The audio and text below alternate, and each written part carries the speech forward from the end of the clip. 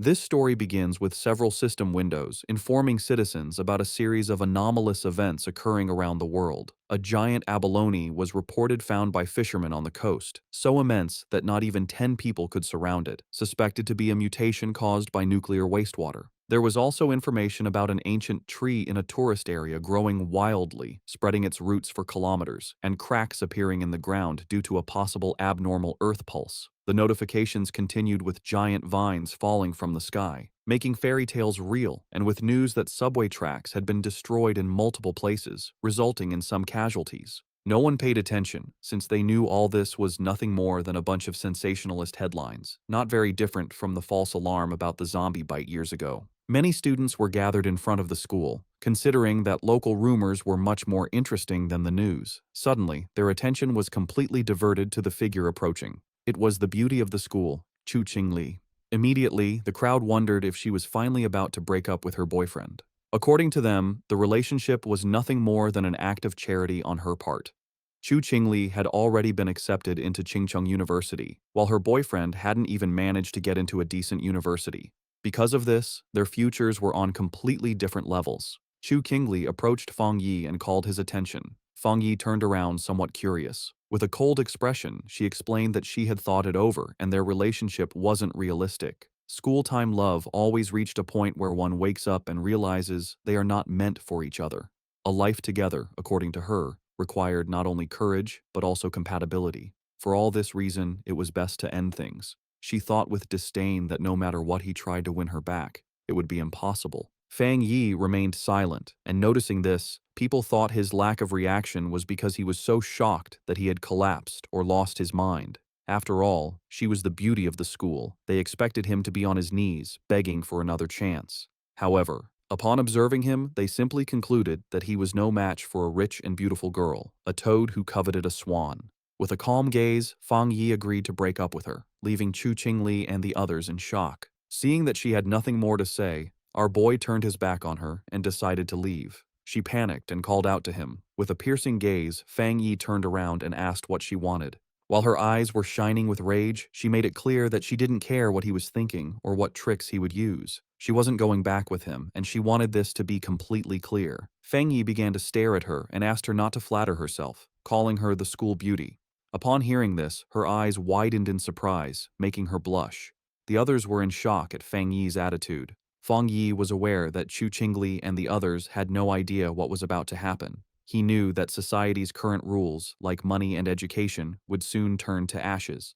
They were unaware that he had returned from a future disaster, a man reborn in this timeline. Because of this, the Chu Qingli before him was, to him, simply a distant stranger from another life. Fang Yi left the school. He had more important matters to attend to. For him, school beauties and reputation were irrelevant, since everything was about to be completely reconfigured. The real crisis was one looming over all humanity on Blue Star. It all began the night before, when Fang Yi woke up and some strange cracks showed him the future, and then the system informed him that an aura recovery had been detected. Its full activation would take place in 364 days, 11 hours, and 59 minutes, and once this happened, the world would undergo an unprecedented transformation. Fang Yi was somewhat confused. Several figures appeared in front of him, and the system revealed that society's rules would be rewritten. The era of cultivators was about to arrive, and power would become the new standard. Our boy felt somewhat curious, extended his hand and asked who it was. Then a strange light began to appear in front of him. A system window appeared, explaining that it came from the confines of the universe and used top-tier algorithms integrated with cosmic secrets. Its function was to automatically generate cultivation techniques based on spiritual materials touched by the host, showing that current techniques were zero. Fang Yi began to extend his hand, and his eyes widened in surprise as his hand passed through the system window. Then, a powerful monster emerged and began to roar. Fang Yi was paralyzed, and his eyes filled with fear. Inside the monster's mouth was a corpse, and the system revealed that this was his end as an ordinary person, as well as the fate of billions on Blue Star. Fang Yi swallowed saliva and could not help but feel afraid. He put his hand over his chest, and his eyes filled with worry. Fang Yi began to ponder and remembered his past life. He had been just an average person, swept along by the tide of events, struggling only to survive with the hope of overcoming the disaster. However, He witnessed the fall of his nation and the suffering of the people, and in the end, he could not escape from the mutated beasts. He remembered dying in despair, full of rage, and with a deep desire for revenge. His eyes began to shine with determination, as he thought that perhaps this was why he had been chosen by the system and brought back 1 year before the recovery of Aura. He began to extend his hand, knowing that at this moment, most people had no idea about the change that was coming. Fang Yi touched the fragments of the system and decided that he would use each anomaly caused by the aura to his advantage. The system began to initialize a new evaluation. The eyes of our boy began to shine as the system informed him that it had been successfully linked. A new path had been unlocked, and now everything in existence could be used as material. His mission was to collect powerful techniques and abilities to become a strong cultivator and save the world. In the city, people were informed that humanity now faced an unprecedented crisis. Answers could not be found in the past. The only option was to adapt with their own strength. Everyone was surprised, except Fang Yi. When he turned on his phone, he saw several notifications. He understood that the government neither confirmed nor denied the strange phenomena, limiting itself to telling people to prepare.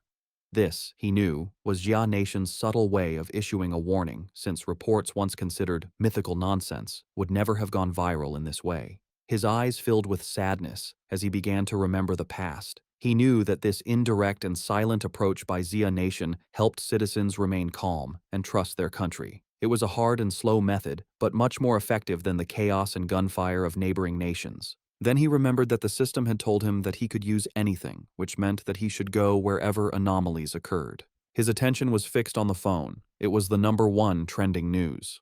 The UV index at Qingcheng University had reached a historic record of the century.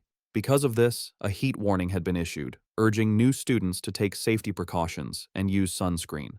The students were somewhat confused, as they thought that even the best universities now resorted to sensationalist advertising. They considered this false, definitely a paid topic to be trending, since heat of that magnitude could kill people. Fang Yi looked up at the sky and saw that it was full of clouds, then activated the UV meter and saw that it was at 0. He was somewhat confused, as he didn't understand how the weather could be so different, since Qingcheng University was only 15 minutes away by car. Images of a blazing sun above the university were published, and students were informed that new student registration would continue, but they should avoid the North Gate due to the high UV index, as all other entrances remained open. Feng Yi couldn't help but smile. He knew that when anomalies occurred for the first time, most people only thought it was a publicity stunt, and only he knew the truth. His eyes began to shine with joy, as his first opportunity had arrived. Fang Yi changed clothes and went to Qingcheng University. Everyone was carrying umbrellas. It was so hot that the leaves of the trees had fallen.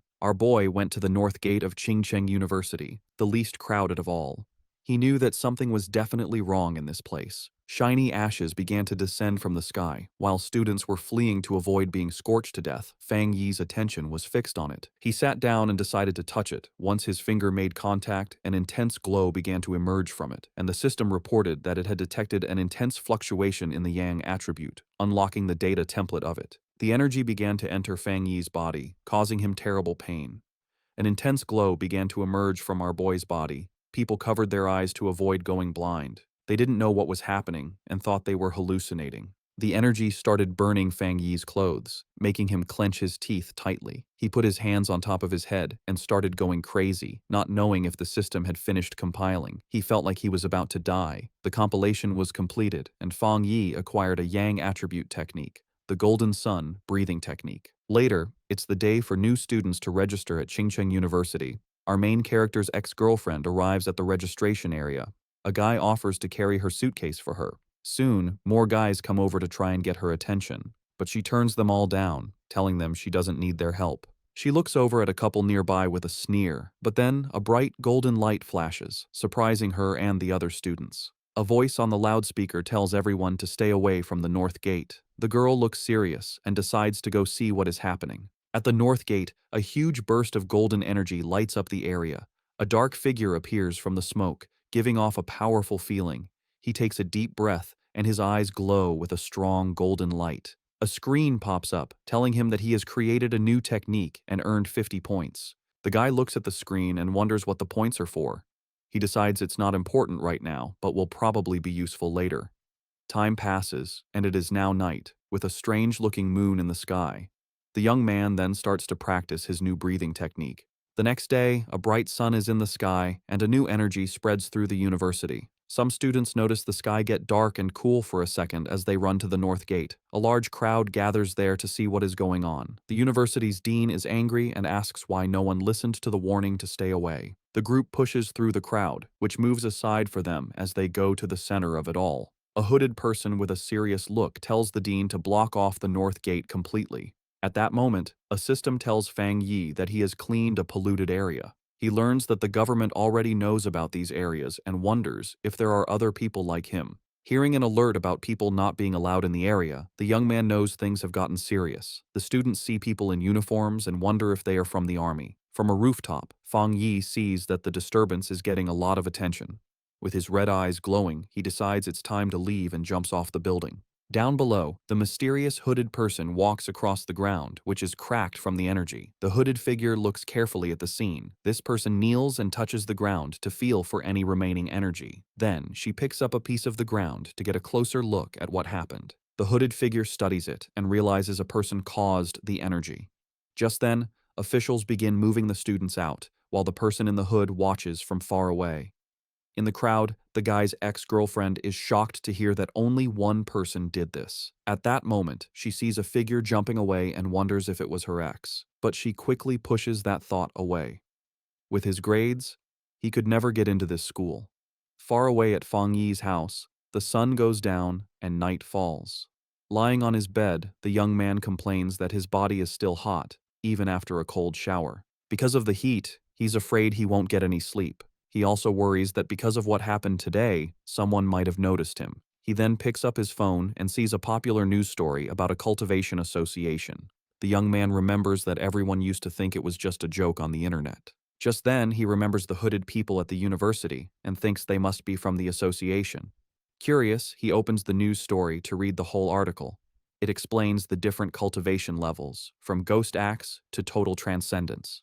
In the comments, people think it's a joke, but he wonders if the announcement is real. Fang Yi thinks about how he never knew any of this in his past life as a normal person. Sitting on his bed, he thinks about the cultivation association and decides to try his technique again. He closes his eyes and focuses to start his training. In that moment, he begins to sweat as a strong, golden energy flows around him. He starts to float in his room, surrounded by a bright golden glow. A light shines on him. The first step is to strengthen his body to hold the power of heaven and earth. He successfully controls the energy and shapes it into a divine axe. His eyes glow brightly, and he smiles, feeling full of power. The system tells him he has reached the Dushui level and gives him 50 more points. The guy remembers the points and reads the screen, which says a new path is now open. The system explains that the points can be used to put the compiled data into any object.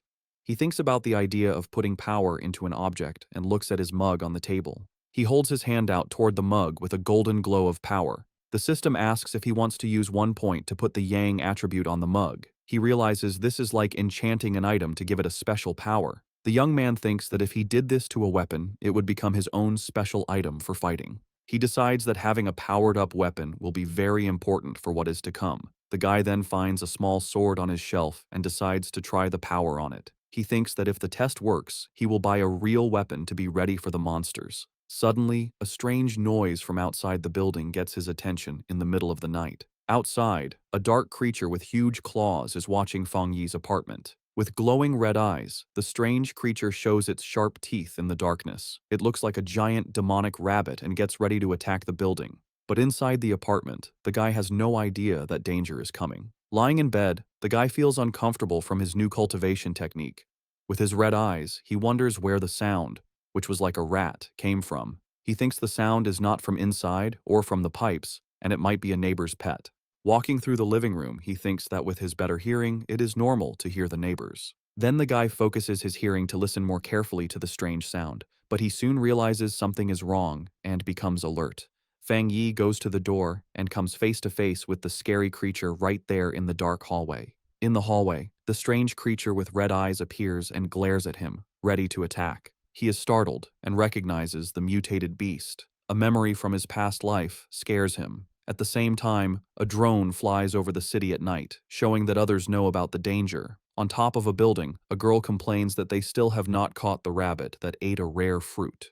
With a lollipop in her mouth, the young woman seems very calm and confident about the mission. She then orders her team to keep sending her updates about the target she is hunting. After that, the mysterious girl jumps from the top of the building to begin the chase. Falling very fast, she moves with ease between the huge city buildings. Suddenly, the young woman feels the mutated beast's power and realizes she is getting closer to it.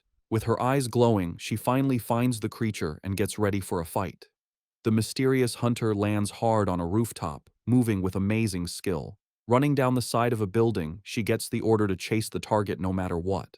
With a perfect landing, the young woman continues her chase without stopping. Jumping from building to building, she warns that the creature ate a special fruit and might evolve. Just then, a man working late sees something fast go by his window and is very confused. He wonders if he is seeing things, but his boss yells at him for just standing around. Meanwhile, the hunter stands like a shadow in front of the moon on the 65th floor. Back in the apartment, Fang Yi faces the strange creature, which screams at him. With his golden eyes, he knows his body has changed, and now he can fight it fairly. The creature then attacks with its claws, but the young man dodges with amazing speed. Fang Yi thinks that his body has really changed, and now he can see the attacks in slow motion. With sun energy in his hand, he wonders why a mutated beast is here so soon. He then remembers things from his past life and faces the monster. The guy knows the creature has not fully evolved yet, and the night makes it stronger and angrier. So he rushes forward to attack, because he has to stop it, or everyone in the building will die. Fang Yi manages to grab the creature with his hand full of energy.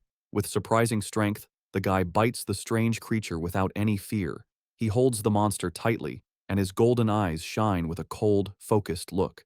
Then the young man spins the creature in the air and realizes its tail is its weak spot. Taking his chance, he grabs the beast's tail with all his strength. Fang Yi throws the monster against the window, and it shatters from the force. With his fist glowing gold, he gets ready to land a powerful punch. The guy shoots a beam of energy that hits the creature right in the air. The monster is then completely covered by the bright golden beam of light, but the strange creature grabs the golden energy with its claws and tries to take its power. Fang Yi then realizes the monster is trying to steal his yang power, and he fights back. He thinks the power of the sun is too strong and that the rabbit is just destroying itself. Soon after, a golden explosion covers the monster, which can't handle that much energy. In the building next door, a couple wakes up from the noise, and the man wonders if it was thunder. He then goes to the window to check, but sees nothing strange outside. Our hero lands on the floor, surrounded by what is left of his golden energy. The young man thinks that the creature was like a starving ghost trying to eat his power. After the fight, the monster's eye falls to the floor, letting out a weird black smoke. With a serious look, he stares at what is left of the creature he just defeated. Without thinking twice, the guy stomps hard on the eye, crushing the rest of the beast. He understands that the creature of the night was desperate for his opposite Yang-type power. The young man thinks that if he were normal, the monster would have easily eaten everyone in the building. With that, he knows he needs to learn more techniques to face the dangers ahead. Meanwhile, a mysterious girl jumps through the air in the moonlight, looking like a hunter. With amazing speed, the young woman runs very fast down the side of a building. When she gets to the scene, the mysterious hunter's eyes open wide with shock. Standing there in the middle of the night, she wonders if someone else defeated her target. Kneeling on the ground, she notes that the target has been destroyed, and that she will try to get the night attribute back. But as she touches the monster's remains, she is surprised by a golden energy that is still there. The young woman then feels a strong heat and a burning power that makes her pull back right away. The young woman remembers the energy from the university gate and understands that this is not a coincidence. After this discovery, the girl turns on her communicator with a serious and determined look. She tells her base that the target was taken out by a powerful new forerunner with a special ability. A voice on her communicator asks if the same person cleaned the gate and killed the rabbit. A man confirms they have no information on this person, and that the association must recruit him. The silver-haired girl agrees with the plan. She then carefully puts the small flame of energy into a container on her clothes. Her boss tells her to stop her other missions and focus on finding the new forerunner. At that, the mysterious hunter calmly unwraps the lollipop she was holding. The young woman puts the candy in her mouth and says she understands the new order perfectly. But before she starts the mission, the girl says she first needs to get some milk tea to relax. A voice on the communicator wonders who this mysterious person with so much power could be. The young woman agrees that the president was right and that she needs to meet this powerful master. Feng Yi's day starts with the sunrise. He stretches, ready to train. He knows waking up early is good for his power, so he prepares for another session. The fighter uses his breathing method, taking in the morning's golden energy. As the energy fills him, his eyes glow with golden power. He enters the Ghost Axe realm and feels the technique's power appear. A sudden burst of energy surprises him. He realizes he's getting stronger again. Power flows through his body, and he focuses to control it. He makes a tight fist, feeling the energy now in his hand. He summons his key axe and sees that the weapon feels much lighter. He grips the weapon's handle firmly, ready to try out his new strength. The warrior lifts the golden axe over his head, preparing a powerful hit. He reaches the 2-star Ghost Axe realm, releasing his strength. His eyes now burn with golden flames, showing his new power. Feng Yi's body feels much stronger and tougher after this change. He grew stronger so fast because he used the extra energy from his last power-up.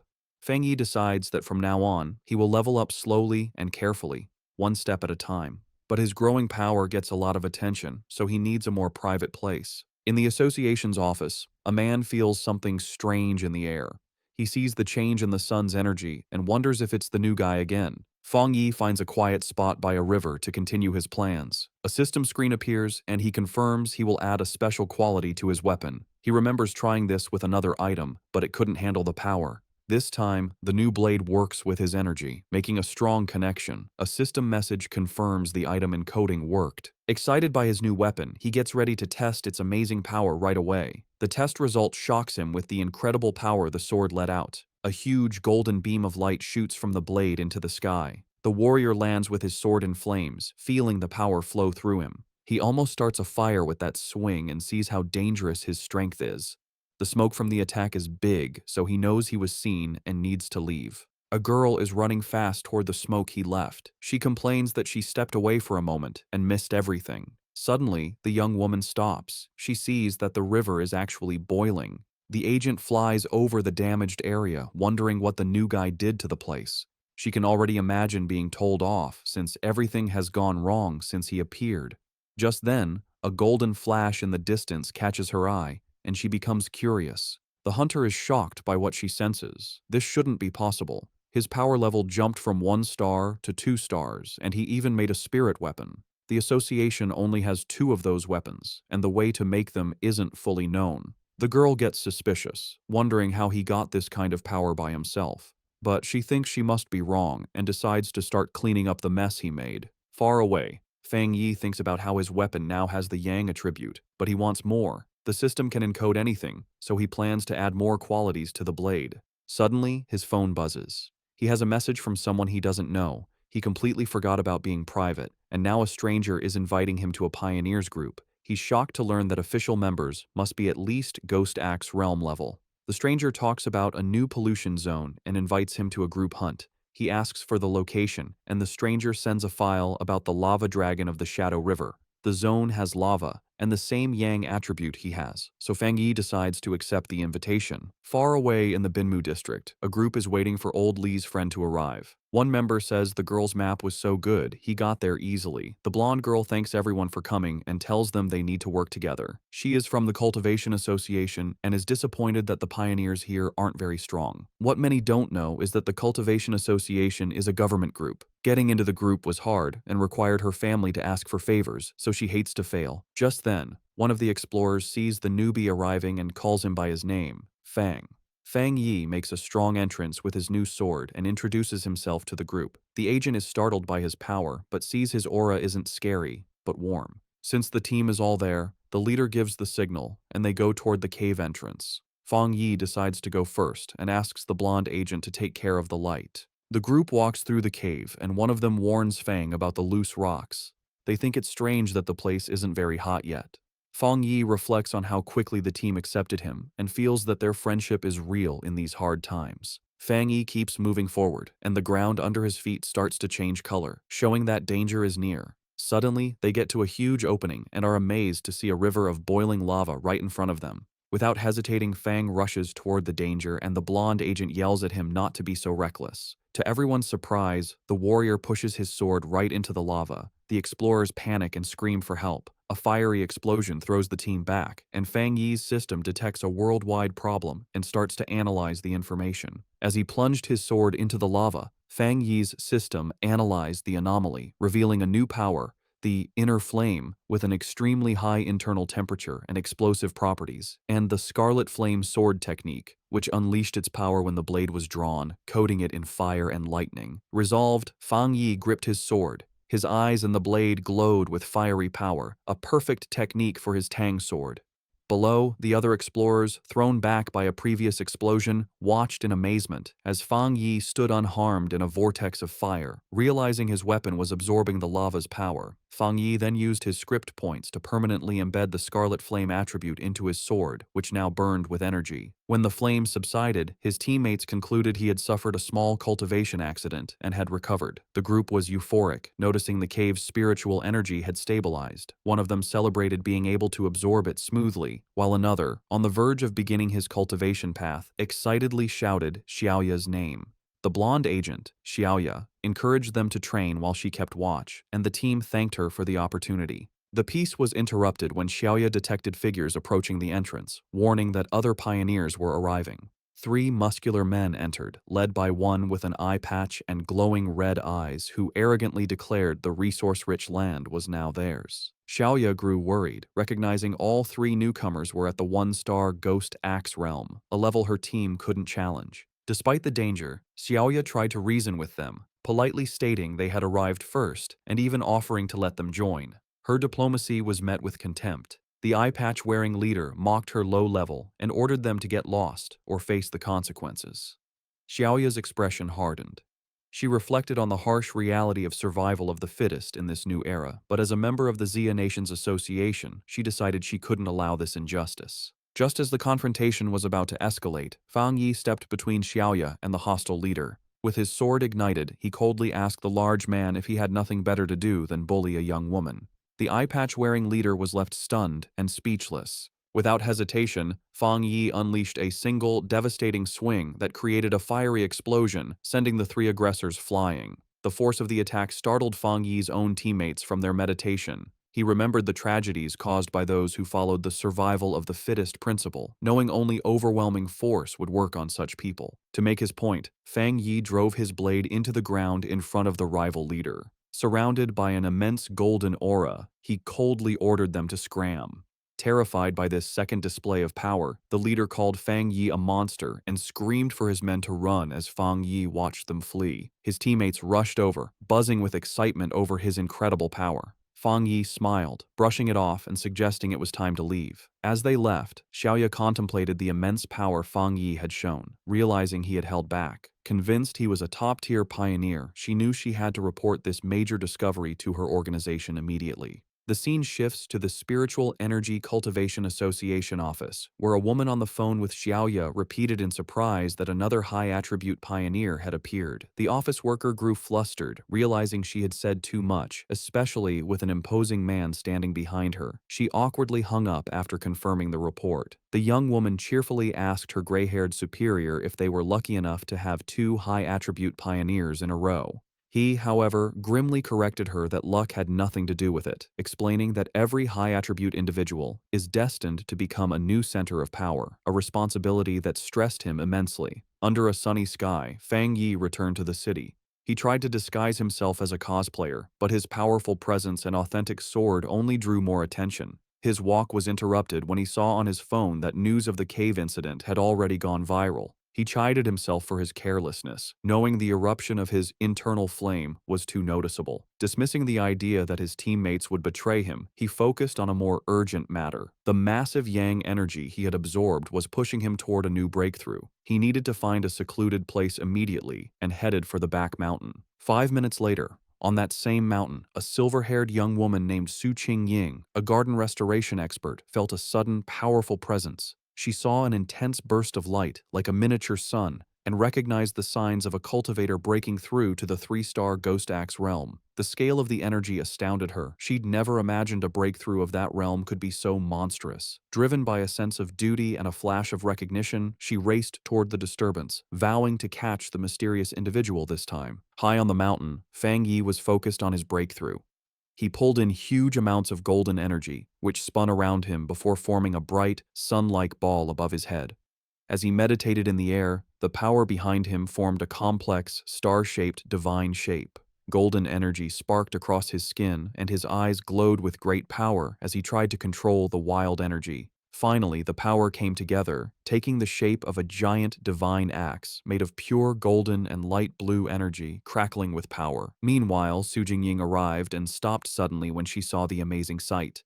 She watched in total disbelief, seeing that the mysterious person was about to swing the divine axe he had just created. His level of control was incredible. She wondered how anyone could command so much spiritual energy with such perfect skill and steadiness, asking herself if this man had secretly been training for centuries. The sight brought back a painful memory.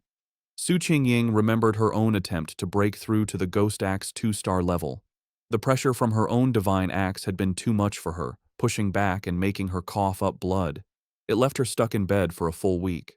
She was naturally strong, but she had still failed badly. She couldn't understand how this monster could handle a breakthrough that was so much more powerful than hers. As she ran closer, she was even more amazed. The huge amount of spiritual energy, the perfect control in every move of the axe, and the way every bit of power seemed to have been purified thousands of times. It was all beyond anything she had ever seen. She decided that this person wasn't just an amazing monster, he was like a god who had come down from the sky. She also noticed his calm and steady way of doing things. Most pioneers, when they felt a breakthrough was about to happen, would rush to get it done. This person, however, moved with a deep sense of experience and a strong mind, like a master from old times. Her thoughts were stopped when the giant, fiery divine axe began to move. She watched the awesome sight as it swung with a purpose, heading east. At the peak of his power, Fang Yi's eyes burned with pure golden light as cracks of raw energy spread across his face. He floated inside a blinding storm of golden power, successfully controlling the huge amount of energy he had gathered to evolve.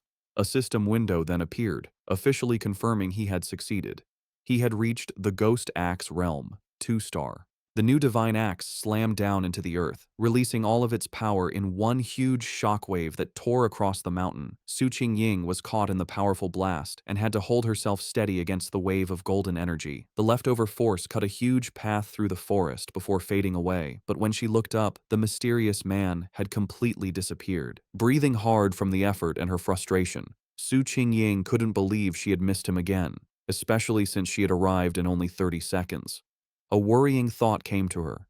He must have known that she was tracking him. She worried that if he stayed this hard to find, her mission to recruit him would be impossible.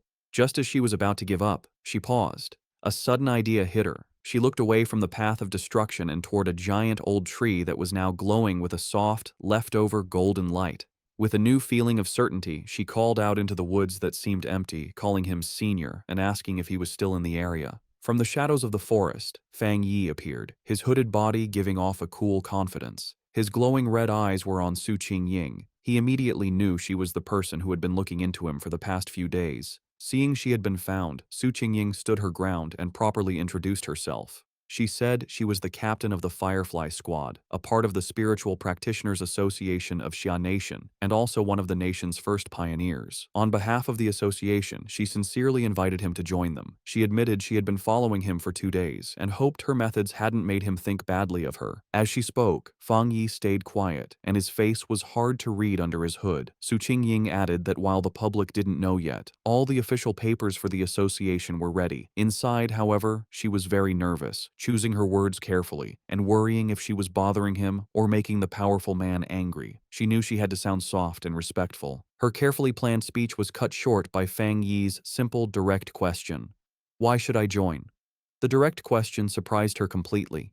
She stuttered for a moment, panicking over what to say. She quickly saw that empty, nice words would be useless against someone so smart. The truth was her only choice. Pulling herself together, she explained what the association was for. She told him that the Xia Nation wanted to gather and unite all the early pioneers, to guide them on an organized path, and also give them extra protection. She knew that growth was messy right now, and that an association might feel like a cage to a free spirit like him. but she asked him to look at the bigger picture. A great return of spiritual energy was coming, and they would all need to stand together to face the unknown enemies of the future. After listening to her passionate speech, Fang Yi leaned casually against a tree, looking tired and uninterested. He told her plainly that he was not willing to join. He explained that, for now, he still couldn't bring himself to fully trust her or the association she represented. Su Qingying was left completely stunned and speechless by his direct refusal, her eyes wide with shock. Facing his refusal, Su Qingying grew desperate.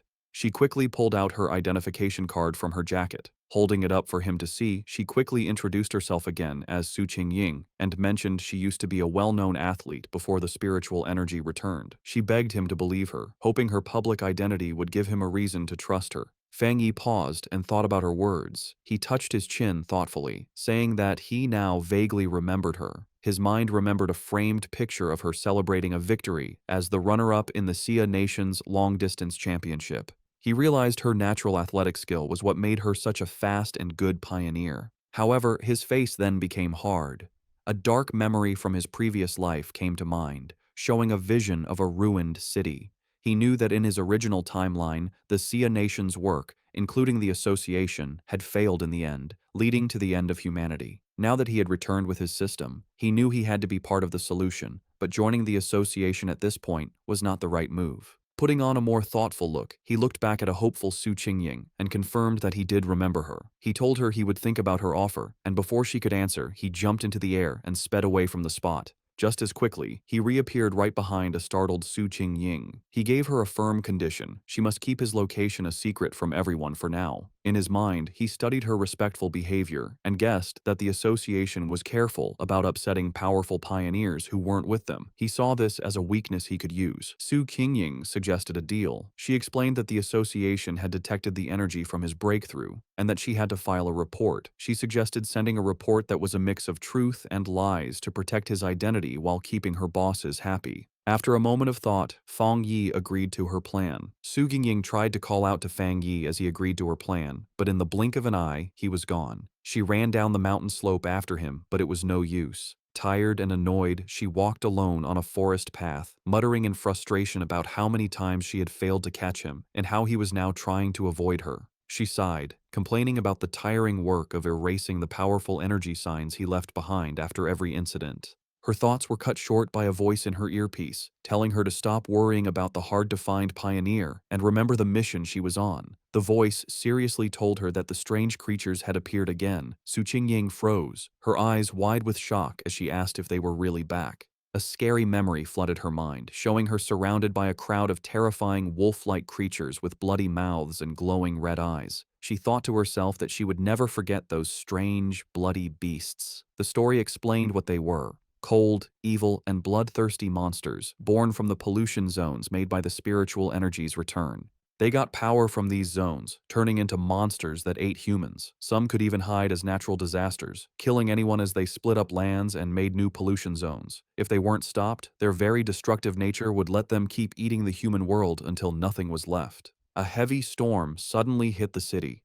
The night sky wasn't lit by streetlights, but by constant, violent flashes of lightning. Rain poured down, and red alerts lit up people's phones, warning of the severe thunderstorm and telling everyone to stay inside. Another alert announced that the Yuhuang Mountain area was closed because of flooding risks. From their windows, people commented they hadn't seen a storm this bad in years, with some joking that a powerful being might be facing a lightning trial nearby. Hidden in a rainy alley, Fang Yi watched the storm grimly, his red eye glowing. He could feel the huge amount of lightning energy in the air, recognizing its wild power. He knew this was no ordinary storm but another anomaly, with its power focused on a single point. His eyes scanned past the city buildings and locked onto a distant mountain peak that was being hit by lightning again and again. He had found the center of the storm. Without hesitating, Fang Yi raced into the downpour, leaping across rooftops as he sped toward the mountain. When Fang Yi reached the base of Yuhuang Mountain, his system immediately confirmed a pollution zone was detected. He looked up at the peak, but instead of its usual beauty, he saw a grim scene with skeletal remains scattered among twisted trees. Another system notice added to the danger, stating the pollution level was unknown. Still, Fang Yi moved forward without hesitating, walking into the dark, stormy woods with a determined look. As he got closer to the center of the storm, he saw a massive bolt of blue lightning strike the mountain's summit, lighting up the whole area. He had found his target.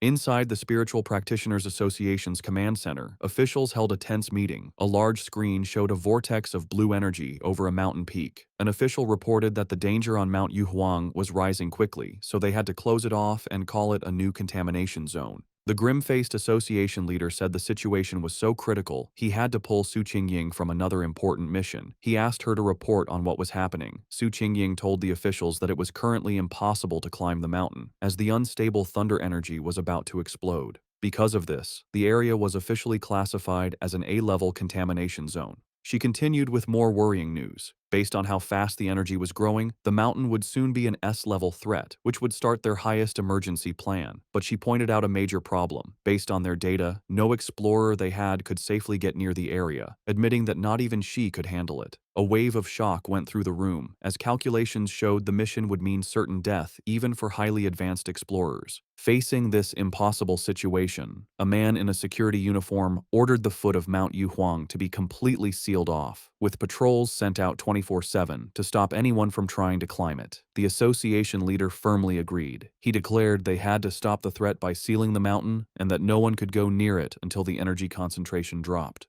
While the association thought Mount Yuhuang was too dangerous, Feng Yi was already deep inside the zone. Huge bolts of blue lightning crashed down around him. As the storm raged, Feng Yi stood firm, protected by a golden aura from his breathing technique. He knew, however, that just surviving the storm wasn't enough.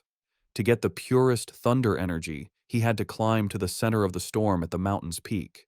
His decision was fueled by dark memories of the past. He knew that the creatures they faced now were just the beginning, and even more terrifying monsters would appear in the future. He realized that his current fire-based powers were not enough for the challenges to come. He had to become stronger himself, not just rely on his weapon. Surrounded by the lightning, Feng Yi saw a rare and perfect opportunity to use the thunder energy to strengthen his own body. Feng Yi knew if he didn't take this chance to get stronger, he would face certain death from the disasters to come. His eyes glowing gold, he drew his flaming sword and, with a defiant roar, plunged it directly into a massive bolt of blue lightning. The wild energy surged through him, causing terrible pain, but his face remained determined. His body shook violently as the electricity coursed through him. He realized this thunder power was like a divine punishment, actively fighting against him. The storm was furious that he had entered its territory and seemed to demand that he give up. Staring at the chaotic sky, he wondered how he could possibly make such a raw force obey him. Then, he had an idea. He calmed himself and remembered his system's rule. To get a power, he had to touch the energy source. A golden aura exploded from him as he unleashed his golden sun breathing technique, determined to fight through the storm. With a loud roar, Feng Yi pushed forward, using his flaming sword to cut a path through the storm of blue lightning. The clash of his golden energy against the raw storm created a huge, chaotic explosion. Blood trickled from his mouth from the strain, but his eyes burned with determination. He knew this was a desperate gamble where he had to push himself to his limit, facing death in order to live. Finally, after a hard struggle, he reached the peak. He plunged his sword into the ground, cracking the rock as he arrived at the center of the storm. Here, the power was even more terrifying, a violent flood of thunder energy that made it hard to even breathe. He felt the storm's full attention on him and realized it no longer just wanted to push him away, it wanted to kill him. As if to prove it, the storm gathered its full power and shot a single, massive beam of white-hot lightning directly at him, an attack meant to completely destroy him. As Feng Yi faced the storm's final attack, his system activated, detecting a powerful thunder attribute and starting to process it. Far below in the city, people watched from a tall building, amazed. One man taking a photo had never seen lightning so big. Another wondered if a god was going through a trial, even thinking he saw a person in the sky. At the mountain's peak, the fight ended in a brilliant explosion. Feng Yi had won. A system message confirmed it, announcing he had obtained refined divine thunder power and could now summon heavenly lightning to make his body godlike. He was rewarded with 5 writing points. Feng Yi now floated in the air, surrounded by blue lightning and his golden aura. He understood his new power. The thunder attribute was a top-tier force for both attack and defense. Unlike his sun power, which was mostly for defense, The thunder could refine his body and turn it into intense energy. He decided that the thunder was now his spear and his shield. He also realized the power wasn't just about destruction, it was also about purification and rebirth. He could feel the energy strengthening his bones and muscles without any pain. The system then offered him an upgrade to punish evil, which would grant him double critical damage, asking if he wanted to use writing points to get it. Landing softly, Fang Yi thought about what to do next. His first thought was to put this new thunder power into his Tang sword. He considered it carefully. While it would make the blade stronger, he worried it might mess with the purity of the sun attribute already in it. He also knew that putting too many different powers into one item could damage or even destroy it. Suddenly, he had a brilliant idea. Looking at his hand, he decided to do something different. He would implant the thunder attribute directly into his right hand. The system immediately responded, asking if he wanted to put the thunder attribute into the chosen item. A confident smirk appeared on his face as he gave the command. Instantly, all the wild blue lightning in the air rushed into his right hand as he claimed the storm's power for himself. The next day on the storm-damaged peak of Mount Yuhuang, the immediate danger was gone. Below a cliff, Su Qingying and an army officer named Major Han Li stood over numerous figures in body bags. Su Qingying reported that the contamination zone's energy had strangely dropped from its most dangerous level to a mild level in just 3 hours, though some electricity was still in the air. Major Han Li listened and immediately figured out what had happened. Someone had been there. It was a seeker, a person who actively looks for these dangerous events. Su Qingying was shocked, wondering if another seeker was involved and if they could have survived. She knelt and looked for clues but couldn't sense anything, guessing that the heavy rain had washed away any evidence. She concluded that the seeker must have left the mountain safely around 8 p.m. the night before. Major Han Li agreed with her timeline. The strange event began around 6 p.m., and the army sealed the mountain at 7 p.m., so the seeker must have climbed the mountain before it was closed. He noted that their instruments predicted the danger would reach grade S, but after 8 p.m., the energy suddenly dropped. Standing where the lightning had been strongest, the major added his own theory. He believed the seeker not only survived the lightning, but probably had a thunder-related power, turning the disaster into a great opportunity. He concluded this person was the direct cause of the sudden change. The major then shared his biggest worry. People like this were the most dangerous because they didn't know whose side they were on. Su Qingying agreed, adding that if such a powerful person was a threat, the disaster they could cause would be huge. They had to be found quickly. Miles away, sitting on his couch and unaware of the military operation now focused on him, Fang Yi let out a sudden, loud sneeze. Back on the mountain, Major Han Li made his decision. He gave a firm order to his troops. Find this person immediately, at any cost. As his command was given, he assigned the mysterious target his temporary codename, the Tyrant. The investigation on Yuhuang Mountain started right away. The army hoped the Spiritual Practitioners Association could recruit the mysterious person codenamed Tyrant soon. In the meantime, they would keep all information about the event secret and start their own investigation. On the rainy peak, the association leader told Major Han Li that they already had a high-level pioneer trying to make contact. He then turned to Su Qingying and ordered her to give her report to the major. Su Qingying was caught off guard by the order and gasped in panic. Forced to think fast, she began her half-true report. She connected the current incident to the pioneer who had recently cleared the pollution zone at a local university. Inside, she was panicking, terrified she would say something wrong and reveal her deal with Fang Yi. She explained that she had been trying to contact him, but he was hard to find. She mentioned finding the body of a mutated rabbit he had killed and correctly identified his Yang Flame attribute from the evidence. She finished by promising to do her best to get close to him and find out how he had cleared the university's gate. She silently prayed for help, knowing that mixing truth with lies was her only way to make her story sound real. Major Han Li listened closely, thinking about what a pioneer with a Yang Flame attribute meant. He seemed happy with her report and thanked her for her hard work, calling her a talented young pioneer. Su Qingying gave a sharp salute and replied that it was her duty. With the meeting over, Major Han Li mentioned they would release fake news about natural disasters to hide the event from the public. He also said he disagreed with posting spiritual energy information online where bad people could use it. As the officials talked, Su Qingying quietly sighed, relieved that the tough questioning was finally over. Back at his home, Fang Yi used his golden sun breathing technique to easily dry his white hoodie, making it glow with a warm light before holding it up, perfectly clean and dry. After putting it on, he checked the changes in his body. Even after adding the powerful thunder attribute, he could still feel a clear difference. He looked down at his right hand, which now sparked with blue lightning. It had completely changed, becoming the strongest part of his body and getting a huge boost. As he flexed his fingers, making small balls of lightning appear, he could feel that he was close to another upgrade. What surprised him most was how the once wild thunder attribute had become as calm as a kitten after being added to his body, letting him control it freely. He compared this to the terrible pain he felt when he first unlocked the Yang attribute, and wondered if the energies got weaker during the process.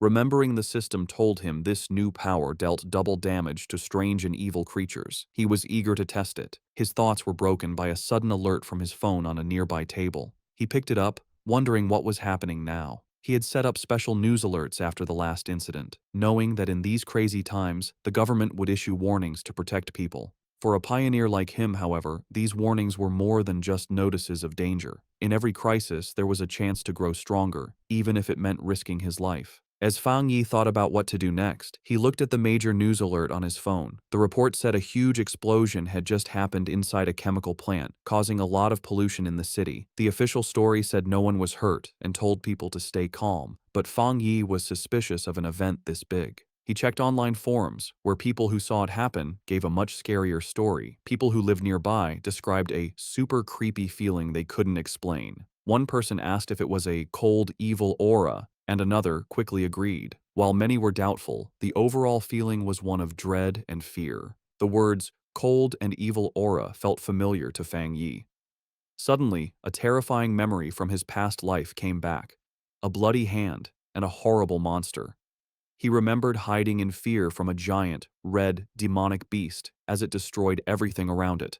The creature, a gross, multi-eyed rat-like monster, was a threat he knew too well. Back in the present, he looked serious. He remembered the nature of these creatures. They were plants or animals that changed in a strange way after becoming self-aware, their power going wild and giving them terrifying hunting and killing abilities. They loved to appear in the dark of night. Realizing this new threat was 100 times more dangerous than the mutated rabbit he had fought before, Fang Yi knew he had to do something. Clenching his fist, which sparked with his new blue lightning, he decided he would go out that night to stop these creatures from surviving and getting stronger. Standing up, he was surrounded by blue electrical energy. It was time, he decided, to test his new 200% critical hit ability in a real fight. On a dark and stormy night, rain fell on the empty city streets. As a traffic light changed, a blur of motion sped across the wet road, a squad of cloaked figures moving with amazing speed. These were the members of the Destroyer Squad, and they were hunting. One member reported to their headquarters that they were tracking Anomaly File Number 7, codenamed Candle Night, but had lost the target. The creature's known ability was to blend into the darkness, making it very hard to follow. The squad member added new, scary details to the file. The anomaly made a faint sizzling sound when it was close and liked to eat humans. As lightning lit up the sky, the squad landed on a rooftop to look over the city. Their leader, a determined man with light hair and a scar on his face, knew the stormy weather was perfect for the creature's hunt. He said with grim certainty that they could not let that happen.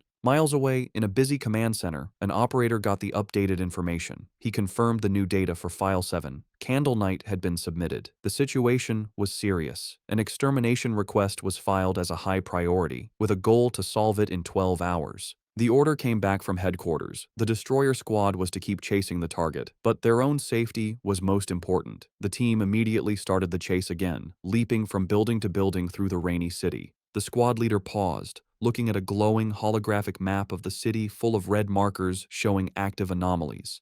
He knew that a 12-hour response time wasn't fast, but it was the best headquarters could do.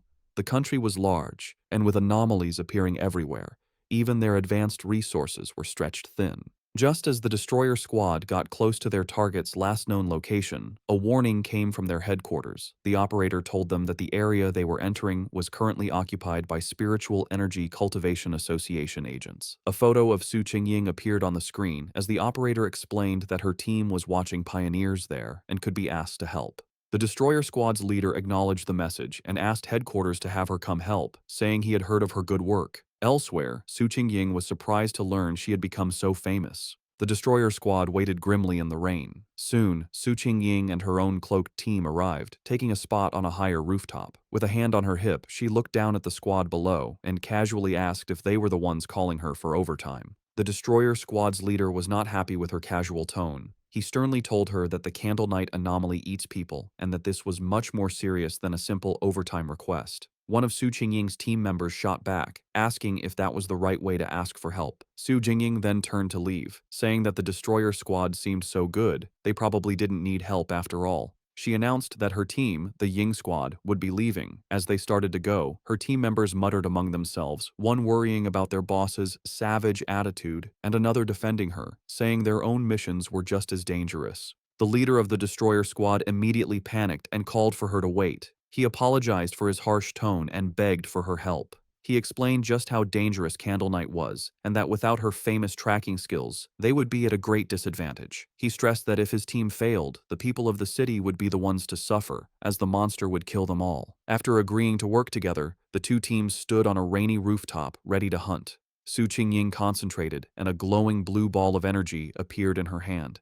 She announced she had found the creature. The orb's energy expanded, showing the monster's location. Hidden in the dark, wet ruins of a chemical plant, the monstrous, multi-eyed rat-like creature called Candle Night was eating something. Its file noted that it liked darkness, dampness, and eating people. With the target found, Su Qingying gave the command for the joint operation to start. The creature's senses were sharp, and it instantly looked up, aware of their presence. It jumped away, just as an attack hit the ground where it had been. A member of the Destroyer Squad said the target had spotted them and ordered the team to form up. The squad members moved with incredible speed, their cloaks blurring as they chased it. They surrounded the creature from all sides, and with their prey trapped, they shouted together, ready to attack. One of the Destroyer Squad members lunged forward, shouting the order to attack. He hit the creature hard, sending it crashing into a pile of rubble. But instead of being weaker, the monster's body began to change, its back erupting with red sores and black spikes. With a furious shriek, the enraged Candle Knight fought back, creating a vortex of dark energy. Su Qingying desperately shouted for the teams to watch out for the sound wave and dodge. Her warning was a moment too late. A powerful sonic blast erupted from the creature, sending the squad members flying back. The Destroyer Squad's leader was thrown from the rooftop, crashing onto the street below. One of his team members rushed to his side. The leader pushed himself up, bruised but alive. He admitted that if he hadn't moved back at the last second, his bones would have been broken.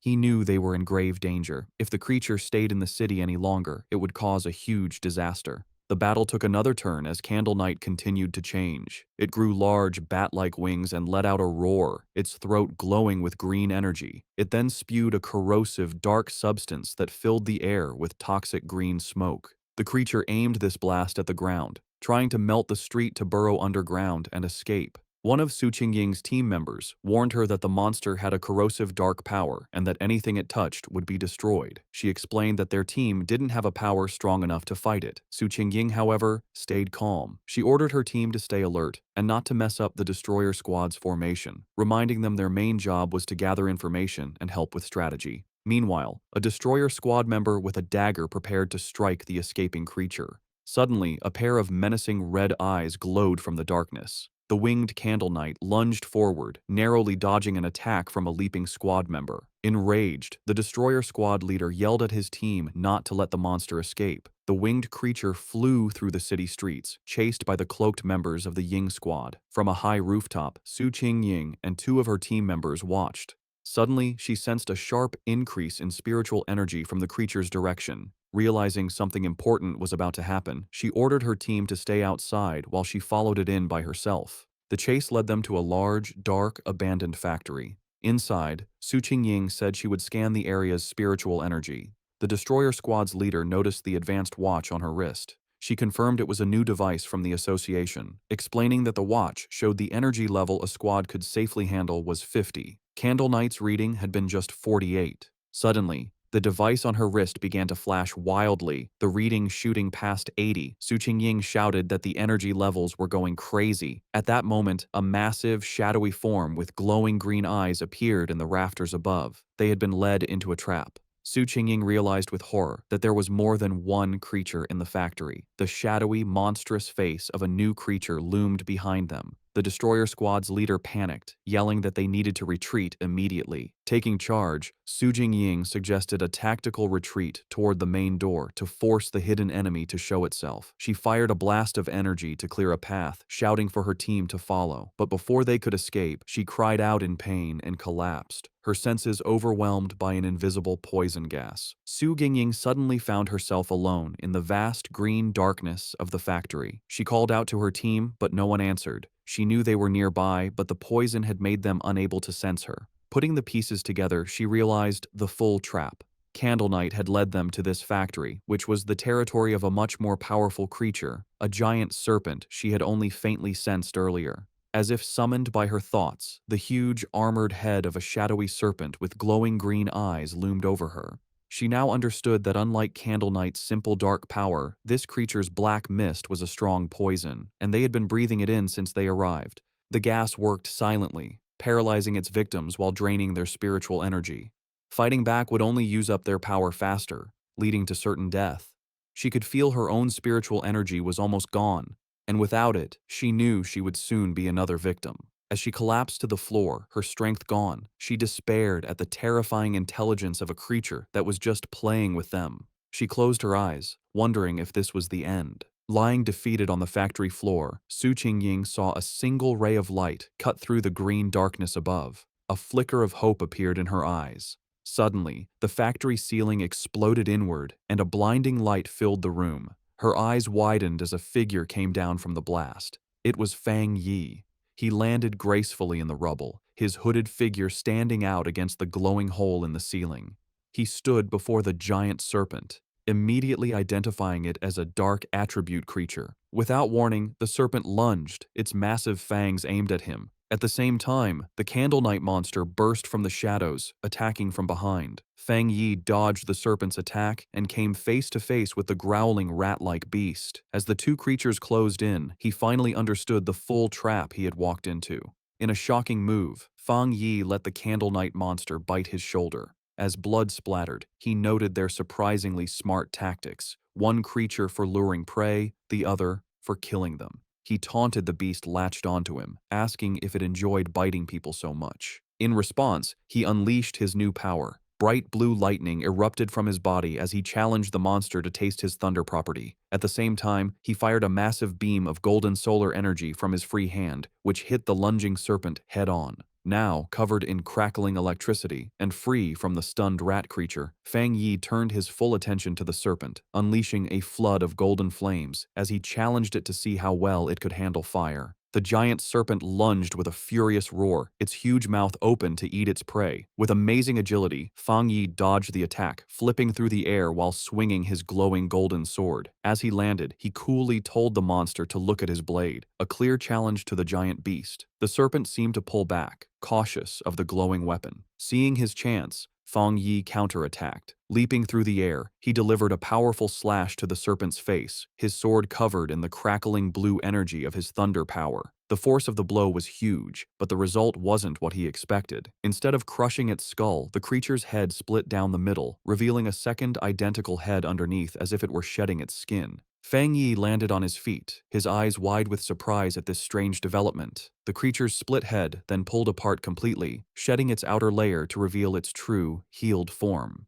As green energy pulsed in its neck, Fang Yi knew the fight was far from over. The serpent reacted with shock and pain as the leftover thunder energy from Fang Yi's sword ran through its body. It roared in fury as the electrical energy grew stronger, overwhelming its dark power. Watching the creature twist in pain, Fang Yi gave a small, confident smirk. He knew he had the advantage, as he had already sensed this serpent's dark aura was stronger than Candle Knight's. He then revealed his clever plan. When he attacked with his sword, he had held back the full force of his fire. Instead, he had used the blade to carry and channel the thunder power from his hand directly into the snake's body. He compared the two creatures, realizing this serpent was a far more dangerous and evolved monster than Candle Knight. Suddenly, he felt a sharp pain in his shoulder where the rat creature had bitten him. He hissed, looking down to see strange purple snake scales growing from the wound. He understood immediately. Just as he'd thought, this was a smart, mutated species. Its poison, delivered by its partner's bite, had a paralyzing effect that let it kill silently. He could feel a sharp pain from the wound, but he also felt his Golden Sun breathing technique working to fight the venom. With a determined look, he knew he had the perfect counter. The Yang Flame power could dissolve the poison, the Golden Sun technique would protect and heal his body, and the Thunder power would purify anything left.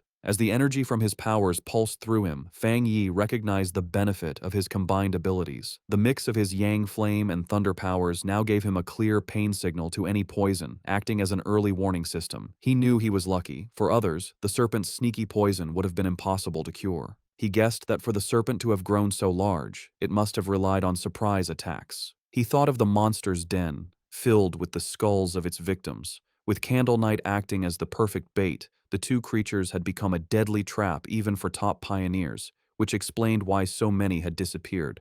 But in the end, it didn't matter. As he watched the creature's huge skeleton burn to ash in his holy fire, he knew its reign of terror was over. Standing before the fire, Fang Yi felt satisfied. His inner flame was powerful, but the triple critical hit from his new thunder power had sealed his victory. He felt confident that his fighting skills were now pretty good, even compared to other high-level pioneers. He stood silently for a moment, watching the flames burn the last of the monster. Just as he was about to leave, he paused, reaching out his hand as if he sensed something. His eyes narrowed. He wasn't alone. Someone was still there. He turned just in time to see a figure stumbling out from the smoke, coughing from the ash. It was Su Qingying. She stood silently, covered in soot and clearly tired, but she was alive. As the smoke cleared, Fang Yi found himself looking at the unconscious members of the other squad, with Su Qingying sitting among them. He recognized her as the agent from the association and coolly told her that there was no need to pretend. He added that her playing dead act needed work, which surprised her. Embarrassed, Su Qingying covered her face. Realizing this was the same powerful pioneer she had been tracking, she tried to make an excuse, claiming she woke up from the smell. Fang Yi, however, wasn't fooled. He complimented her, pointing out that while her teammates were out of energy, she was strong enough to keep a small reserve to protect herself. If she had really been unconscious, he explained, she wouldn't have been able to smell anything. Flustered, Su Qingying could only offer an awkward thank you. In her mind, she was amazed. He had seen right through her. She had indeed kept a bit of spiritual energy for protection. She had no idea how he had beaten both Candle Knight and the giant serpent all by himself. Noticing her embarrassment, Fang Yi's tone softened. He told her she didn't need to cover her eyes and that he only asked her to be honest with him and keep his identity secret. Seeing she and her team were safe, he said it was getting late and he would be leaving. Su Qingying tried to call out to him, but it was too late. Saying that explaining things would spoil the surprise, he jumped effortlessly through the hole he had made in the factory ceiling and disappeared into the night. As he traveled across the rooftops, Fang Yi thought about the battle. He was glad Su Qingying hadn't tried to absorb the dark power from the monsters, remembering its disgusting coldness. He wondered why he couldn't absorb it himself. He guessed maybe the dark energy was already gone, or his body had instinctively rejected it. He decided to think about it later, at home. Left alone in the huge, abandoned factory, Su Qingying looked up at the moonlit hole in the ceiling where Fang Yi had disappeared. She sighed, disappointed that she hadn't gotten a good look at his face, and realizing he still didn't trust her, or the association. Her quiet moment was short. Acting like a squad leader again, she walked over to the unconscious captain of the destroyer squad and gave him a few slaps, telling him to wake up. The man groaned and slowly opened his eyes, bruised and confused. His first thought was panic, and he shot up, shouting that they had been ambushed. Su Qingying just watched him with a calm look. The leader and his squad members then saw why she was so calm: the massive, smoking skeleton of the giant serpent. They stared in total disbelief, confused by the scene. The leader demanded to know what happened and where the powerful Yang energy came from. Su Qingying calmly explained that a powerful pioneer had rescued them. She continued her carefully planned report, explaining that the pioneer was likely the person from her original mission, a very high-level individual with a Yang attribute. She let her voice trail off, suggesting his appearance was a lucky coincidence. The other squad members were in complete awe, with one saying it was unbelievable that one person could defeat both monsters. Su Qingying added that she hadn't managed to recruit him yet, and that he had even managed to track her back, which only made him more mysterious. Getting back to their grim job, the destroyer squad leader asked where Candle Knight's body was. As he began using a green energy technique to clean the scene, he said they needed to collect the remains for the association. As the squads began the cleanup, the destroyer squad's leader used a green orb of energy to gather the strange, dark remains left from the battle. As he stepped forward, he accidentally crushed a piece of debris on the floor, which suddenly exploded in a blast of bright blue electrical energy. He jumped back in pain, yelling at the force of the shock as Su Qingying looked on in surprise. This new discovery only made things more mysterious. The remains, which they now realized belonged to Candle Knight, were crackling with leftover electricity. The squad leader turned to Su Qingying, questioning her report. He reminded her she had said the Pioneer had a Yang attribute, yet this incredibly strong electrical power told a different story. The two leaders knelt to look at the electrically charged body. Su Qingying was stunned by the pure strength of the thunder power left behind, confirming it was a high-tier power. This led the destroyer squad's leader to a new idea. Maybe two high-level pioneers had appeared, one to kill the serpent and another to kill Candle Knight, before leaving together. Su Qingying knew that wasn't right. She struggled with how to explain the unbelievable truth, remembering the image of the lone pioneer holding both crackling blue lightning and roaring golden fire. She knew no one would believe that a single person could have two different top-level powers. Having just one made you a genius. Having two was almost unheard of.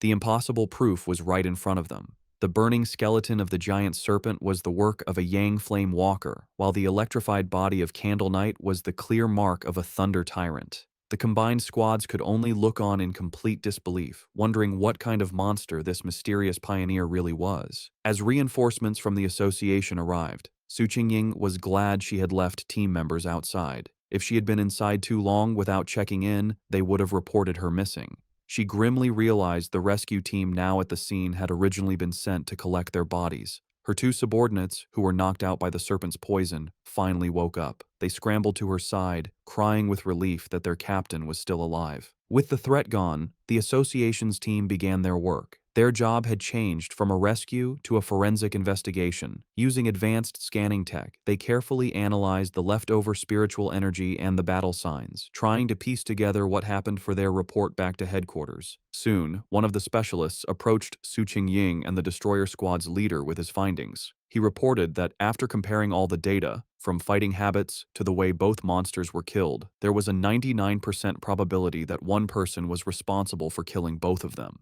The two squad leaders stared at each other, their faces showing both shock and serious concern. The other squad members murmured to each other in disbelief. They were processing the fact that they had been saved by a pioneer with two different high-tier powers, something they never thought was possible. They knew either monster could have easily killed them all, yet this powerhouse had finished them both off, seeming to use single strikes. The power difference between them and this mysterious person was just ridiculous. Understanding the huge importance of this discovery, Su Qingying contacted her superior. She reported that the information on her target had been significantly updated. Looking up at the hole in the ceiling, she confirmed that the mysterious pioneer from the university and the powerful individual codenamed Tyrant were, in fact, the same person. Back in his office, the association superior listened calmly to her report. After thinking about the information, he gave a new command, telling Xiao Su to pause her mission for now. He explained that the pioneer had saved her team, killed the monsters, and secured the area. These were not the actions of an enemy. He added that he and Old Han, Major Han Li, didn't agree on the matter, and for her own safety and to avoid leaving a bad impression on their powerful potential ally, she was to stop all contact with the tyrant for the time being. While on the phone with her boss, Su Qingying, though she had agreed to pause her mission, couldn't help but add one more piece of information. She told him she had one more theory, based on what happened when she had tracked Tyrant to the back mountain where he was advancing his power. Her boss, interested, asked her to explain. She explained that during that encounter, she had sensed an incredibly strong aura where he was active. At the time, she suspected he might have a spiritual weapon but thought it was unlikely. However, now that it was confirmed he had two high-tier powers, the possibility seemed much more real. The association superior was surprised by this new information, questioning if the pioneer really had a spiritual weapon. He quickly became skeptical, leaning back and saying it was highly unlikely. He argued that no matter how talented, a solo pioneer couldn't possibly have such a rare item without outside help.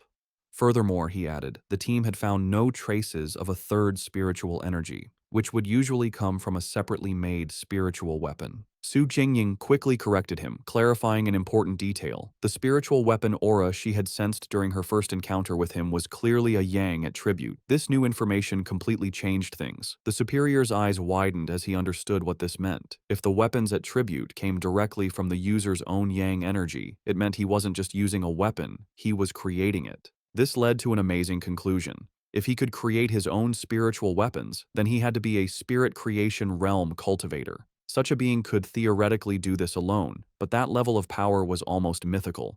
Su Qingying was floored by this idea, knowing that cultivators at that level were extremely rare, with barely more than 2 in the entire world. The superior then thought of an even more terrifying possibility. If this person did have a third, separate attribute, it would shift the balance of power and shake the entire pioneer community. He explained that according to all known research, different attributes clash inside the human body, making it nearly impossible for them to exist together. So far, no pioneer had ever been confirmed to have 3 different spiritual attributes. Therefore, if the pioneer truly had a spiritual weapon, the fact that they didn't detect a third energy signature from it might actually be a good thing. As the call ended, the superior was left with a single worrying thought. He could only hope that such a powerful pioneer would never become an enemy of humanity. Back at his apartment, Fang Yi stood thoughtfully under a hot shower, washing away the dirt and tiredness from his recent battle. As he dried off, he thought about the current state of the world. He knew there was less than a year until the official spiritual energy revival, but dangerous monsters and strange events were already happening more and more often. He used his yang attribute to easily dry his clothes, his hand glowing with golden energy as he thought about how many pioneers, like himself, had already started cultivating on their own. He thought back to the aggressive men he had met at the lava river, realizing that once the connection between the body and the spiritual world was opened, people naturally became more sensitive to the world's changes. He recognized that even without the country's official approval, many self-trained pioneers had already reached the 1-star Ghost Axe realm. The fact that the government, through agents like Su Qingying, was now reaching out to wild pioneers like him showed that both sides were in a relatively peaceful phase of mutual exploration. Standing in his room, thinking about Major Han Li and Su Qingying, he concluded that for now, the monsters were still under control, and there was no serious conflict yet among the different pioneer groups. However, as he finished getting dressed, he knew this peace was fragile. The government had already created the Spiritual Energy Cultivation Association, but it still hadn't told the public about it. He understood their strategy perfectly. While people were talking more about local problems and strange events, the government was walking a fine line, trying to both protect humanity and give subtle early warnings without causing mass panic. Despite his recent victories, Fang Yi's analysis of the world situation was still grim. He knew the problem was the government's lack of confidence to officially start a full-scale cultivation era. With such a huge population, he understood that once the full truth was revealed, society would likely collapse into chaos and death. In the current state, even official pioneers couldn't stop the inevitable chaos, and the mix of internal problems and external threats from monsters would only make things worse. He admitted that the government's gentle, careful approach wasn't wrong, knowing that human fear and panic could be more destructive than any monster. However, what truly worried him was how fast the monsters were developing, which was far exceeding his expectations. He reviewed the information on the creatures he had just fought. They were a typical product of dark attribute contamination, specifically the shadow attribute, a sub-branch of dark energy that his system identified as a natural enemy to pioneers, and currently something he couldn't absorb. He realized these monsters were far smarter than typical beasts, working together to trap and kill pioneers, whom they saw as a good food source. He knew, however, that these creatures were still much weaker than the true dark-type monsters he remembered from his previous life. Monsters that could destroy entire countries on their own. Still, the close call was a serious reminder of the growing danger. He was certain that if he hadn't been there, Su Qingying and her entire squad would have been wiped out. A bit of hope sparked inside him as he thought about the system's wording. The fact that the dark attribute was only temporarily unabsorbable suggested that once certain conditions were met, he might be able to use its power himself, a possibility that could be key to winning in the future. He reviewed his current abilities. He now possessed the Golden Sun breathing technique of the Yang attribute, the Divine Thunder tempering of the Thunder attribute, and the Crimson Flame Blade technique. With these perfectly suited, high-tier techniques and his current strength as a 3-star Ghost Axe Realm pioneer, he knew very few could match him. Yet, as he stood surrounded by his own great power, he knew with absolute certainty that it was still not enough. his thoughts were suddenly interrupted by his phone ringing. He picked it up, surprised to see a call from his auntie. On the other end of the line, his aunt asked about his health before explaining the real reason for her call. She told him that his cousin was coming to study in the city and, worried for her safety, asked if she could stay at his place for a few days instead of a hotel. Feng Yi was taken aback, his memory of his cousin extremely fuzzy. All he could recall was a quiet, straight-A student who was obsessed with her studies. He couldn't even remember what she looked like. Despite this, he agreed, telling his aunt that there was a spare room. When he asked when she would be arriving, his aunt simply replied that she would give the cousin his address and let her come over by herself. Elsewhere, in a dark room lit only by a computer monitor, a person with long, almost claw-like fingers typed quickly on a keyboard. The person, wearing a big hoodie with bare ears, was finishing a phone call with her mother. Her mother, who was Fang Yi's aunt, told her that she should arrive at her cousin's place by tomorrow afternoon and that she would bring some specialty snacks. The person politely ended the call, saying it was no trouble and that she had something else to do. On her screen was a chat window for a group called Spiritual Energy Revival, Martial Arts Vanguard Team. The user, Feng Heiju, had just announced her arrival in the city and her plans to stay at her cousin's place. After ending the call, she clicked her mouse, pulling up a new window. It was a rumor alert about an internet-famous town, now nicknamed Death Town, where 3 more people had vanished in relation to a pork beast challenge. A gruesome, blood-splattered image of the town was with the article. With glowing glasses reflecting the screen, Feng Heiju identified the location as Yanghuo Town, her interest clearly sparked. Her browsing was interrupted when her mother entered the room, asking if she had finished packing. Feng Heiju told her mother that she was packed, but that she'd rather stay in a hotel than bother her cousin. Her mother insisted, saying it was much safer than staying alone and that she trusted the cousin completely. Gently pushing her daughter out the door, her mother gave her some final advice. Be sure not to cause trouble and help out around the house when she could. Feng Heiju reassured her mother that she understood. Once the door was closed, Feng Heiju let out a small sigh, preparing herself for the visit. She thought of it as just one more hurdle to overcome. Adjusting her glasses with a flash of determination, she resolved that no matter what her cousin was like, he couldn't possibly be more difficult to handle than a monster. The next day, under a bright blue sky, a young woman with long dark hair and glasses pulled a suitcase toward an apartment building. She checked her phone, confirming that the map had led her to the correct destination. Looking up at the building, she murmured to herself that this must be the place, ready to finally meet the cousin she barely remembered. As Lin Yi stood outside the apartment building, Fang Yi came out, carrying a bag. She called out, asking if he was her cousin. He stopped, surprised, and asked if she was Lin Yi to confirm, though he admitted to himself that he didn't recognize her at all. An awkward silence hung between them for a moment. Later, inside the apartment, they sat on the couch, making polite conversation. Fang Yi asked if she was in the city for a summer camp, which she confirmed. He told her to let him know if she needed anything, and she thanked him. After their brief chat, he gave her the key to her room, which was across from his, before going to his own room. As she watched him leave, she felt relieved, thinking her cousin seemed easy to get along with and wouldn't get in her business. However, Fang Yi was not clueless. From the moment she sat down, he had sensed a faint but strange spiritual aura from her. He wondered if his senses were off, or if she just wasn't good enough to hide her power. He immediately suspected that she was also a pioneer.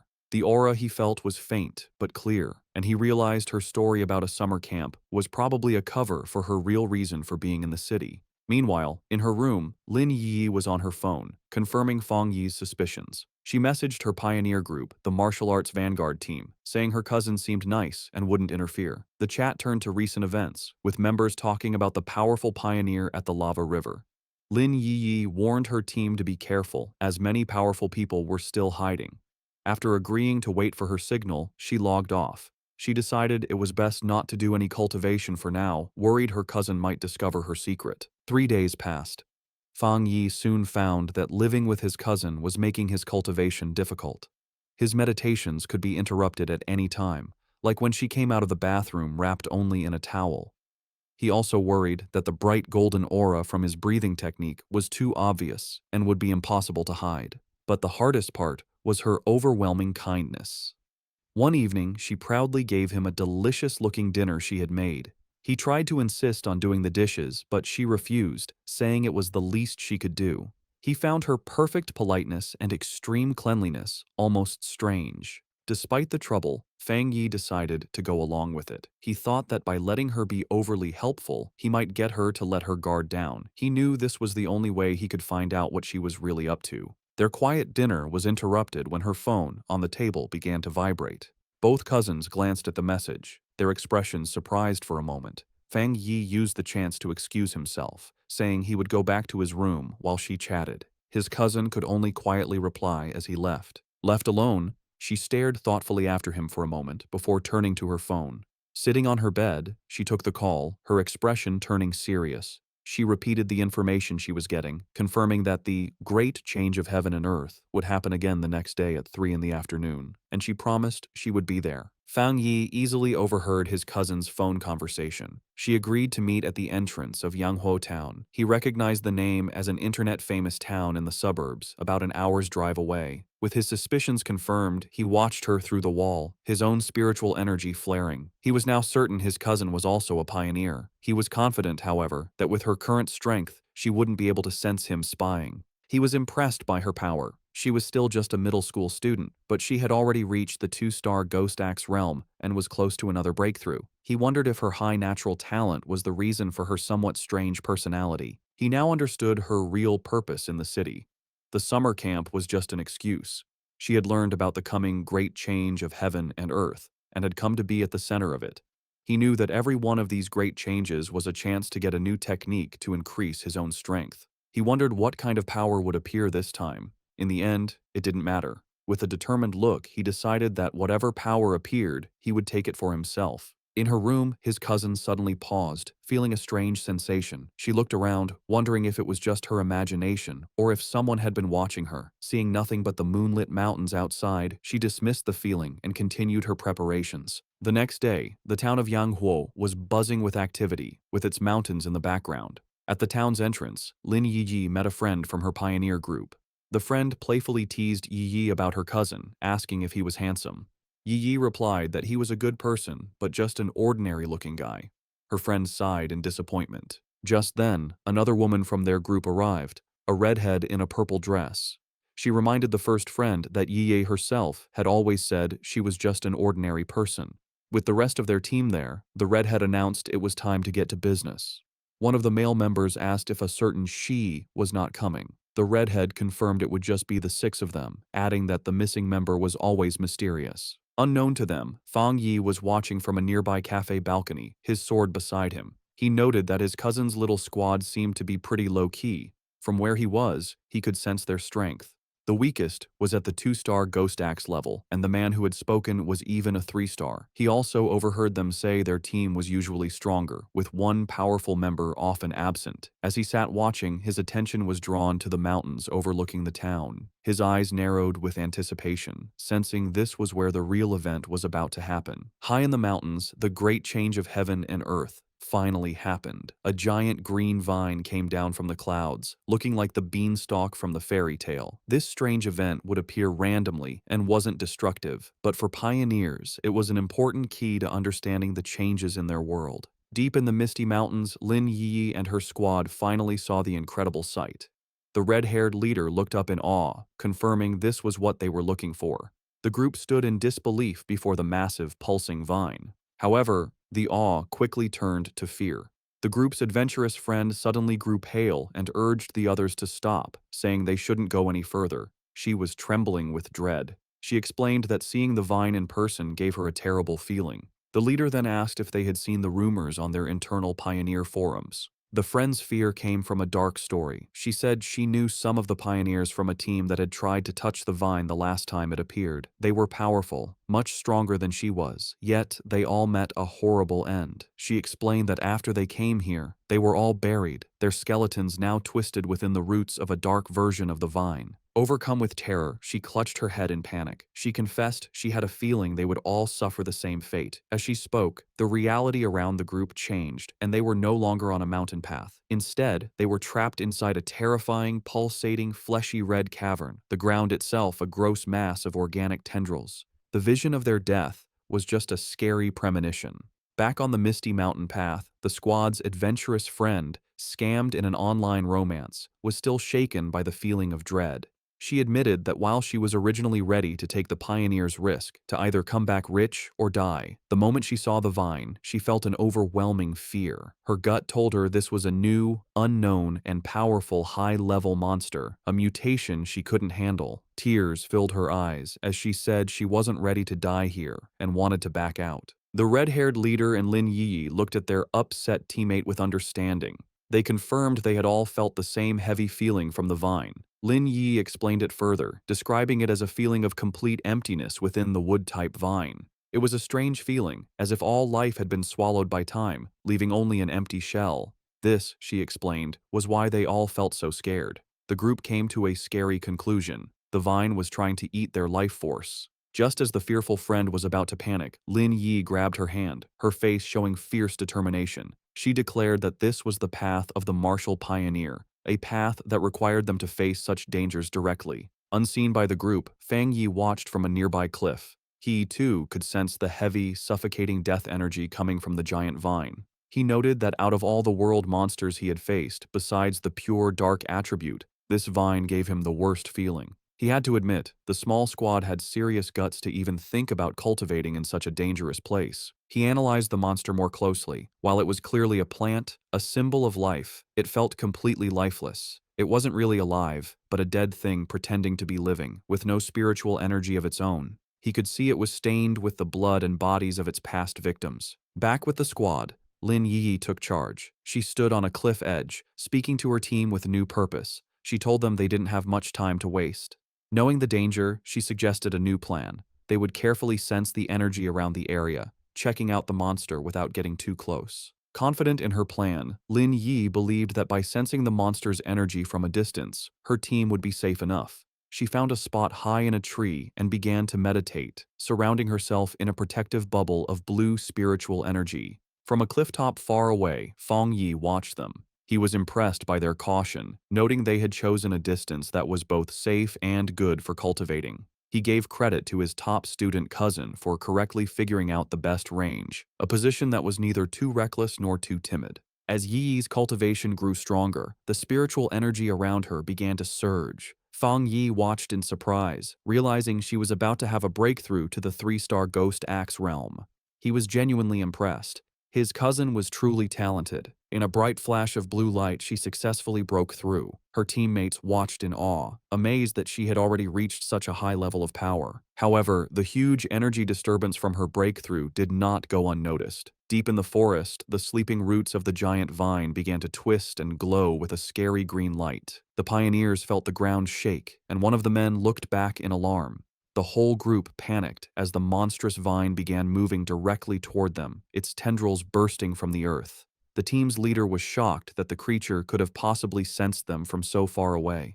The vine's attack was fast and brutal. Vicious green tendrils shot up from the ground, trapping 2 of the male pioneers. The rest of the squad scattered in fear as their friends screamed for them to run, warning that if they didn't escape now, they would all die there. The team's leader quickly realized what caused the disaster. Yi's breakthrough had created too much of a disturbance, getting the monster's attention. As she shouted a warning, dark green tendrils began to wrap around Yi's protective bubble, which was still shielding her while she was weak after her breakthrough.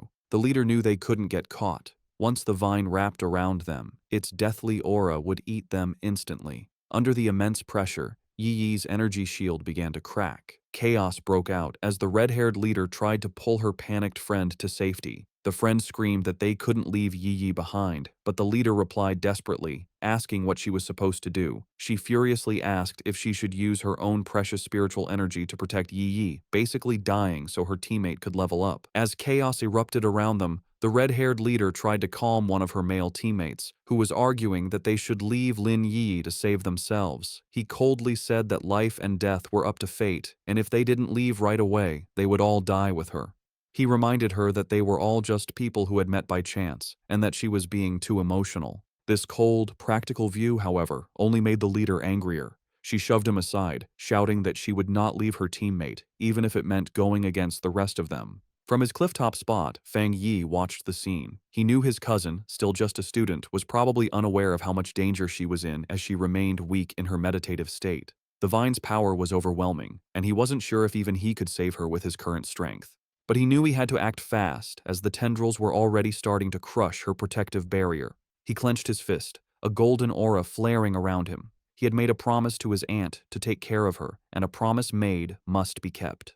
The red-haired leader jumped into action, leaping through the grabbing vines to reach Yi Yi. She landed a powerful kick against one of the tendrils, breaking it with the force of the hit. But her victory didn't last long. Dozens more vines shot out, wrapping around her and trapping her completely. Just as the vines were about to crush her, Yi Yi's protective shield finally broke. But before the monstrous plant could grab its new victims, Fang Yi stepped in. Leaping through the air, he sent out 2 arcs of bright golden energy from his sword. The rest of Yi Yi's squad could only watch in horror, screaming her name as they saw her shield break. A massive, fiery, phoenix-shaped blast of energy shot down from the sky, hitting the mass of vines with explosive force. Fang Yi landed gracefully in the now cleared area, a small pillar of golden flame rising from the ground where he stood, having saved both his cousin and her brave leader just in time. As Fang Yi floated in a bright aura of golden light, just his presence was enough to overwhelm the deathly vine. The surviving members of the pioneer squad watched in stunned silence as the monstrous plant, which had just been moments from killing them all, stopped its attack and began to pull back from the overwhelming yang energy. The tendrils pulled back from the intense light, hissing and dissolving as they retreated. As Fang Yi came down, surrounded in a radiant glow, the pioneers could only cover their eyes from the blinding light, barely able to understand what was happening. The practical male pioneer who had suggested leaving Yi Yi was completely shocked, questioning if this newcomer was another pioneer. The red-haired leader, just as stunned, recognized the power for what it was, the purest form of the yang attribute. She knew that only a high-tier power of this level could possibly push back such a powerful, life-draining monster. The male pioneer had a crisis of confidence. He had always thought of himself as extremely talented, having reached the 3-star Ghost Axe realm in a very short time, a feat few in the country could match. He knew that even the talented Lin Yi Yi's skill barely matched his own, and yet this mysterious stranger was on a completely different level. He looked down at his own hands, then up at the glowing figure on the clifftop, feeling completely insignificant. If pioneers like that existed, he wondered, then what were they? The newcomer hadn't just beaten him, he had beaten all of them with his pure, overwhelming power. As Fang Yi stood bathed in the golden light of his power, his system activated. It had detected the extreme wood attribute from the deathly vine and had started the auto-writing process, quickly finishing a new technique. The system window then showed the details of his new ability. Endless Vitality, a technique that could instantly absorb all nearby life force to quickly heal injuries. As the power of the vine flowed into him, he was surrounded in a surge of green, life-giving energy. He was amazed at the incredible wood attribute technique he had just gotten, realizing that as long as there was life nearby, he now had what was basically a non-stop energy-absorbing engine. As Fang Yi absorbed the last of the anomaly's power, his system successfully extracted the vine's main attribute. A notification confirmed it. Extracted attribute, Desolation. The system described its scary power, the ability to instantly create a desolate aura that would destroy all surrounding life. Fang Yi stood calmly in the swirling green energy, fully taking in the new power. When he opened his eyes, they glowed with the same vibrant green as the desolate vine. He stood in the now lifeless clearing, a faint green aura around him. He now understood why the vine could only grow in such a dangerous, remote place. If it grew anywhere else, it would drain every bit of life for miles around. He thought about the ruthless nature of the desolation attribute, a powerful force that forcibly stole the life force of others. His thoughts were interrupted by a grateful voice. The red-haired leader of the pioneer group approached, her clothes torn and her body bruised, but she was alive. She thanked him greatly, saying that without him, they would all be dead. She then asked how they could possibly repay him for saving their lives. Fang Yi simply waved her off, coolly telling her there was no need and that they would meet again someday. He then turned and walked away. In his mind, however, he didn't feel like a hero. He knew that he had only found this opportunity because of their information. In his mind, he was the one who had benefited from the situation. As for the conflict he had seen among the pioneers, he wasn't concerned. With a final leap, he launched himself into the air, leaving the stunned squad behind. He knew that people's true characters are easily shown in a crisis, and a disorganized team like theirs would not be safe in the dangerous new era. Left in the empty clearing, the adventurous girl and the shaggy-haired man watched him go. The girl, still in shock, wondered aloud what they should do now. The man, however, answered her with a bitter, blaming tone, asking if she now regretted her earlier hesitation to save their teammates. With the immediate threat gone, and Lin Yi now at the third tier, the red-haired leader knew their best option was to stick together. Sometime later, Yi's eyes opened, glowing a brilliant blue as she came out of her meditation. Her teammates rushed to her side, relieved she was finally awake. The male pioneer who had suggested leaving her now said that their fate depended on their leader's wisdom, but another teammate said their focus should be on the mysterious stranger who had saved them. Still confused, Yi asked what had happened. Noticing her other teammates lying unconscious on the ground, she stood up and was immediately hit by the powerful burning warmth of a leftover yang attribute on a nearby tree. She could feel its intense heat even from a distance. The shaggy-haired man then stepped forward, offering to explain what had happened while she was unconscious. Later that day, back in front of her cousin's apartment, Yi was still trying to understand the incredible events. She couldn't believe that someone so powerful actually existed. Her teammates' words echoed in her mind. He had called the mysterious pioneer a monster. He had described how the vines they couldn't even scratch had been easily pushed back by his power, and how the massive beanstalk had retreated far into the sky, no longer daring to come near them.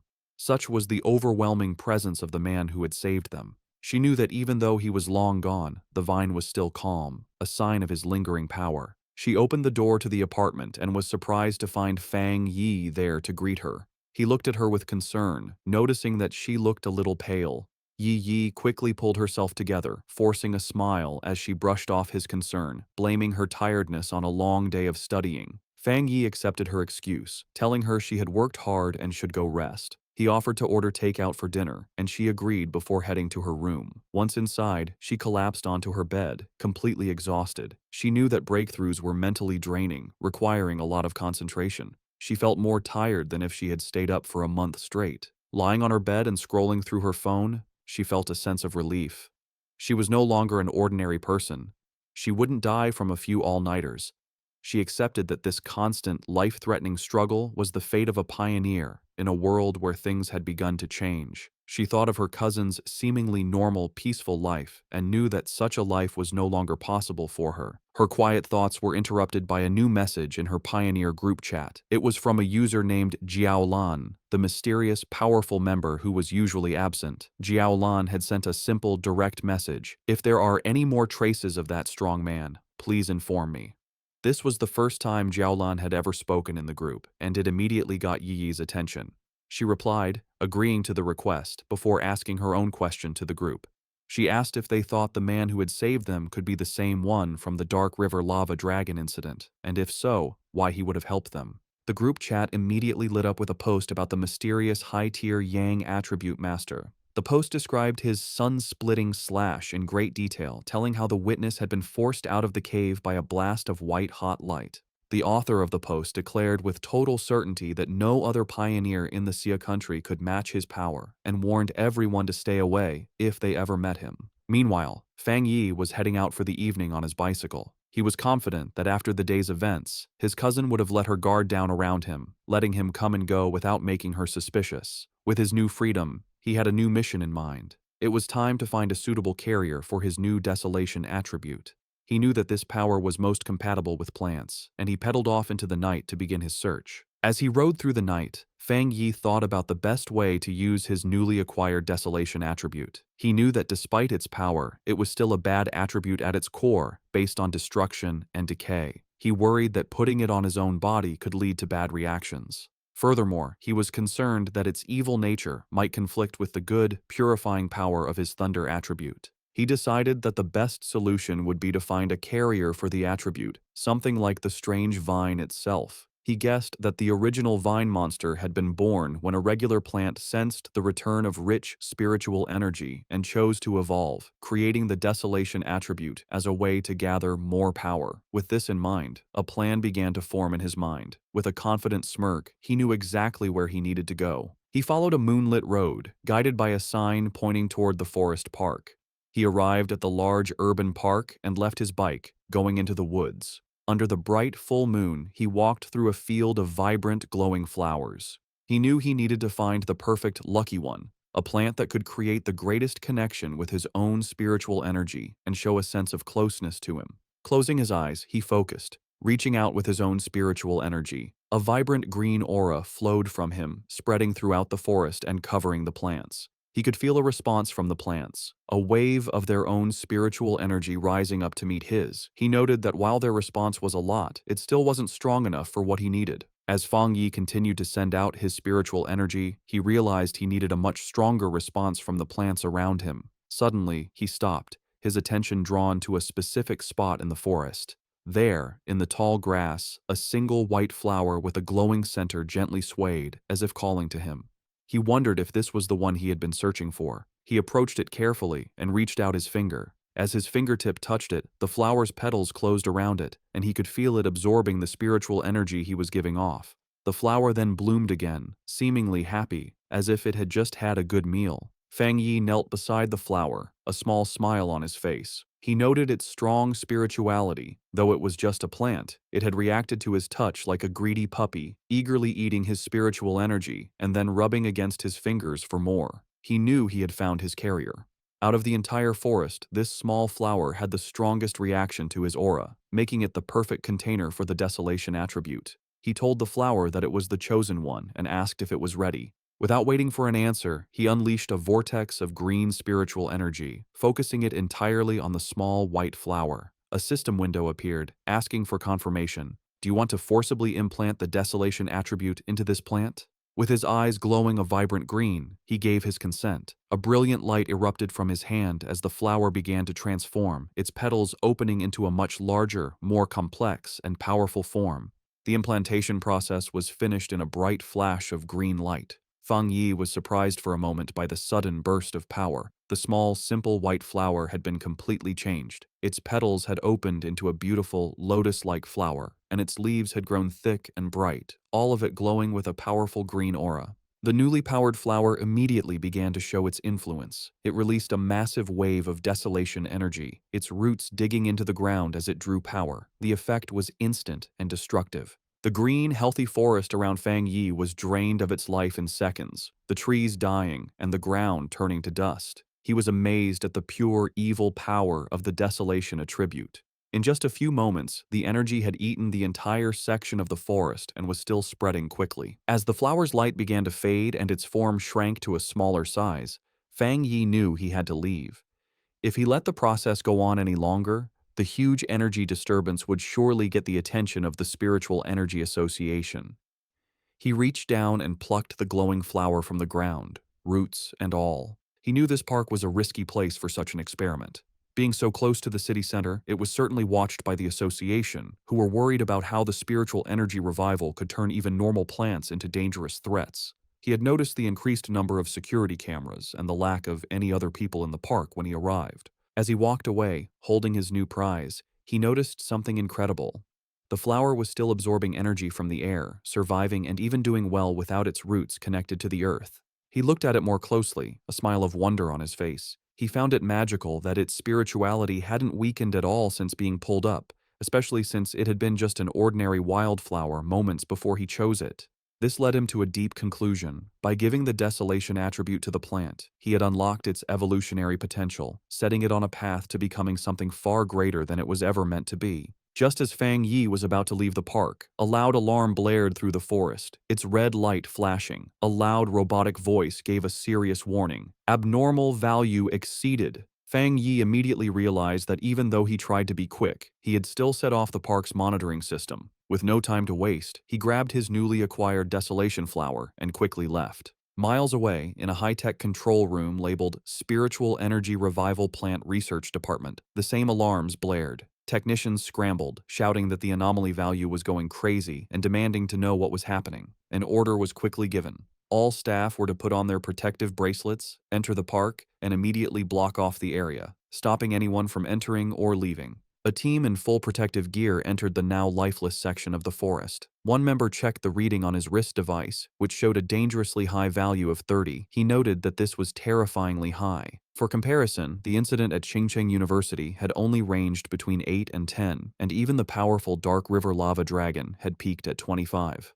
Another team member added that the park's original spiritual energy level had never even gone above 10. As one of the researchers took a soil sample, another reported his strange findings. The air humidity, surface temperature, and sunlight were all completely normal. Yet, all the plants in the area looked as if they had been drained of their life in a matter of seconds. The team leader decided they needed to get closer to the center to figure out what kind of spiritual attribute could have caused such an event. However, as one of the members stepped forward, another researcher with glasses, who seemed to be a senior member, shouted at him to stop and not get any closer. He warned them with serious authority not to touch anything, identifying the leftover energy as the desolation attribute. He then asked if any of them knew about the vine that had recently come down from the sky. The younger researchers were stunned into silence. One of them finally found his voice, realizing with growing horror that the senior researcher was talking about the infamous, devil-like vine that had already been classified as an A-level mutation.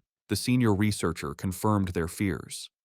Standing before a ghostly image of the vine with the souls of its victims trapped at its base, he explained the source of its terrifying power. The reason it was so deadly, the reason it had killed so many pioneers, was its natural desolation attribute, a powerful parasitic ability that drained the life force from all surrounding creatures, making everything it touched its own.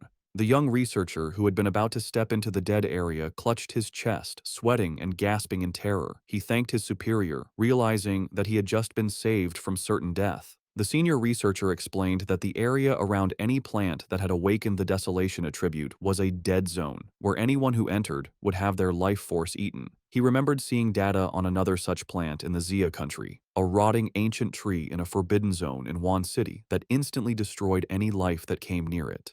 He looked around at the lifeless clearing with serious concern, noting that the mutation of plants in this new era could not be ignored. From what they knew, the desolation attribute was the strongest a plant could awaken, and now, in addition to the ancient tree and the celestial vine, a third had been born. His lecture was interrupted by a hand clapping him on the shoulder. The research team turned in surprise to see the stern face of Major Han Li, who had arrived with his own group of soldiers. The major had already been told about the situation. He ordered all the researchers on site to change into the advanced protective suits his men had brought and to follow him into the contaminated area. With Major Han Li leading the way, the newly equipped team, now joined by Su Qingying, stepped firmly into the dead zone. As they moved forward with their scanners, they made a series of confusing discoveries. They couldn't find a source for the desolation energy, and the aura itself was quickly fading, the level having dropped to 25 in the few minutes since they arrived. This went against what they knew about the celestial vine, which was supposed to be able to move.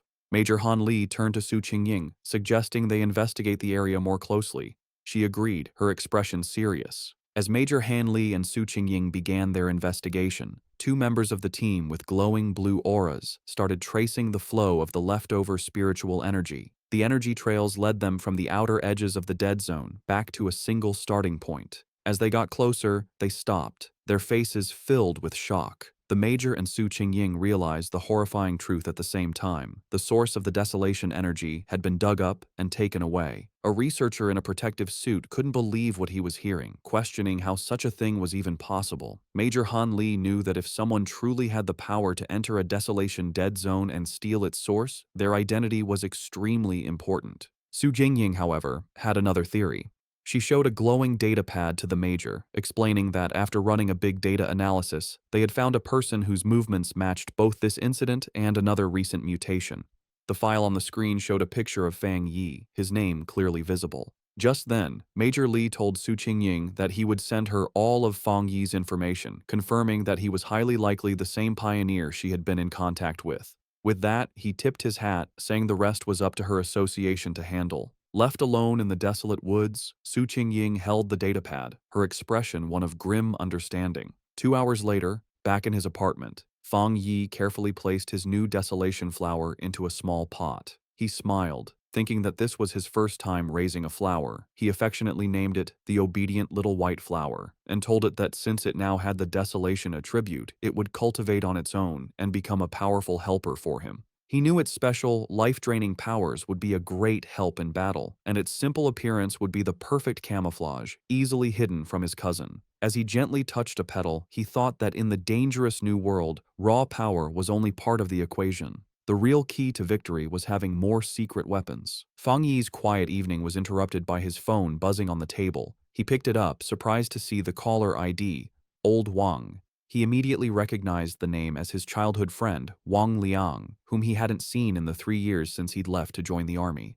A brief flashback showed the two as close friends in their school days, a bond that was broken when Wang Liang suddenly announced his decision to enlist. Fang Yi answered the call. On the other end, Wang Liang's cheerful voice greeted him, asking if he was back in town and inviting him out for a drink at their old spot. Fang Yi was taken aback by how sudden it all was. Wang Liang just laughed, adding that he had a big secret to tell him and that he shouldn't be shocked when he heard it. However, the seemingly friendly reunion was a carefully planned setup. After hanging up the phone, it was revealed that Wang Liang was not alone. He was in a dimly lit room, reporting to a tough and heavily scarred woman with long red hair and a high-ranking military uniform. Su Jingying was also at the table. Wang Liang confirmed to the officer that he had done as instructed. He then made a special request, asking that if Fang Yi was not the person they were looking for, they would guarantee his safety. The red-haired officer tapped her finger impatiently on the table. She coldly dismissed his concern, ordering him to simply do his mission and not do anything unnecessary. With a chilling lack of feeling, she added that if Fang Yi turned out to be the wrong person, Wang Liang should just consider it a punishment for his friend. At a quiet bar, Fang Yi and Wang Liang toasted with their beer glasses. They sat and drank, catching up after being apart for 3 years. Fang Yi noticed his old friend seemed much more mature and guessed that his time in the army must have been hard. Wang Liang talked about his experiences in the military before asking Fang Yi how he had been.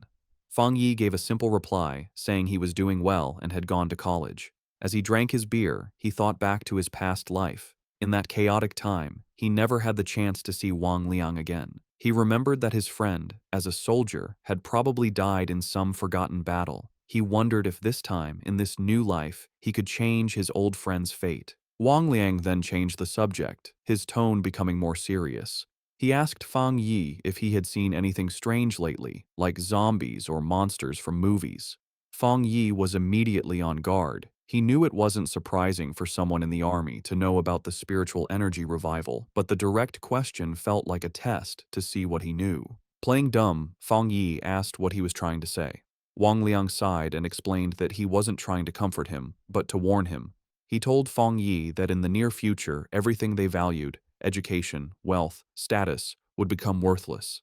The entire world order was about to change. Fang Yi listened closely, his face showing no emotion as he stared at his empty glass. He knew that ordinary soldiers were sworn to secrecy and couldn't leak any details about the spiritual energy revival. This confirmed his suspicion. The military had identified him as a target, and Wang Liang, his childhood friend, had been sent to test him. Wang Liang, seeing his friend's silence, tried to reassure him. He told him not to worry, that as long as he didn't reveal anything, he would be fine. But Fang Yi understood the situation. Despite his pretended ignorance, his friend was still trying to help him. Even at the risk of breaking military rules, Wang Liang was kindly warning him to be careful of the coming changes. Their conversation was suddenly cut short when Wang Liang's phone began to vibrate urgently. He answered the call, and a furious voice on the other end ordered him to return to his team immediately and report to the target location within 10 minutes. Wang Liang snapped to attention, accepting the order as Fang Yi watched in silence. He immediately jumped up, apologizing to Fang Yi and explaining that he had an urgent mission and couldn't see him home. As his friend was about to leave, Fang Yi dropped his act. He asked if the mission was related to the spiritual energy revival and told his friend to take him along. Wang Liang stopped, turning back to look at Fang Yi with a mix of shock and confusion. Fang Yi stood up and grabbed his friend by the collar. He told Wang Liang to take him to see his superiors, letting him know that he was aware of the real reason for their meeting.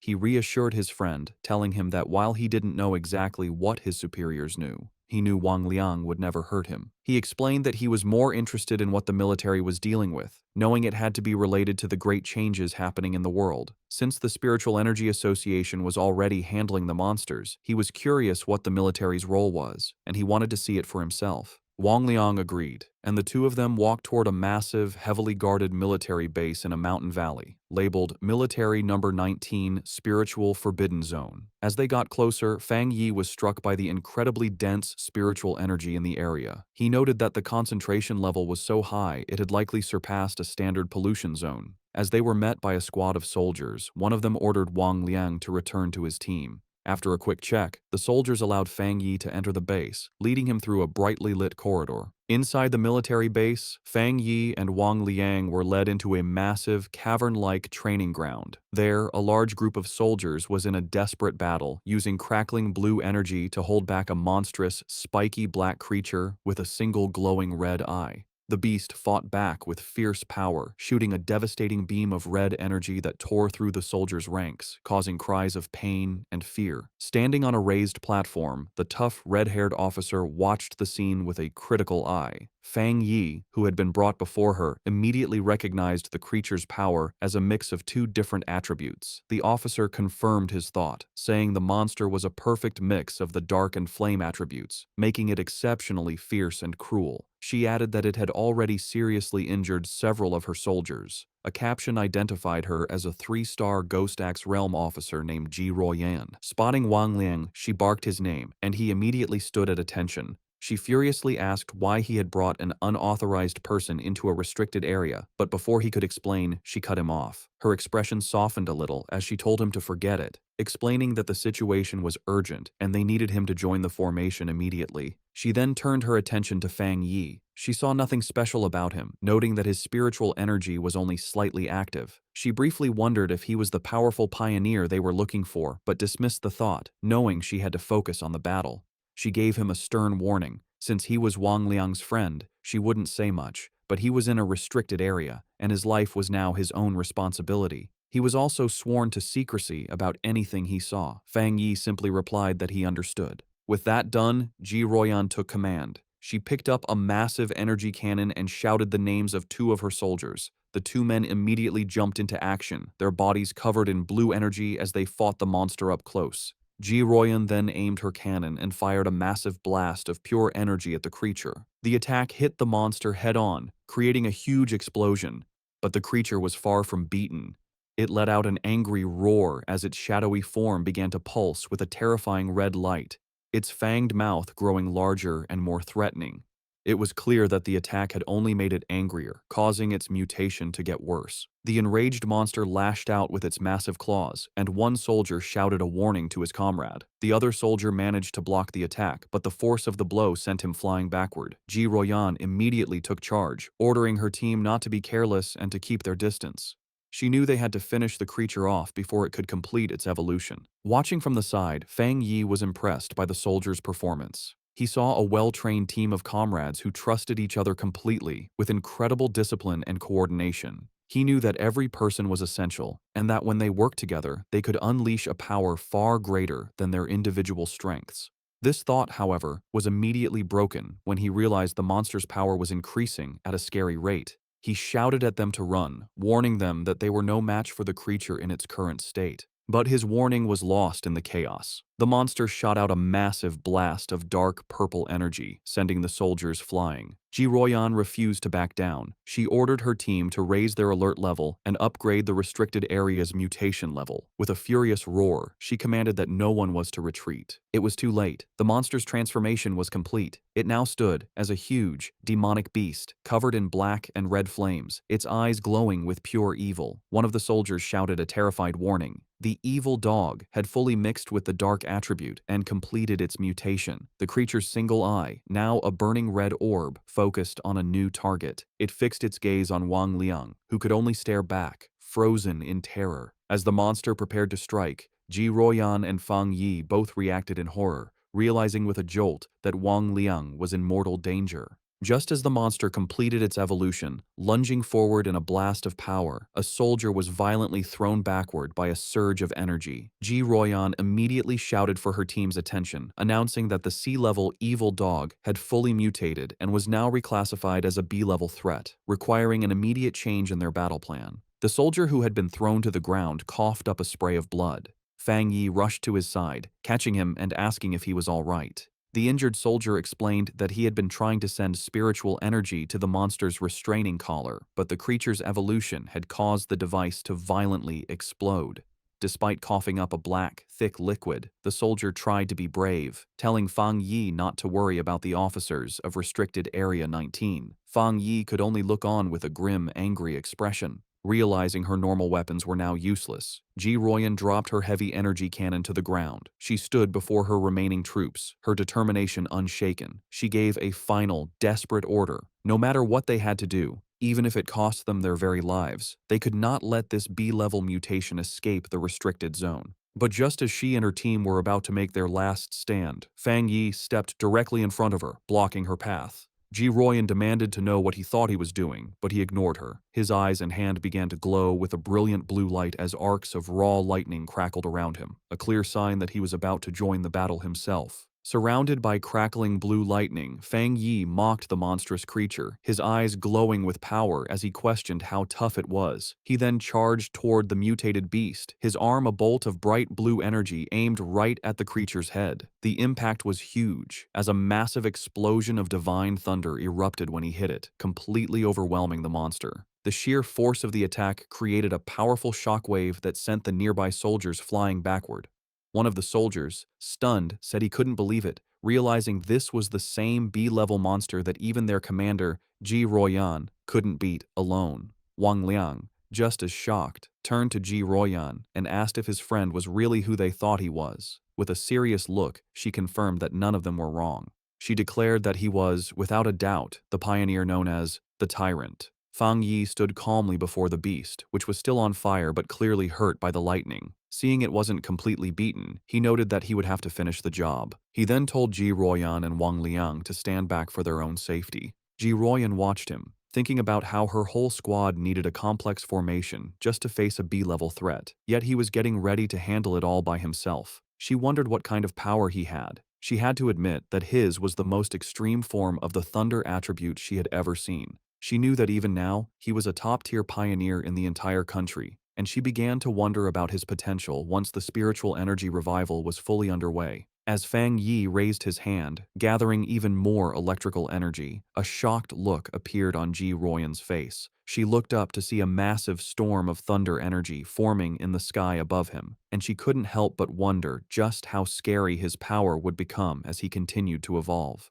With a final step forward, Fang Yi unleashed the full power of his thunder attribute. A massive pillar of bright blue lightning erupted from the ground where the monster stood, a display of power that truly matched his codename, the Tyrant. His eyes, still crackling with leftover electricity, showed a calm determination as the blinding light from his attack began to fade. The surviving soldiers watched in terror. One commented to another that the sight made his whole body shake. While he could handle the monster's corrosive dark power, the pure, destructive force of the thunder was on a completely different level. Once the dust settled, Fang Yi casually gave a thumbs up to his friend, announcing that the threat was gone. Wang Liang rushed over, shouting with relief that Fang Yi had scared him to death. Overjoyed, Wang Liang playfully punched his friend on the shoulder, laughing that he never expected his old buddy to be so powerful. The mood then shifted as Wang Liang apologized, admitting he had suspected Fang Yi was a pioneer but had to follow orders. Fang Yi brushed it off, asking why his friend was being so formal after 3 years apart and telling him he understood. Their reunion was interrupted as Ji Royan approached them. She formally thanked Fang Yi for his help, extending her hand as a sign of respect.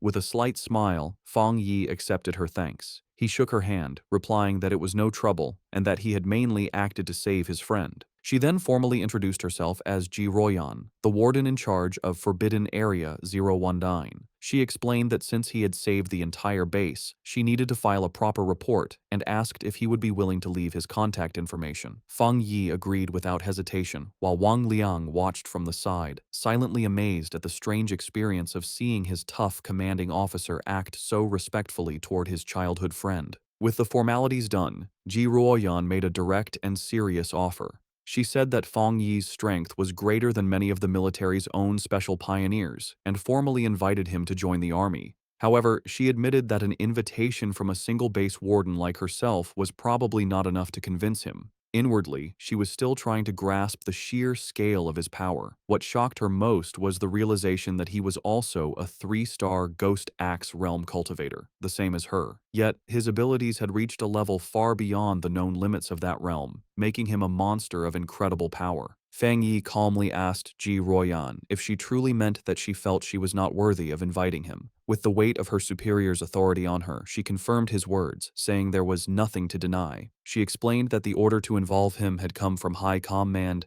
and she was certain that they would come to invite him personally in the future. Fang Yi let out a small laugh, telling her it wasn't necessary to be so formal. He placed a hand on his chest and explained that he genuinely respected all of them, knowing that not everyone had the courage to sacrifice themselves for others. He admitted that he had never seen soldiers in combat before, and what he had just seen had truly moved him. Touched by his sincerity, Ji Royan could only offer a quiet thank you. He then made an offer of his own. He told her that if they ever ran into trouble in the future, they could call on him for help, just as they had always done for ordinary people like him in the past. However, he added one important condition. They could not interfere with his personal cultivation or restrict his freedom. His unexpected proposal left Ji Royan momentarily stunned. With their business concluded, Fang Yi announced that it was getting late and he should be leaving. Ji Royan agreed, saying that she and Wang Liang still had to get rid of the mutated creature's body and that she would arrange for someone to take him back. As he stood before the soldiers, Fang Yi finally understood the military's true purpose in this new era. He realized they stationed themselves in these dangerous, spiritually rich zones for two reasons: to use the energy for their own training, and more importantly, to act as a crucial line of defense between the ordinary world and the strange monsters that now threatened it. After he was gone, Ji Royan turned to Wang Liang and said that his friend could no longer be described with a simple word, like impressive. She knew that what they had seen that day was just a small part of his true strength. The fact that a pioneer could reach such a high level of power so quickly showed that he had an amazing level of insight. She concluded that he was a rare mix of luck, courage, and raw ability, all the things needed for greatness. Seeing his commander's deep respect for his friend, Wang Liang eagerly suggested that if she felt she wasn't the right person to recruit him, she should let him, as his childhood friend, take on the job. Ji Ruoyan, however, quickly brought him back to reality with a sharp tap on the head, ordering him to stop talking and help her clean up. He could only agree as he was dragged off to work. Later that night, back at his apartment building, Fang Yi meditated on the roof, surrounded by a brilliant golden aura. He thought about his meeting with the military. He knew that while the trip had revealed his identity, he had only shown them his thunder attribute, keeping his other powers a secret. Based on their respectful attitude, he concluded that this was likely a good thing. He now understood that his rare thunder attribute was a perfect counter to the dark monsters the military was fighting, making him a very valuable asset. He knew they would try to recruit him, not threaten him, which would give him access to the fastest ways to get stronger and the most advanced information. The day's events had also made clear the different roles of the nation's two main pioneer forces. The military, represented by Ji Royan, were the Night Watchers, the hidden protectors of the nation. The Spiritual Energy Cultivation Association, with agents like Su Qingying, was in charge of handling the threats that slipped into the cities, protecting civilian life as much as possible. He understood the government's two-part strategy, using the forbidden zones to contain the biggest dangers while slowly releasing information to the public about the coming changes. This careful approach was buying valuable time, preventing society from collapsing into chaos. As he continued his meditation, a bright orb of golden energy pulsed in his core. He noted that despite absorbing the rich energy of the forbidden zone, he hadn't felt an immediate need to level up. However, the feeling quickly changed. Golden energy surged through him, and cracks of power spread across his face. Having spent even a short time in such a spiritually rich place had filled him to the brim. He recognized the signs immediately. He was on the verge of another breakthrough. Meanwhile, on the streets below, his cousin Lin Yiyi was walking home with groceries, wondering if he had returned yet. She thought that if he was home, she could have him try her cooking. Her casual thoughts were suddenly shattered when she looked up and saw a massive pillar of golden light erupting into the night sky from the direction of her apartment building. Her eyes widened in shock and alarm. A reflection of a flaming divine axe appeared in her eye as she recognized the powerful energy of a ghost axe realm advancement. But she immediately knew she was wrong. The sheer scale of the power, showing up as a massive fiery divine axe in the sky, was far too terrifying for an ordinary breakthrough. She could only stare in disbelief, wondering if another powerful pioneer was making their move in the city. On the street below, Lin Yi stared at the sky in complete disbelief. She recognized the immense power of the Ghost Axe realm, but this was something else, a force so powerful it was changing reality itself. As a giant, divine hand made of pure golden energy formed in the clouds above, she realized the terrifying truth. This was the power of the legendary spirit creation realm. The realization that a pioneer of such incredible strength was living right next to her sent a wave of shock and fear through her. The massive energy surge did not go unnoticed. Miles away, in a high-tech command center, red alarms blared as technicians scrambled. An urgent warning flashed across their screens. The anomaly value had reached a catastrophic level of 99, its location pinpointed to the southeast of the city.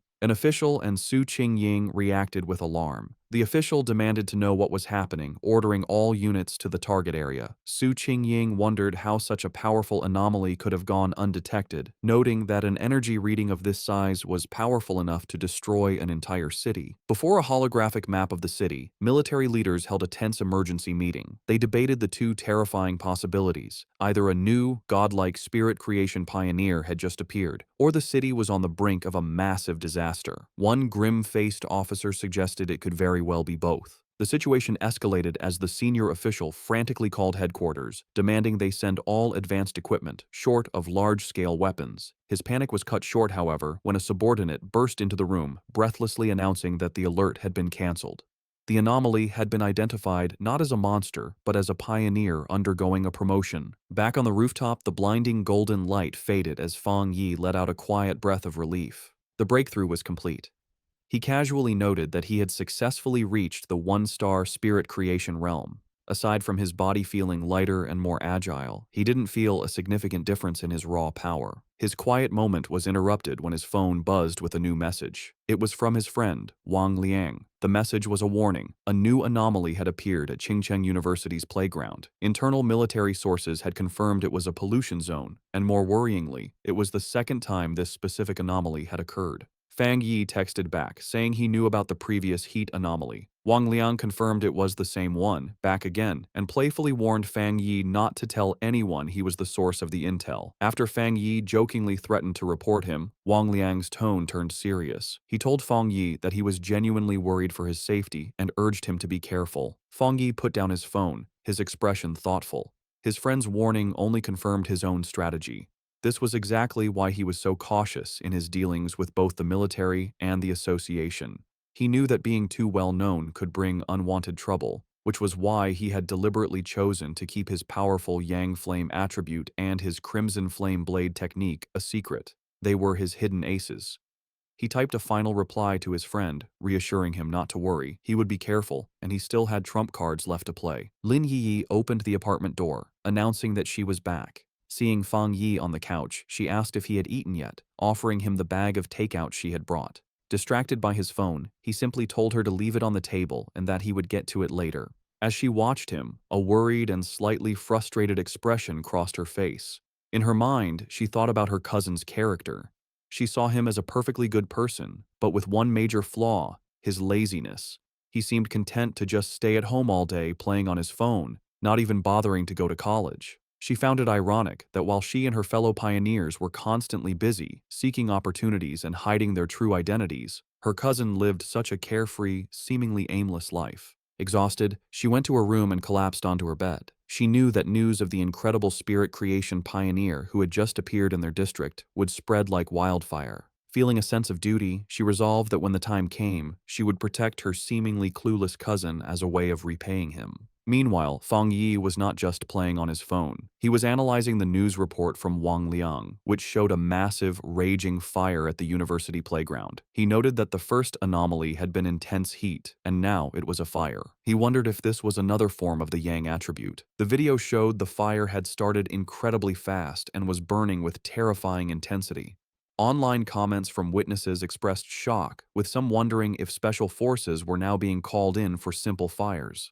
The report also mentioned that all the surrounding trees and flower beds had been burned and the area was now completely locked down. Fang Yi observed that the video was short and ended suddenly, but it was clear this situation was far more serious than the previous incident at the university. He wondered what would be different about this new Yang attribute. Realizing he had to investigate in person, he knew that to get into the sealed-off area, he would have to contact his new military acquaintance, Ji Royan. The next day, a crowd of reporters had gathered outside the sealed gates of Qingcheng University, blocked by a line of soldiers. They shouted questions, asking for confirmation about the rumors of a fire that couldn't be put out, and demanding to know why an incident of this size was not being reported in the news. As the reporters pressed for answers, Ji Ruoyan and Fang Yi arrived. The crowd watched, wondering who these two imposing figures were as the soldiers immediately opened the gates, allowing them to pass without question. The reporters were left outside, confused as to how they had gotten in so easily when they had been completely blocked. Inside the cordoned-off area, they looked out over the smoldering ruins of the university playground. Fang Yi remarked on the sheer destructive power, questioning if this was the sky fire he had heard about. Ji Ruoyan confirmed that was its official name. She explained its terrifying nature. It appeared without warning, was impossible to put out, and could only be left to burn itself out until everything it wanted was turned to ash. The name, she suggested, was quite fitting. With the initial look done, Ji Ruoyan told Fang Yi she needed to head to the principal's office and asked if he would wait for her. He told her to go on ahead, saying he would be fine there. Alone, Fang Yi walked along the edge of the destroyed area, which was now blocked off with yellow tape. He knelt and touched the scorched earth, analyzing the scene. He noted that the ground was already cold, and more importantly, there was no leftover spiritual power left from the sky fire. He realized with some disappointment that this meant he couldn't collect its attribute. His plan had been too simple. His thoughts were suddenly interrupted when a familiar voice called his name. He looked up to see his ex-girlfriend, Chu Qingli, standing on the steps nearby with a friend. She asked in surprise what he was doing there. Her friend with glasses immediately recognized his name, asking Chu Qingli if this was the ex-boyfriend she had mentioned, the one who had only gotten into a vocational college. Chu Qingli simply confirmed it was him. The friend then patted Chu Qingli's shoulder with a smug, condescending look. She told Fang Yi that she understood he was likely there because he was still hung up on his ex, but now that the gap between their lives was so big, he should just give up. Fang Yi could only stare back, genuinely confused by her assumption, questioning the very idea that he would be hung up on her. From a distance, other students began to gossip about the scene.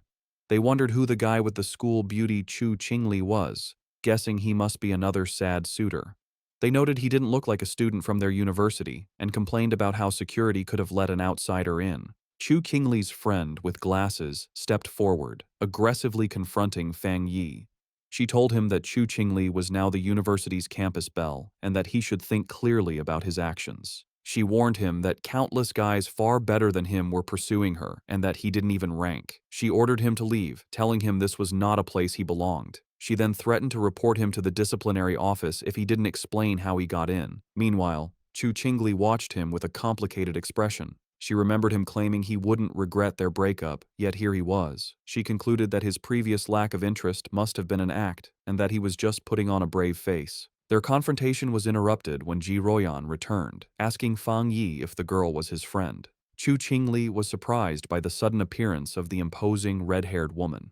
Fang Yi coolly dismissed the idea, clarifying that they were merely high school classmates and couldn't be considered friends. Ji Ruoyan accepted his explanation, simply saying they were just classmates. Ji Ruoyan then put on a pair of sunglasses, her already intimidating presence growing even stronger. Both Chu Qingli and her friend were visibly nervous by the woman's powerful aura, wondering who she was and how she could possibly know someone like Fang Yi. Ji Ruoyan then turned to Fang Yi with an update. She explained that she had spoken with the principal, and the matter of the skyfire was more complicated than they had thought. She told him that the principal was coming to take them to the fire's starting point, and since Fang Yi was now a special military consultant, his presence was required. Fang Yi agreed without any issue. Just then, a group of stern-looking officials in suits arrived, ordering everyone to scatter and announcing that the playground was to remain sealed off. Chu Qingli gasped in shock, recognizing the man leading the group as the university's principal. The other students were equally stunned. The principal was known to be an incredibly busy and hard-to-find figure, someone who was rarely seen on campus. They realized with awe that he had come personally to meet with Fang Yi and the mysterious red-haired woman. Chu Qingli's friend, however, completely misread the situation. She smirked, thinking that the principal had finally arrived to deal with the two people who weren't supposed to be there. Chu Qingli, however, remained silent, a look of uncertainty on her face. To the absolute shock of Chu Qingli and her friend, the principal and his group did not approach Fang Yi and Ji Ruoyan as trespassers. Instead, the elderly principal walked directly up to Fang Yi and greeted him with a warm, respectful handshake. He addressed Fang Yi as the consultant, introduced by Ji Ruoyan, explaining how worried he had been about the school's recent anomalies and the safety of the students.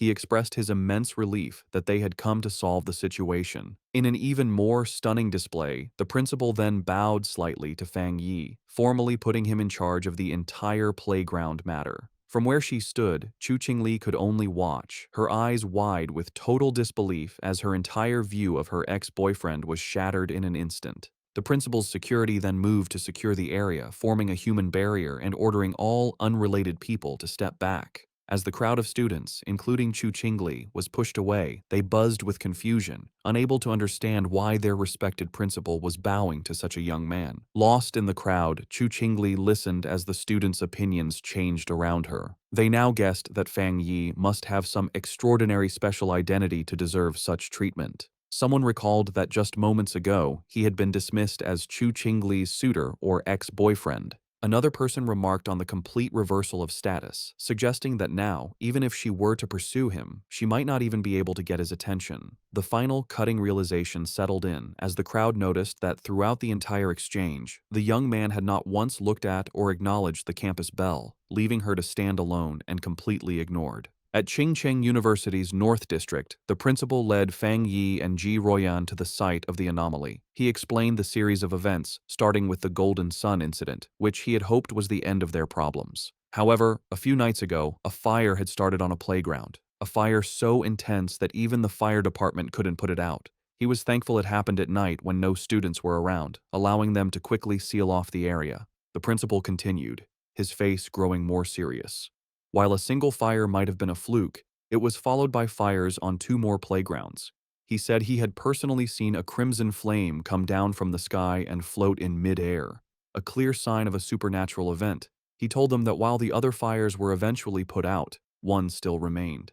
As they got closer to the final location, Fang Yi noted the sharp, choking smell of something burning. They arrived at a basketball court where a single hoop was on fire with a raging eternal flame. The principal confirmed this was the starting point, the one fire that simply could not be put out. As they watched the anomaly, Ji Royan checked a device on her wrist, which showed a reading of 11. She explained to Fang Yi that it was a basic spiritual anomaly detector. She clarified that any reading over 10 was considered a disaster for ordinary people, requiring a complete lockdown. Suddenly, the device began to flash and beep wildly, the reading shooting up to 60.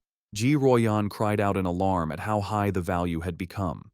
Panicked, she warned the principal that if the energy kept rising, it wouldn't just affect the university, but the entire city. She declared they needed to immediately send an elite squad of pioneers to contain the threat. Before they could act on the plan, however, Fang Yi took matters into his own hands. Without a word, he leaped over the chain-link fence, ignoring the no-entry sign and heading directly into the fire. He was instantly covered by the intense flames, as Ji Royan and the principal watched in shock. At that exact moment, the reading on Ji Royan's device jumped again, now showing an incredible 110. She shouted that the anomaly had just been upgraded to S level. The principal, panicked, asked what they were supposed to do now that Fang Yi was inside. Ji Royan could only stare into the fire, questioning his recklessness and muttering that even the strongest soldier from the Forbidden Zone wouldn't dare to enter such a dangerous area alone. Inside the fire, however, Fang Yi stood completely unharmed, his silhouette calm against the raging flames. He knew that just as his Yang attribute had protected him from the divine thunder, it could also shield him from this sky fire. But he quickly found a major problem. While his power was protecting him, it also stopped him from touching the source flame itself, which meant he couldn't activate his system's ability to create a new technique. Realizing his protective aura was both a help and a hindrance, Fang Yi knew he had to get to the source flame. He watched as the fire wrapped around the basketball hoop like a great fiery dragon, understanding that he needed to get to its heart. Without hesitation, he prepared to face the fire head-on as the fiery dragon lunged toward him with a ferocious roar. In an incredibly risky move, he deliberately turned off his Golden Sun protective aura, leaving himself completely vulnerable. The sky fire instantly rushed in, covering his body in a storm of raw, burning energy. He gritted his teeth against the searing pain as the flames burned him, but he forced his hand forward, determined to touch the anomaly's core. His gamble worked. The moment his hand touched the source, his system activated, confirming it had detected the strong fluctuation of the Skyfire attribute. Despite the pain, a determined grin spread across his face. He was amazed at the Skyfire's power, noting its will was even stronger than the Desolation attribute he had recently gotten. With fierce determination, he declared that he would absorb this power no matter the cost. The system began its final calculation, successfully compiling the new data. With a triumphant smirk, he knew he had succeeded. A new system window appeared, announcing his reward.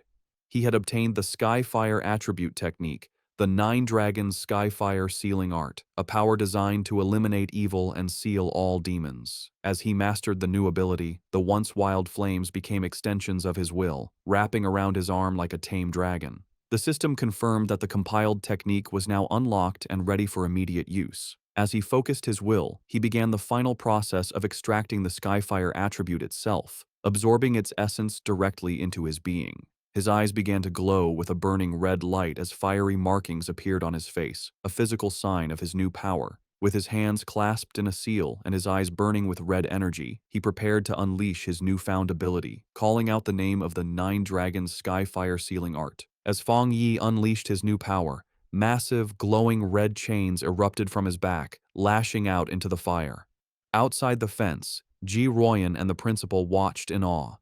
Ji Royan immediately recognized the energy signature, identifying it as a sealing aura. She remembered seeing a high-level military pioneer seal a forbidden land once before. While their methods were different, the powerful sealing aura was unmistakably similar. With a single command to shrink, Fang Yi commanded the chains to pull back. They pulled inward with immense force, gathering all of the wild sky fire and squeezing it into a single, tightly bound orb of pure energy. Floating in the air, Fang Yi held the chained ball of fire, the sealing process now complete. The sealed orb of fire then gently floated back down towards the basketball hoop. Fang Yi landed gracefully and explained the situation to the principal and Ji Royan. He stated that he had temporarily sealed the Skyfire and told them not to unseal the playground or allow anyone near it for repairs. This, he explained, would at least stop the fire from spreading any further. The principal readily agreed, assuring him that the playground would remain sealed, adding that it wasn't a problem since the university had 7 or 8 others.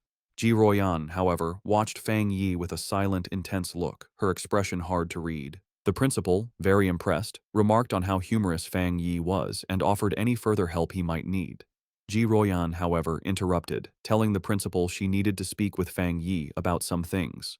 The principal happily excused himself, leaving the two of them alone. Once he was gone, Ji Royan turned to Fang Yi, her tone direct and serious. She told him that he had been hiding his true depths very well. Fang Yi tried to play it off casually, saying that the Skyfire was indeed powerful and hard to deal with, but she saw right through his act. With a sharp look, she told him to stop pretending, making it clear that she wasn't talking about the fire, but about his own incredible talent and level of power. Ji Royan dropped her intense questioning, admitting that it was normal for pioneers to have secrets, especially for one as powerful as him. Fang Yi simply listened with a calm expression. Her tone then shifted, becoming more serious and sincere. She explained that although she had no right to ask anything of him, she hoped he would listen carefully. She painted a dark picture of a future world in chaos, a time of great change where the Xia nation would desperately need top-tier talents like him. She put his potential into clear perspective, telling him that once the spiritual energy fully revived, a person of his power would be as important as a modern-day nuclear weapon. Because of this, she warned,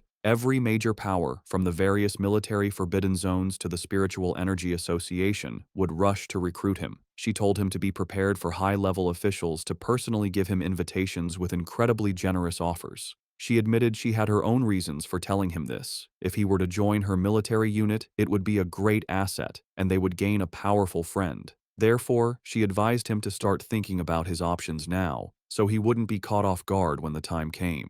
Fang Yi, however, was silent for a moment before asking a curious question. He asked why both she and Wang Liang seemed so hesitant to recruit him for their own forbidden zone, even acting as if they weren't worthy. Ji Royan explained that it was because of another legendary military region, a group so insanely powerful that she felt he would be far more interested in joining them instead. A small smirk appeared on Fang Yi's face as he confirmed if she meant a top-level unit. She confirmed that was the case, though she admitted she hadn't seen them much herself. She had heard they were extremely busy lately, so much so that even officers from other military regions were feeling the pressure of their activities.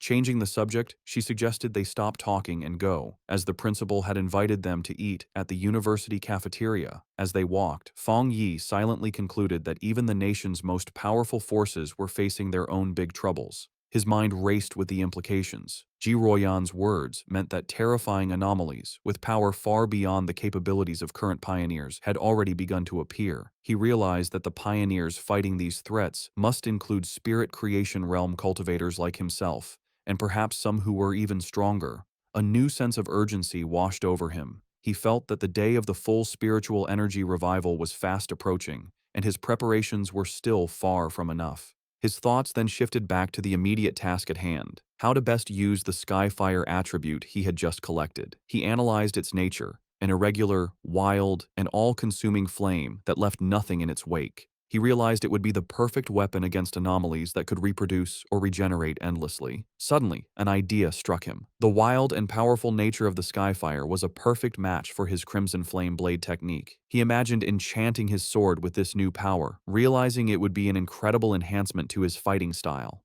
To test his new powers, Fang Yi heads to the back mountain, a place he often uses for training. When he arrives, he is surprised to find the path blocked by a large sign warning that the mountain is dangerous and entry is forbidden. He wonders who could have done this. He knows there haven't been any monsters in the area, and he doubts the military would have found his training spot so quickly. He concludes that the only group that would know his habits and do him such a favor would be the Spiritual Energy Cultivation Association. He realizes the association has gifted him this place as a private training ground, a way to win his favor. With a smile, he decides to accept their gesture. However, his thoughts are interrupted when his sharp senses detect an unwanted presence. He realizes an intruder has managed to sneak onto the mountain. Fang Yi senses a familiar aura, similar to the one he felt at the factory, though not as strong. Hidden among the trees, a monstrous, monkey-like creature with glowing red eyes watches him. Fang Yi notices the beast seems smart, as it hesitates and checks his strength instead of attacking blindly. With his sword already glowing with energy, he decides it's the perfect time for a show of power. A system window appears before him, asking if he wants to put the newly acquired Skyfire attribute into his Tang sword. The system describes Skyfire as a powerful light attribute, perfect for destroying evil. With a fiery determination in his eyes, Fang Yi accepts. Immediately, his sword erupts in a column of endless, crackling flames. With an excited smirk, he looks forward to combining the endless power of Skyfire with his Crimson Flame blade technique. He decides the mutant creature will be his first test subject. Fang Yi unleashes a massive firestorm on the monster. The creature is taken by surprise, its eyes widening in terror before it is completely covered by the storm of flames, screeching in pain. Standing in the middle of the flames he created, Fang Yi checks his new ability. He realizes the energy of his attack is now double, or even triple, what it was before, and most importantly, the flames do not harm him. He touches the blade of his sword, still covered in fire, and notes that it feels cool.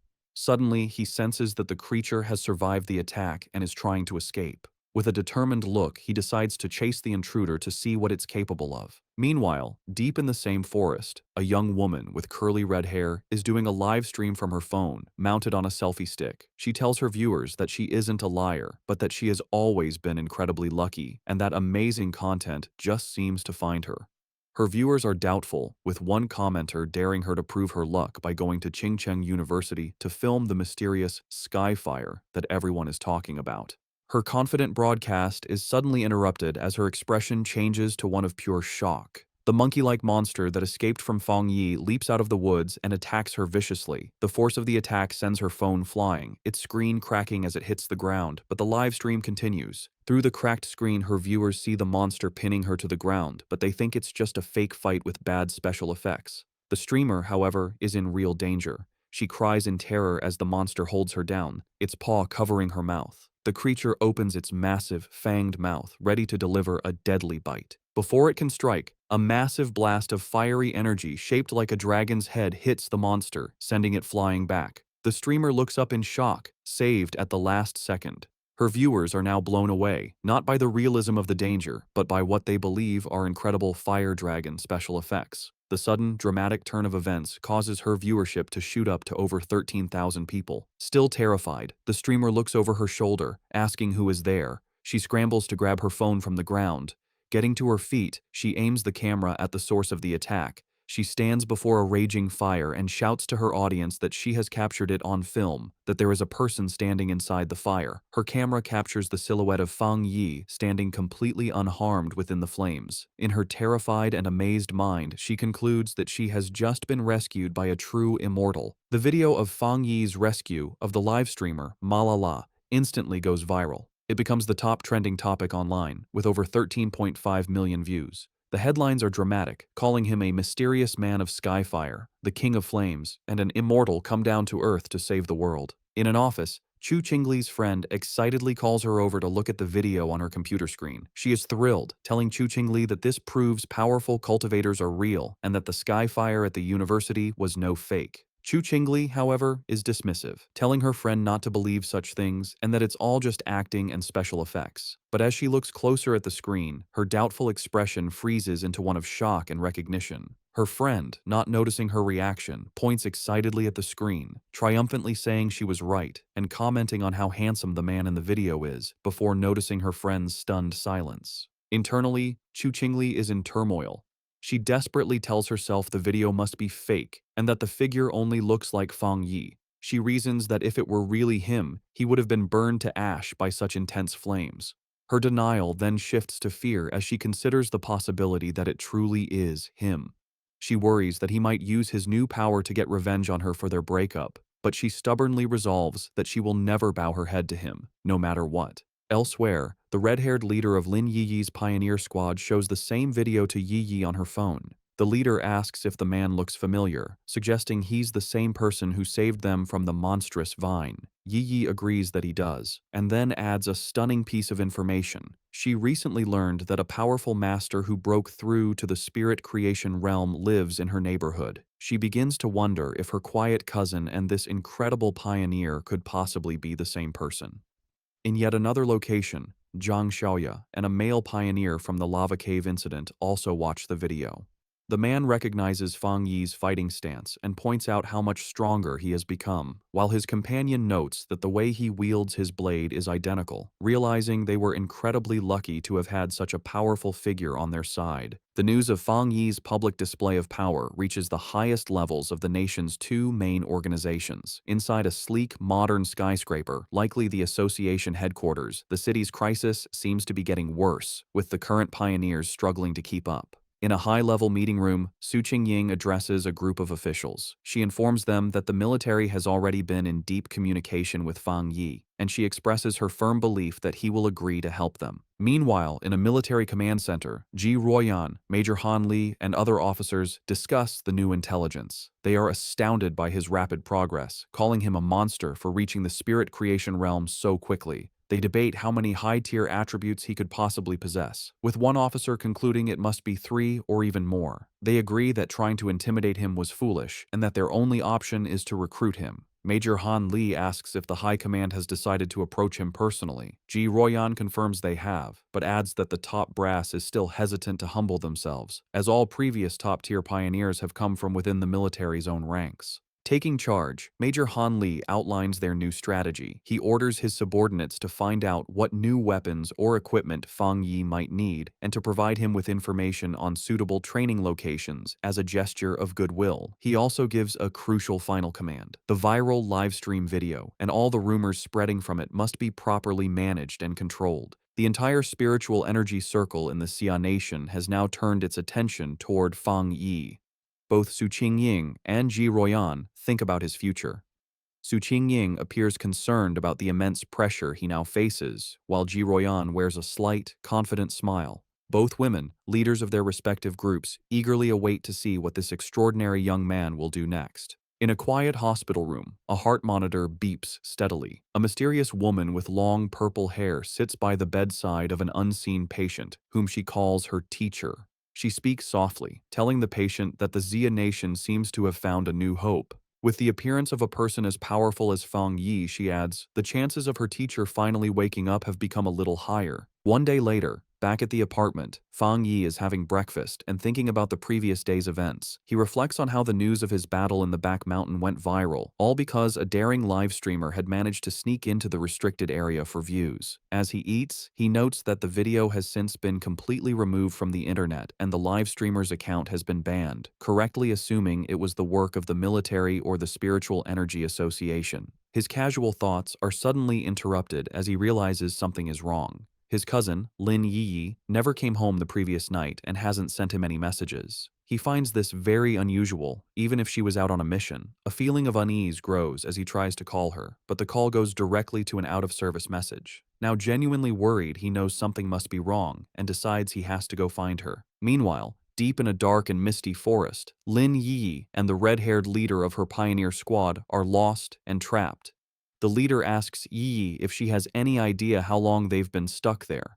Yi estimates it's been about 10 hours, but she can no longer keep track. The red-haired leader, looking exhausted and bruised, apologizes greatly, blaming herself for dragging Yi into this mess. She admits she thought they were just investigating a strange phenomenon. As she speaks, she clutches her side in pain. Yi tells her to stop apologizing, insisting that it was her own lack of strength that was the problem. She urges her leader to stay alert and save what little energy they have left. As she tries to stay strong, her thoughts drift to the overwhelmingly powerful master she witnessed, wishing she had even a fraction of his power to save them. Their desperate conversation is cut short as a massive, shadowy monster with glowing red eyes and a menacing, spiky form appears in the fog directly behind them. The shadowy monster lunges from the fog, its claws aimed at the red-haired leader. Reacting with incredible speed, Lin Yi shoves her companion out of the way, shouting a warning. She then unleashes a blast of bright blue spiritual energy from her hand, creating a sharp blade of light that cleanly cuts off the attacking creature's head. As they get to their feet, more of these shadowy, zombie-like figures come out of the fog. Yi realizes with horror that these must be the reanimated bodies of other people who were trapped and died in this place. After defeating one of the creatures, which dissolves into a puddle of black mist, Yi explains that the main monster is just playing with them, turning its victims into these strange puppets. The red-haired leader adds that their attacks have no real effect on the mist itself, and their spiritual energy is being drained quickly, all while the real enemy stays hidden. They soon realize they are trapped in some kind of illusion created by the monster, a swirling gray space where the creature seems unbeatable. It is a waiting game. The monster is just letting them get tired. A bead of sweat rolls down the leader's face as the seriousness of their hopeless situation sinks in. Suddenly, the sky above them tears open to reveal a single, massive, blood-red eye staring down at them. The leader screams Yi's name in terror. The eye is a gross, pulsating ball of flesh that begins to bubble and multiply, splitting into numerous smaller, slimy eyeballs. Angry and desperate, the red-haired leader lashes out, furiously chopping at the flying eyeballs and destroying several of them in a frenzy. Yi, however, senses a change in the creature's energy and warns her leader not to be careless, realizing that their enemy is finally losing its patience. The main eye then unleashes a powerful, concentrated blast of red energy. Yi manages to put up a crystal barrier just in time, but the force of the impact is huge. The barrier shatters, and Yi finds herself alone, surrounded by dozens of the glowing red eyes in the heavy darkness. She feels her hope fade, wondering if this is how she is going to die. Trapped in the monster's dark domain, Lin Yi is slowly being eaten by shadowy tendrils. She can no longer hear her leader's voice and realizes they have both been swallowed by the darkness. A wave of regret washes over her as she apologizes to herself for being overconfident, admitting she was wrong to think they could handle such a dangerous mission alone. As she accepts her fate, her mind wanders to the future she will never see, wondering what the world will be like after the full spiritual energy revival. With a final thought of despair, she laments that she will never see the magnificent era to come as she reaches out a hand, sinking into the abyss of glowing red eyes. Tears stream down her face as she closes her eyes, ready for the end. Just as all hope seems lost, a massive explosion of brilliant blue light erupts, tearing the darkness apart. A figure bursts through the shadows, radiating an immense aura of crackling blue energy. It is Fang Yi, his eyes glowing with power. He remarks to himself that he almost didn't make it in time. Yi stares in utter shock and disbelief, tears still fresh on her cheeks, as she recognizes her rescuer and gasps his name, identifying him as her cousin. With a powerful blast of divine thunder, Fang Yi completely shatters the monster's shadowy domain. He lands gracefully in the now clear forest, his hand still sparking with leftover electricity. He has saved both his cousin and her unconscious leader. Yi Yi can only stare, her world turned upside down by the stunning revelation that her seemingly ordinary and lazy cousin is, in fact, an incredibly powerful pioneer. The battle is not over yet. The true form of the anomaly, a grotesque, multi-eyed, fleshy orb, appears from the shadows behind Fang Yi. Yi Yi snaps out of her shock and desperately shouts a warning, telling him that the creature's main body is behind him. Fang Yi, however, is not worried. His hand ignites with the golden-red energy of Skyfire as a confident smirk spreads across his face. He sees this as the perfect opportunity to test the effect of his new power on a dark attribute creature. He leaps into action, unleashing his Crimson Flame Blade technique. The attack, now strengthened by the inextinguishable power of Skyfire, completely engulfs the monster in a raging fire. The creature lets out a final, agonizing shriek as it is burned by the divine flames. In the aftermath, the red-haired leader slowly regains consciousness. She finds herself and Yi Yi sitting safely on the ground, surrounded by a protective circle of fire. Confused and terrified, she asks Yi Yi if they have died and been dragged to hell along with the monster. Yi Yi, now much calmer, reassures her leader, telling her to look closely and that they are still alive. Still trying to process what has happened, the leader repeats Yi Yi's words in disbelief before asking who saved them. Fang Yi casually walks towards his cousin and her leader, a small smile on his face as the protective flames die down. He tells them the problem is solved and, noticing the time, remarks that they must not have had breakfast yet. The red-haired leader stares at him, her eyes widening in sudden, dawning recognition. She springs to her feet, her expression one of pure excitement and awe. She points at Fang Yi, confirming that he is the one who saved them before in Yanghuo Town from the monstrous death vine. Fang Yi looks slightly surprised, thinking to himself that he was recognized so easily. Lin Yi Yi is completely stunned by this new revelation. She asks her leader if she's saying that the powerful fire attribute master who saved them from the vine was also her cousin. The leader turns to Yi Yi, equally shocked by the connection, and asks how this supermaster could possibly be her cousin, reminding Yi Yi that she had described him as a completely ordinary person. Fang Yi can only scratch the back of his head with an awkward smile. The leader, still buzzing with excitement, grabs Yi Yi's shoulders. She reminds her that this is the same savior who defeated the Desolation Vine with a single, incredible slash. Yi Yi's mind races, trying to connect the dots. She realizes her cousin is indeed the high-level fire user, but she is still confused, as she just witnessed him use an incredibly pure and powerful thunder attribute to destroy the monster's dark mist. Her thoughts spiral as she fully grasps the implications. The immense power of both his fire and thunder abilities means he is a super genius with dual high-grade attributes. Then, another, even more shocking realization hits her as she remembers the immense spiritual disturbance in her neighborhood, the one that signaled a breakthrough to the legendary spirit creation realm. She wonders if that incredible display of power was also her cousin's doing. Tired of the confusion, Fang Yi cuts in and confirms that yes, it was all him. He then changes the subject, asking them about the dark attribute anomaly. He says that they should have known this type of creature was not to be taken lightly, and asks why only the two of them came, and where the rest of their teammates were.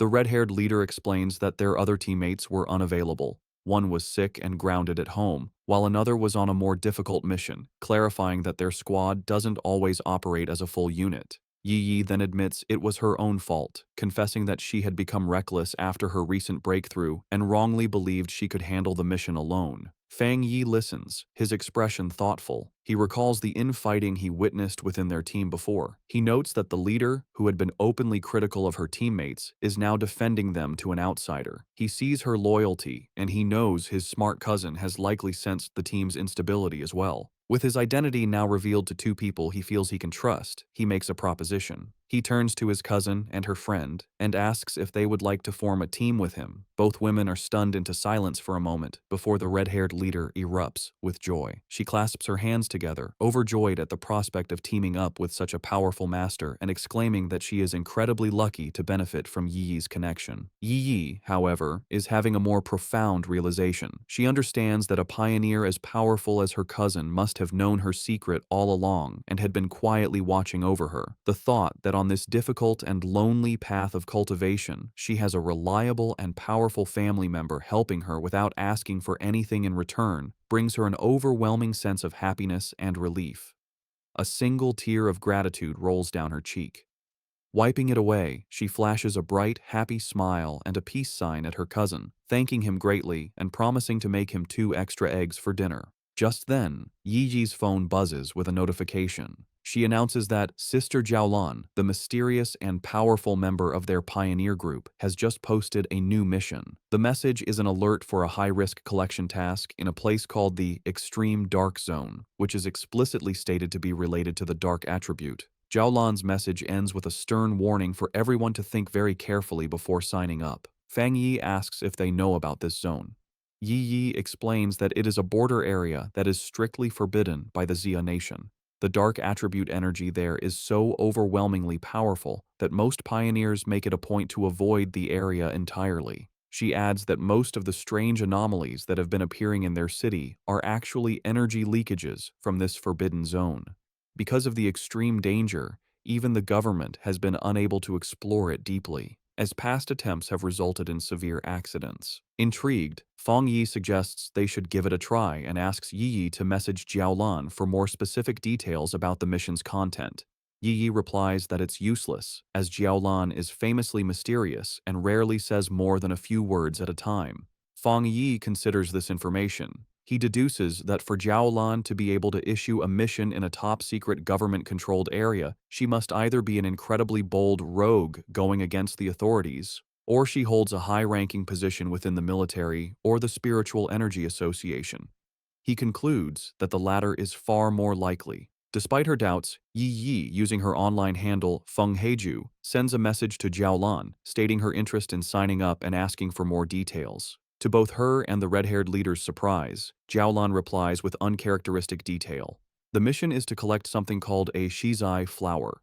She warns that while the rewards for this mission are much higher than usual, all the dangers within the extreme dark zone are related to the dark attribute, and the risk level is far greater than anything they have encountered before. She explicitly advises all pioneers to form teams before attempting the mission. The 2 women are stunned by how thorough her response is, as it's completely out of character for her. A moment later, another, even more direct message from Jiaolan arrives. She warns that the mission could involve an S-level anomaly and that the death rate is extremely high, urging them to reconsider. Then, she adds a final, thinly veiled piece of advice. If you have a strong and reliable pioneer to team up with, it's not too late to sign up. Elsewhere, the mysterious purple-haired woman from the hospital, who is revealed to be Jiaolan, walks down a corridor flanked by guards. She looks at her phone and thinks to herself that she's done all she can. It is now up to that person to decide if they are willing to accept the challenge. Back in the park, Fang Yi smirks, having completely understood the subtext.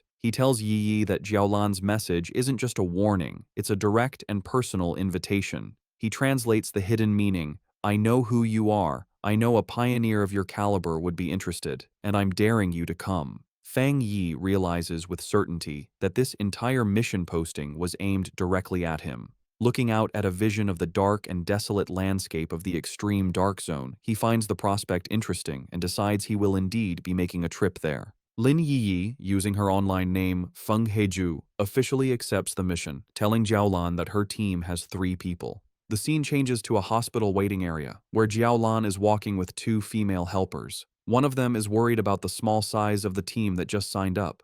Jiaolan, however, is calm and confident. She says that if he is a pioneer that the Xia nation can truly trust, he will come. The helper asks more, worrying about what will happen to the other pioneers if he doesn't show up. Jiaolan simply replies that if he doesn't come, then it means their fates were not meant to be. As they walk, a smirk appears on Jiaolan's lips. She asks her helpers if they really believe the purpose of a mission to collect the shizai flower is to send powerful pioneers to their deaths. She explains that the true goal of this incredibly dangerous task is the exact opposite of what it seems. A vision reveals what the flower is. It blooms from a dark, evil pool, fed by the bodies and souls of fallen pioneers. Jiaolan says that getting this flower is a necessary step to strengthen the nation, as it is the only way to save even more pioneers in the long run. The reason for this mission, she explains, is to protect both the future main strength of the Xia nation, represented by the new generation of pioneers like Fang Yi and his team, who are shown traveling to the mission on a subway, and to revive the top-tier fighting force that has already died in battle. They arrive at the hospital room of her teacher, the comatose elderly man. Holding his hand, she repeats their goal. They must get more shizai flowers at any cost. She reveals his identity and the great importance of their mission. Her teacher is the only pioneer in the entire Xia nation to have reached the legendary Jinggang realm, and the shizai flower is the only thing that can wake him from his coma. Jiaolan explains the huge strategic value of such a person. After the full spiritual revival, a Jinggang realm powerhouse is like a modern-day nuclear weapon, making him the nation's greatest asset in talks with other countries. From her point of view, sacrificing a few pioneers or even entire squads is a worthy price to pay for his return. Her helper, however, gets concerned for Jiaolan's own well-being, telling her that while the mission is important, her health is too. The comment causes a dark reaction. Jiaolan's face darkens as she repeats the words, "My health is important." She suddenly explodes with rage and sadness, shouting that her life is indeed important, but only because it was a gift, paid for by the lives of her fallen comrades who died to save her. She clutches her head, hit with a sudden intense pain, a physical sign of her trauma. After a moment, she calms down and apologizes for her outburst. One of her helpers asks if her headache is acting up again. Jiaolan dismisses their concern, saying it's not yet time for her medicine. A vision of her former happy team flashes in her mind, and she looks away with a sad, tired expression, murmuring that it's all in the past. The story flashes back to a traumatic memory from Jiaolan's past. In a dark, empty landscape, a voice screams for the sword-wielding squad to leave immediately. A younger Jiaolan kneels among the bodies of her fallen comrades as her dying captain tells her the mission to get the Shizai flower is now in her hands. As she trembles in despair, thinking of her teacher and her country, she realizes the extreme dark zone is a truly unforgiving place. She screams in protest, refusing to leave her captain. In his final moments, the captain places his hand on hers, transferring his spiritual energy to her. He tells her he hopes their powers will be of use to her and pleads with her to make it back alive. Back in the present, Jiaolan stands in the hospital, thinking about that tragic day. She reveals the bitter irony of her team's sacrifice. They gave her their power, but they didn't know that a shizai flower is useless if it is touched by blood or not picked perfectly whole, meaning their mission failed even as they saved her life. Later, after a long journey, Fang Yi's new team arrives at the empty outskirts of the extreme dark zone. The red-haired leader complains about the long walk. She asks why they don't just fly, given their power. Yi explains that even for pioneers, flying for a long time is not possible until one's spiritual energy is overwhelmingly large. Fang Yi remains silent, his glowing red eyes focused on their destination. They finally arrive at a massive, heavily guarded checkpoint that marks the entrance to the zone. Beyond rows of tank traps and fencing, they see a shimmering blue energy barrier. Fang Yi confirms that this must be the extreme dark zone. Even from a distance and through the multiple barriers, he can feel the deeply unpleasant aura of the dark attribute coming through. Yi and her leader are clearly disturbed by the heavy energy, with the leader saying that it's 1,000 times more terrifying than the monster they fought before. Fang Yi simply tells them to stay calm. He then points out that they are not the only ones who have answered the call. A large, diverse crowd of other pioneers has already gathered at the checkpoint, waiting for the mission to begin. Yi guesses that the pioneers are not just here for the big reward. She explains that the dark attribute is known to be very difficult to deal with, ruthless, and naturally hostile to humans. However, with the increasing number of violent dark attribute monsters appearing in the cities, pioneers have realized they can no longer afford to ignore the source of the problem. Many have come here to face the threat directly and find a way to fight back. The red-haired leader agrees with her logic, and Fang Yi looks on with a slight smile, impressed by his cousin's sharp mind. The scene shows the various wild pioneers, each with unique gear and styles, all waiting for the gates to open. As they wait, Fang Yi explains his reason for taking on such a dangerous mission. He says that he has already faced dark attribute monsters twice before. The first was the mutated rabbit, which was more like some kind of gross, rat-like beast. The second was the serpent and its rat-like partner, Candle Knight, a smart pair that worked together to lure and trap pioneers, a mission that nearly wiped out an entire squad from the Spiritual Energy Association. He explains that the most important detail, as his cousin Yiji correctly pointed out, is that these creatures seem to be cleverly and purposely bypassing the military defenses at the city's borders. He suspects they are using some unknown method to get into urban areas, and these incidents have happened so often that they can no longer be ignored. The situation has become so bad that if they don't face the source, the cities will eventually be overrun. Therefore, he concludes, they have no choice but to go to the extreme dark zone. At the checkpoint, a military officer watches as Su Qingying briefs a group of pioneers before the energy barrier. She stands with a grim and serious expression, ready for the dangerous mission ahead. Her focus is broken when she spots a familiar group approaching. She is completely shocked to see Fang Yi walking up with Lin Yi and the red-haired leader. Her green-haired subordinate, Zhang Xiaoya, is equally surprised and calls out to her, but Su Qingying is frozen, covering her mouth in a panic. She silently prays that the great master won't notice her in the crowd, but her hopes are crushed when Fang Yi looks directly at her, a questioning look on his face as he calls out her name, identifying her as Captain Su. Resigned, Su Jingying walks over with her cloaked squad members, having already received military information about Fang Yi's team. The red-haired leader, always mischievous, sizes up the beautiful silver-haired girl and asks Fang Yi if this is Yi Yi's sister-in-law, a teasing term for a potential girlfriend. The suggestion sends both Yi Yi and Su Qingying into a panic. Su Qingying blushes and waves her arms, exclaiming what a huge misunderstanding it is. Fang Yi calmly clarifies that she is not, explaining that she is Captain Su from the Spiritual Energy Association who helps him out with miscellaneous tasks. This explanation, however, only seems to make Su Qingying more flustered, as she finds the description even more annoying than the romantic idea. Their conversation is interrupted by a loud, arrogant voice. An imposing older man in heavy red armor with two other armored pioneers steps forward and calls them a bunch of shameless brats.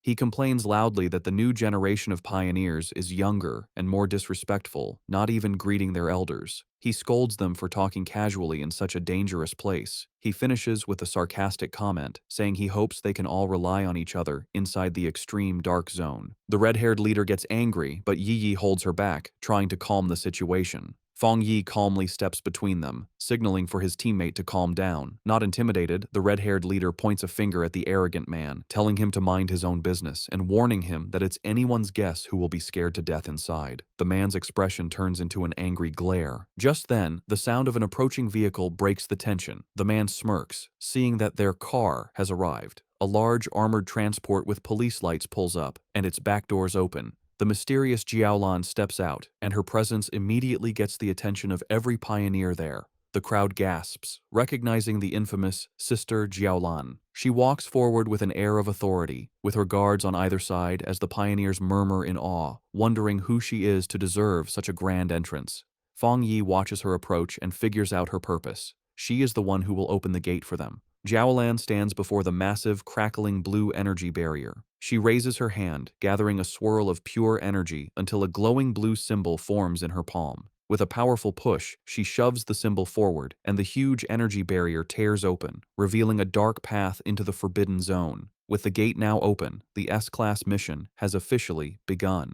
With the huge energy barrier torn open, Jiaolan stood before the dark portal, with red and black energy whipping around her. She announced that the pioneers could now enter but gave them one last, important warning. The Shizai flowers they were sent to get had to be perfectly whole and must not be touched by human blood. She said that if the flowers didn't meet these rules, there would be no reward, and with that, she told them to start. The large group of pioneers began to walk into the scary portal. As they walked, a member of the arrogant pioneers group grumbled to his leader, complaining that Jiaolan was sending them to their deaths without going in herself. The arrogant pioneer's teammate told him to be quiet, reminding him that if they died, the government would pay a lot of money to their families. As Fang Yi's group watched the others enter, Su Qingying analyzed the strength of the various teams for him. She identified the arrogant pioneer as a one-star spirit creation realm cultivator, the same level as Fang Yi. She also noted that there were several other powerful people who were hiding their auras, making them hard to judge, while the rest were solid pioneers at the 1-star or 3-star Ghost Axe realm. She concluded that the teams were all about equal in strength. Fang Yi was surprised to hear that the arrogant man was also at the spirit creation realm, as he hadn't sensed a high level of spiritual energy from him. He thought to himself that the mission must be very difficult to have attracted so many elite teams. Back outside, one of Jiaolan's helpers gave her a final report from a tablet. She confirmed that a total of 37-star Ghost Axe Pioneers, 7 one-star Ghost Axe Pioneers, and 3 one-star Spirit Creation Pioneers had entered.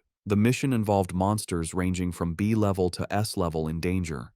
Jialan calmly told her helper to get the monitoring equipment ready, assuring her that she was prepared. Inside the portal, the pioneers found themselves in a deserted, dark, and misty place filled with dead trees. As Fang Yi's group stepped into the extreme dark zone, they were immediately surrounded by shadowy black tendrils of energy. Fang Yi warned everyone to stay close, explaining that the overwhelming dark attribute in the area would block their vision and that they could easily get separated and lost. His warning was followed by the red-haired leader suddenly kneeling over, feeling sick. She apologized, saying she couldn't stop herself from throwing up. Su Qingying calmly went to her side and told her it was a normal reaction. She explained that the terrible smell was a mix of rotting bodies and brain fluid, a scent that most people couldn't handle. She then pointed to another group of pioneers in the distance who were also on the ground, vomiting from the bad air, showing that even those of similar strength were affected. Su Qingying continued to explain that the dark attribute was a natural counter to pioneers, acting as a form of pollution that weakened them. She also warned that the monsters in this zone were extremely active. Fang Yi listened closely as she explained the known threats. She explained the official monster classifications. B-level monsters were a threat to pioneers of the same level. A-level monsters were powerful enough to attract spirit creation realm cultivators, like the extreme dark zone itself. And S-level monsters were disaster-class threats, powerful enough to challenge even those at the legendary Jingong realm. However, she added a final grim warning. The dark attribute in this zone acted as a power-up for the creatures. A monster that would normally be a B-level threat would be at least an A-level threat inside this zone. The red-haired leader expressed her surprise at this new information. Lin Yiyi, worried, asked Su Qingying if she and her team were unaffected by the pollution. Su Qingying chuckled, explaining that she was not affected because she and her team were used to dealing with similar monsters and were not bothered by the smell. She also revealed that she had recently broken through to the 3-star Ghost Axe realm and was working hard to evolve her water attribute into an ice attribute. Lin Yi then spoke up, addressing Su Qingying. She noted that since they were both at the same level, she wondered if she also felt her spiritual energy being heavily suppressed, even more so than during her previous missions. Su Qingying confirmed her suspicion, adding a grim warning that many high-level masters, including one-star spirit creation military elites, had died in this zone, so they needed to be extremely careful. As they went deeper into the deserted landscape, Su Qingying took the lead. She saw that they could no longer see the group ahead of them and urged her team to move a little faster. She then gave an important instruction. They should all speak less to save their physical strength and concentrate their spiritual energy to prevent the heavy dark mist from taking advantage of any weakness. As he walked, Fang Yi thought about his own condition. He was surprised that he didn't feel the same severe discomfort as the others. He concluded that it was likely because his enhanced yang and thunder attributes naturally pushed back the dark attribute, or perhaps his spiritual power had simply become stronger after his breakthrough to the spirit creation realm. Elsewhere in the zone, the arrogant pioneer and his team were in a fierce battle. With a powerful slash of his glowing green sword, the leader easily cut off the head of a monstrous beast. He laughed arrogantly, mocking the zone's dangers. His teammates cheered him on as he declared that they would be the ones to get the Shizai flower, vowing to show the younger generation what true strength looked like. Back with Fang Yi's group, Lin Yiyi was still struggling with nausea, making small gagging sounds. Fang Yi noticed her distress and thought to himself that despite her power, she was still just a child. He gently placed a hand on her back, sending a comforting wave of spiritual energy through her. The effect was immediate. Lin Yi felt the nausea and the chilling cold vanish, replaced by a comforting warmth like the winter sun. She marveled at the incredible power of the spirit creation realm. She commented on the comforting warmth of what she believed to be a rare, high-grade fire attribute. She thought about how her own wood attribute slowly absorbs energy and how Su Qingying had mentioned her own water attribute turning into the rare ice attribute. Fang Yi corrected her, clarifying that it wasn't a fire attribute, but the yang attribute. He apologized for not explaining it to her before, and casually revealed that he was the one responsible for both the incident at the North Gate and the fire on the playground at Qingcheng University. The red-haired leader was shocked by this confession. She asked in disbelief if he was admitting to having 3 different high-grade attributes. Fang Yi explained that the 2 fire-related events were not the same, noting there were small but important differences between the Yang and Skyfire attributes. Inwardly, Fang Yi thought about his 4th power, the Desolation attribute. He decided to keep it a secret, believing it was always wise to have a hidden advantage. Outwardly, he gave a vague confirmation to his team's amazed questions. The red-haired leader, shivering from the heavy cold, nervously approached Fang Yi. She explained that she had not yet reached the 3-star Ghost Axe realm and couldn't sense attributes very well, but she knew his Yang attribute could help her.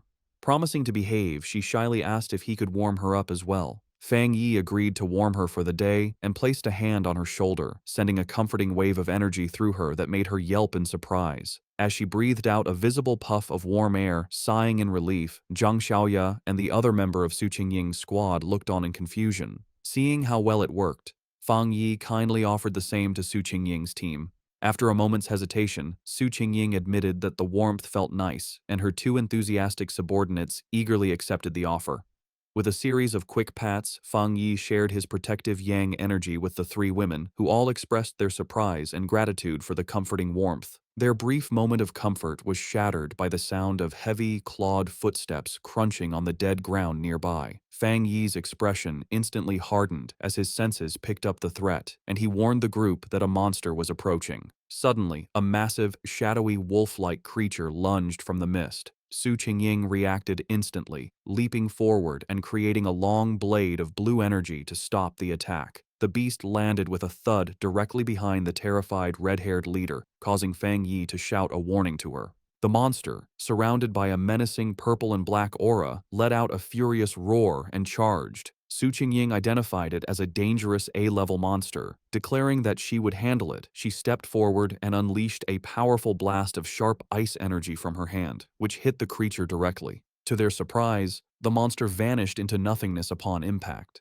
Su Qingying stood ready, an ice crystal forming in her hand, as Lin Yi wondered aloud if it had disappeared. However, Fang Yi saw the truth behind the attack. His sharp eyes pierced through the mist, revealing that the monster had been a distraction. The real threat was a massive horde of zombie-like figures with glowing red eyes, walking silently toward them. He shouted a desperate warning for everyone to watch their feet, but it was too late. The ground beneath them erupted in a mass of shadowy hands and tendrils, trapping the entire group as the zombie horde closed in from all sides. Surrounded by the grabbing zombie horde, Fang Yi calmly told his companions to get back as he drew his sword. His eyes lit up with a brilliant, fiery light, and he unleashed a massive, explosive wave of pure fire. The entire horde was instantly burned by the inferno, their shadowy forms dissolving into the flames as they shrieked in pain. Standing among the dying embers, Fang Yi casually twirled his sword, announcing that they were safe for the moment. He explained that despite the illusion of a large crowd, there had only been 2 monsters controlling the puppets.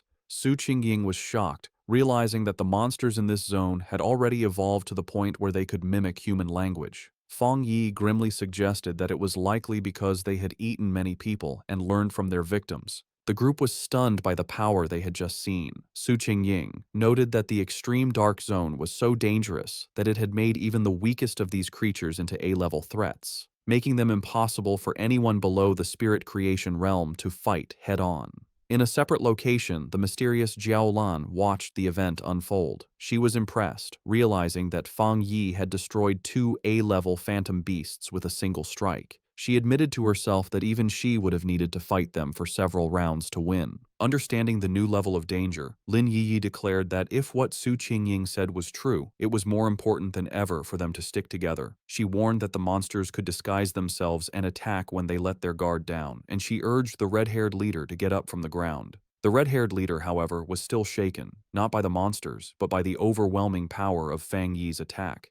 She complained about the terrifyingly heavy aura, which she found more suffocating than the zombies, feeling that even a slight touch from his flames would have killed her. Suddenly, a deep rumbling sound echoed through the deserted landscape. Lin Yi asked if the others could hear what sounded like ocean waves. The ground began to shake violently, causing the entire group to stumble and lose their balance. In the distance, they saw other pioneer teams fleeing in absolute terror. One man desperately shouted at his comrade to stop fighting and run, screaming that the approaching threat was pure evil and that they were seeing ghosts. Fang Yi, Su Qingying, and Lin Yi watched with grim expressions as the chaos unfolded. Before them, a massive, swirling vortex of pure dark energy, filled with countless monstrous forms and glowing red eyes, swept across the landscape, consuming everything in its path. The arrogant pioneer and his team were caught in the middle of the disaster, which was identified as the legendary Dark Tide. As the terrifying Dark Tide swept across the land, eating pioneers who screamed for help, the arrogant pioneer scoffed.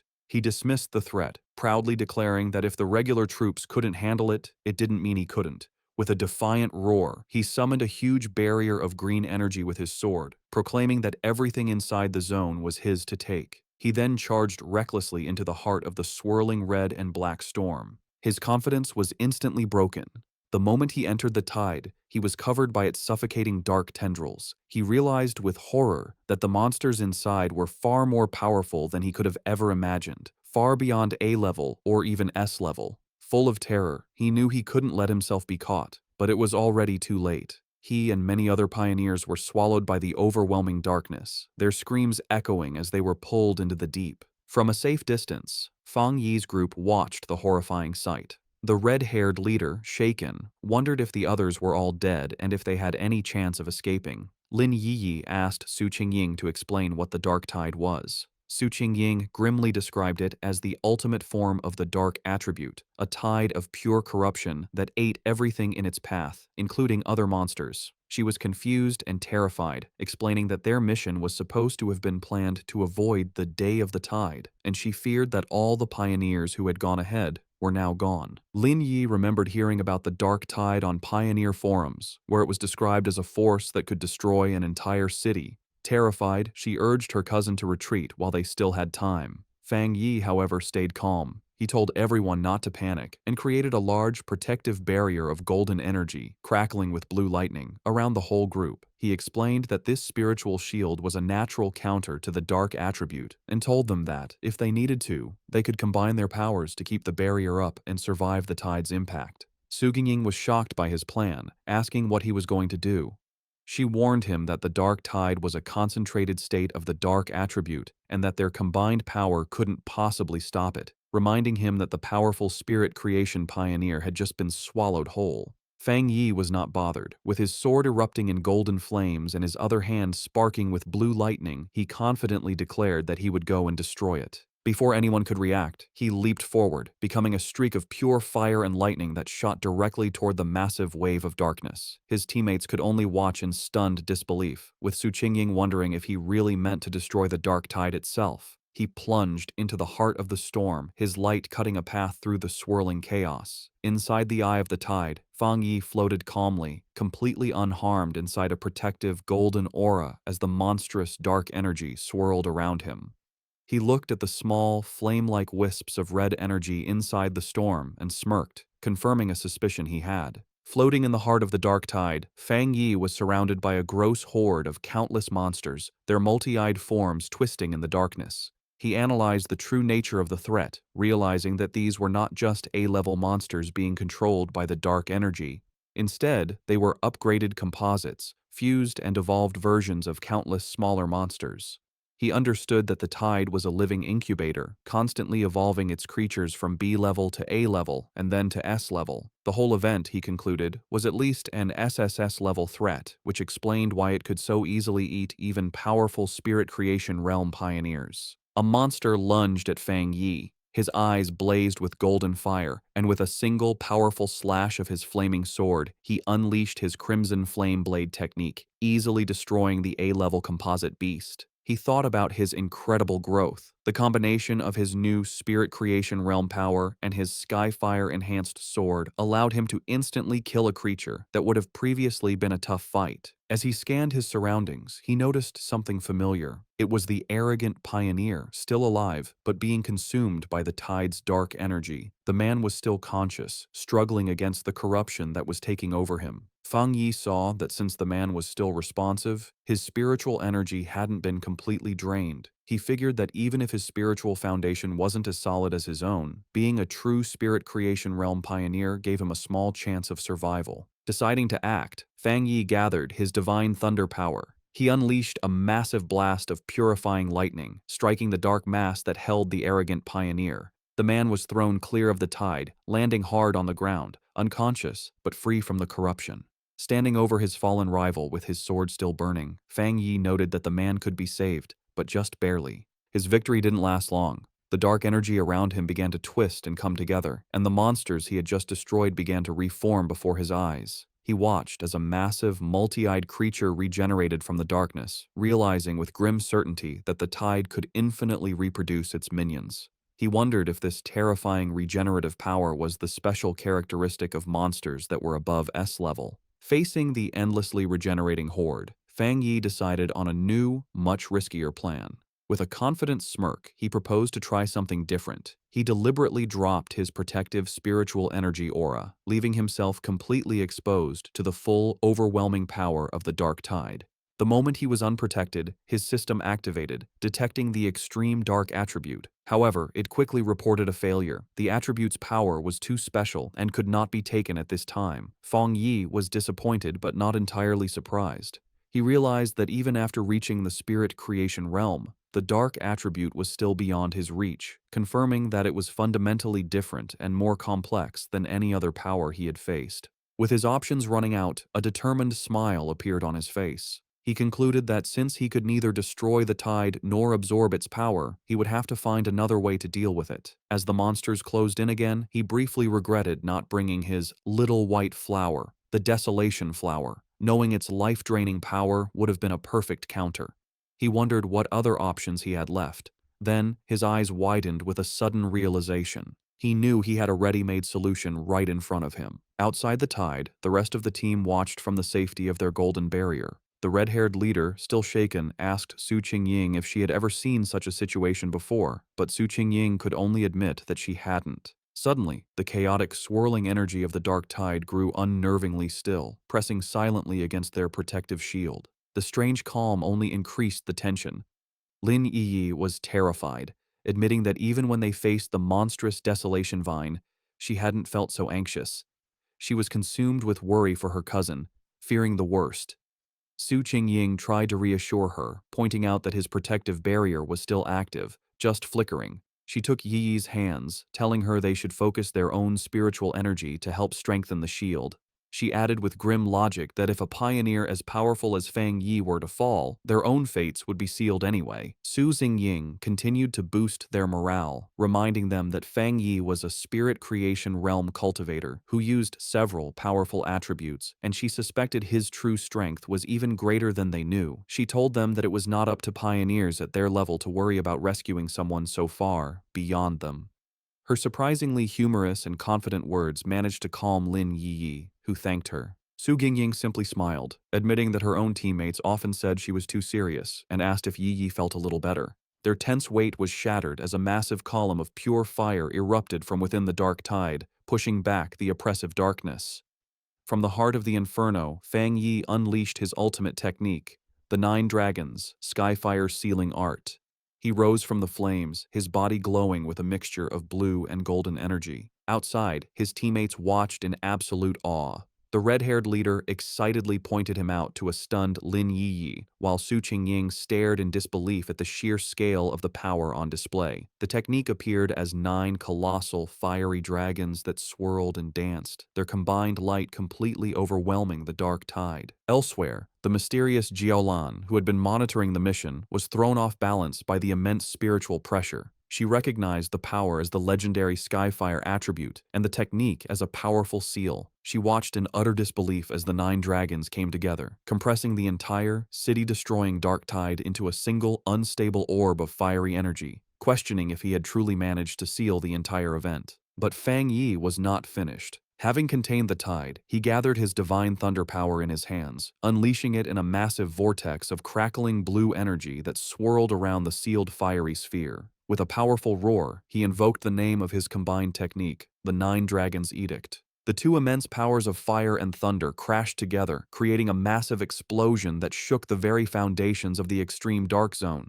With a final, decisive command to seal, Fang Yi brought his hands together, forcing the chaotic energy to collapse in on itself. The vortex of fire and lightning compressed into a smaller, more stable sphere, finally settling into a small, brightly glowing orb of perfectly contained, pulsating power. After Fang Yi's incredible display of power, the arrogant pioneer lies unconscious on the ground. Fang Yi thinks that, for now, they are safe, and that he has unexpectedly rescued someone, wondering what he should do with him. Lin Yi runs to her cousin, very relieved that he is okay. Su Qingying, standing by the fallen pioneer, offers to have her team take care of the unconscious man. Later, Su Qingying approaches Fang Yi, asking why he does not seem happy after successfully sealing such a high-level dark attribute. In her mind, however, she is completely amazed, thinking that he truly kept his word to destroy the dark tide and that he is a truly incredible person. Fang Yi explains to the group that they must move quickly. He says that the seal he used is only temporary and that the overwhelming dark attribute energy in the area is still strong. They must hurry to find the Shizai flower before the seal wears off. Su Qingying understands and confirms that her team will take the man back to the association for treatment while her teammates carry the unconscious pioneer on their shoulders. The group stops at a cliff, looking out over the empty landscape.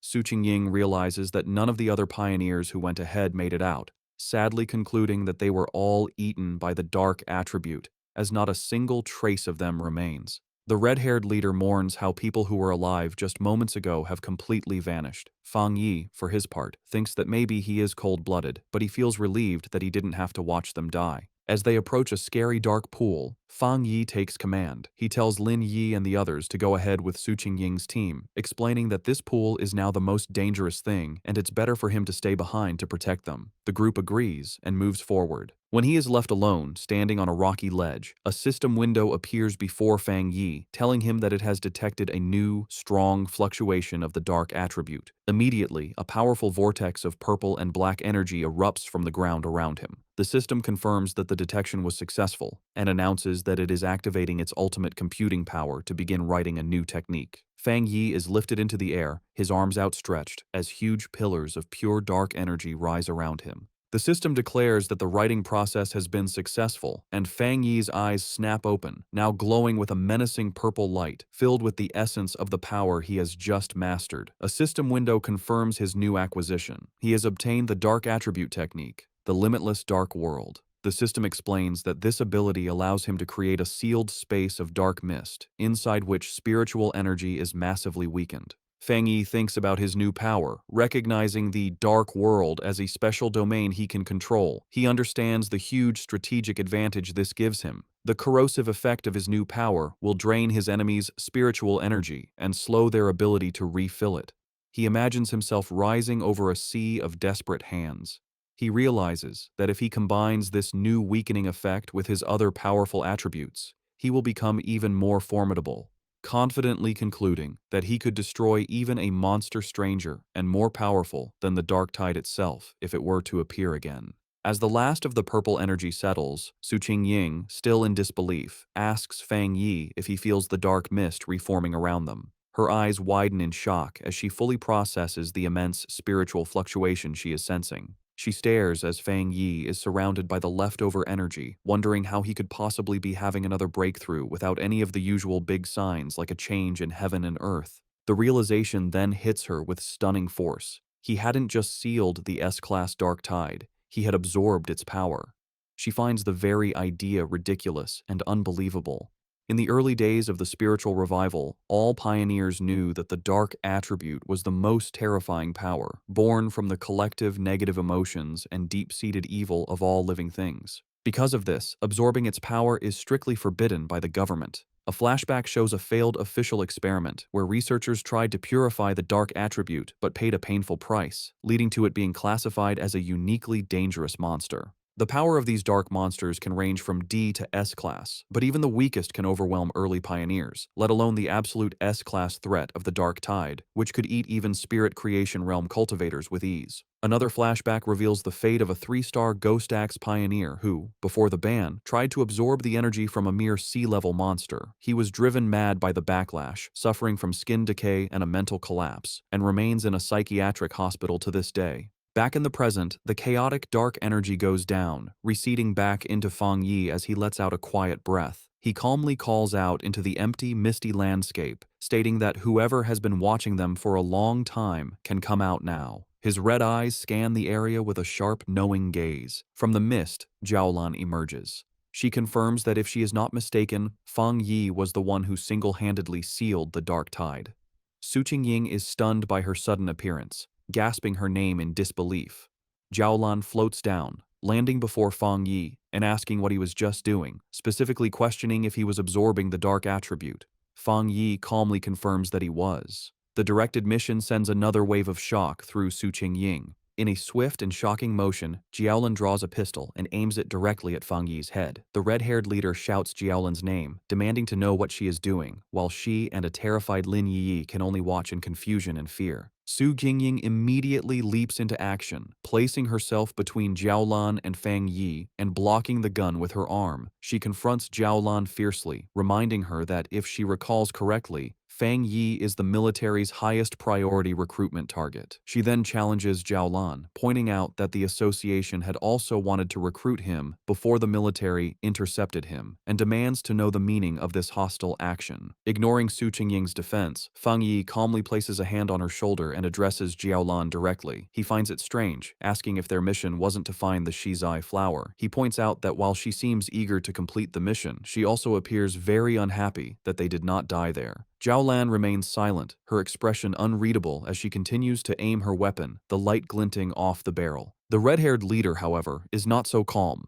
She erupts in anger, shouting at Jiaolan. She reminds her that their squad had always trusted her, and she furiously questions why Jiaolan didn't step in when they were facing the dark tide. She declares that without Fang Yi, they would have been doomed, pointing out that Yi is still just a child. She accuses Jiaolan of simply standing by and watching, only to now threaten the very person who saved them. Jiaolan suddenly lowers her weapon, a smirk playing on her lips. She dismisses the entire confrontation as a joke, remarking that Fang Yi seems to be very well liked by his teammates. She then congratulates him, announcing that he has passed the test. The sudden change leaves the red-haired leader and Su Qingying completely confused by her words. Fang Yi, however, understands immediately. He asks if her true purpose was to test him.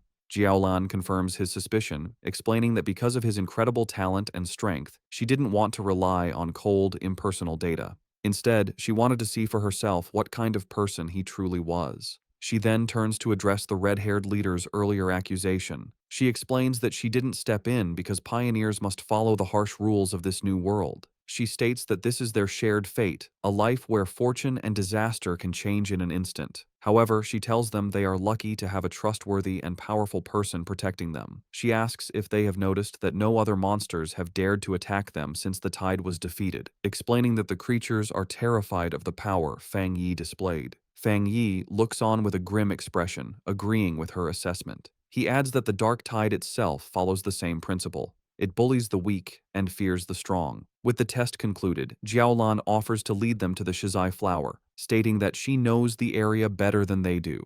As they follow, Su Qingying whispers to Fang Yi, expressing her feeling that something is mentally wrong with Jiaolan. She reveals a crucial piece of information. Jiaolan's own squad had previously encountered the dark tide, and she was the only survivor. Fang Yi processes this information, piecing together a clear picture of her psychology. He understands that her absolute obedience to her mission and the rules has made her cold and detached. He also deduces that the sacrifice of her teammates has left her with a form of post-traumatic, self-destructive tendency. Yet he realizes that another powerful belief keeps her going, and that witnessing him seal the dark tide had simply caused her to lose her composure for a moment. With a newfound understanding, Fang Yi shows a hint of a smile. He tells his teammates that they should all be considerate of this injured person. The red-haired leader asks if Jiaolan is injured. Fang Yi, observing her closely, confirms that she is. He explains to his team that her spiritual barrier is severely damaged, estimating that while she has the power of a 2-star spirit creation realm cultivator, her protective aura has dropped by at least 2 levels. A visual of her crumbling spiritual energy confirms his assessment, indicating she has suffered a significant internal injury. She even stumbles slightly as she walks, a clear sign of her weakened state. Noticing their concern, Jiaolun looks back and quietly thanks them, but dismisses the issue, stating that her injury is not a problem. Led by Jiaolun, the group travels through an empty, misty landscape filled with dead trees and the bones of fallen creatures, an area identified as the chaotic burial mounds. As they walk, Fang Yi's sharp senses pick up on something amiss, and he spots the skeletal remains of a fallen pioneer half buried in the ground. Finally, Jiaolan announces they have arrived at their destination. Before them, in a small clearing, a single, beautiful shizai flower glows with a soft, ethereal purple light. As Jiaolan begins to walk towards the flower, Fang Yi watches her, sensing that something is wrong. His suspicion is confirmed as vicious, shadowy monsters with glowing red eyes erupt from the ground, surrounding the flower as if to guard it. The sudden appearance of the monsters does not stop Jiaolun. Instead, her expression becomes one of intense and unnerving obsession. She reaches out a hand, whispering that she can finally see it again, her face shadowed as if she is in a trance. Fang Yi's expression becomes serious and urgent as he realizes the immediate danger, knowing she is not in her right mind. Reacting instantly, he summons a ball of golden red flame in his hand, shouting a command to awaken her spirit. He then hurls the fireball directly towards the entranced Jiaolan, intending to snap her out of her dangerous state. The fireball flies towards Jiaolan. Snapping out of her trance at the last second, she recognizes the attack as a very rare and powerful Yang attribute. With surprising speed, she knocks the blast away with her arm, and the impact sends out a shockwave. She and Fang Yi now stand facing each other in a tense silence, as golden energy crackles around his hand. Jiaolan, now fully awake, is shaken. The sight of the flower had brought back a bad memory, and the ghostly images of her fallen friends flash in her mind as she wonders if her preparations were still not enough. Seeing that she has returned to her senses, Lin Yi and Su Qingying rush to her side. Yi asks if she is all right, while Su Qingying wisely notes that Jiaolan is being badly affected by the dark attribute, and suggests it would be safer for them to all stick together. Ignoring them, Fang Yi steps forward confidently. He states that for the Shizai flower, it is enough if he goes alone, deciding to handle the situation himself.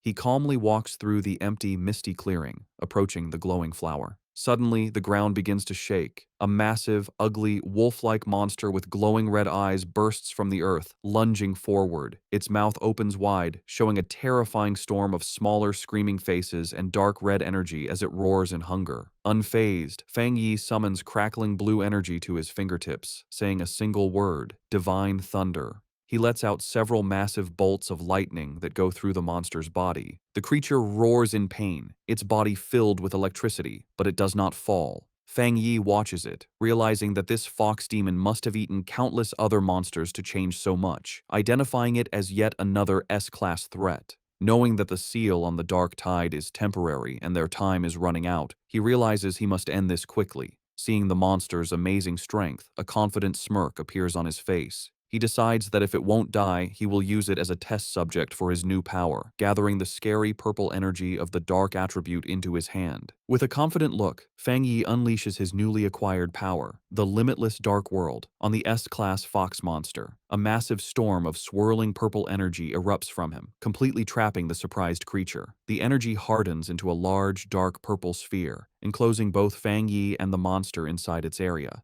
Inside this new reality, shadowy purple tendrils whip out from all directions, wrapping tightly around the S-class beast.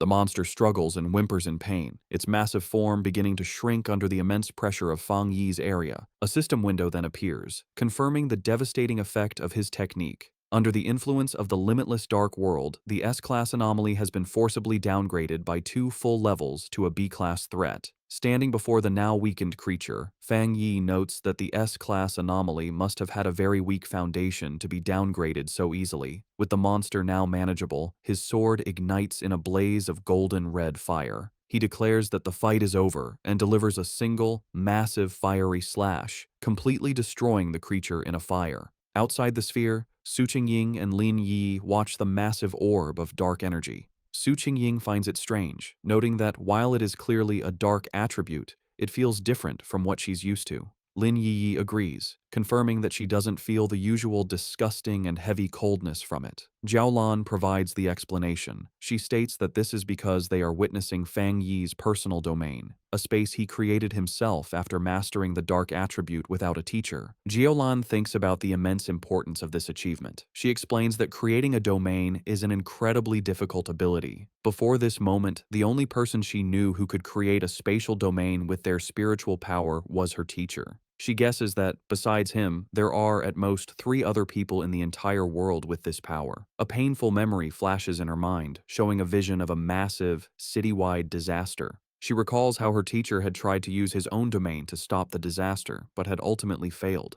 Their thoughts are interrupted as the purple sphere disappears, revealing Fang Yi standing alone in the clearing.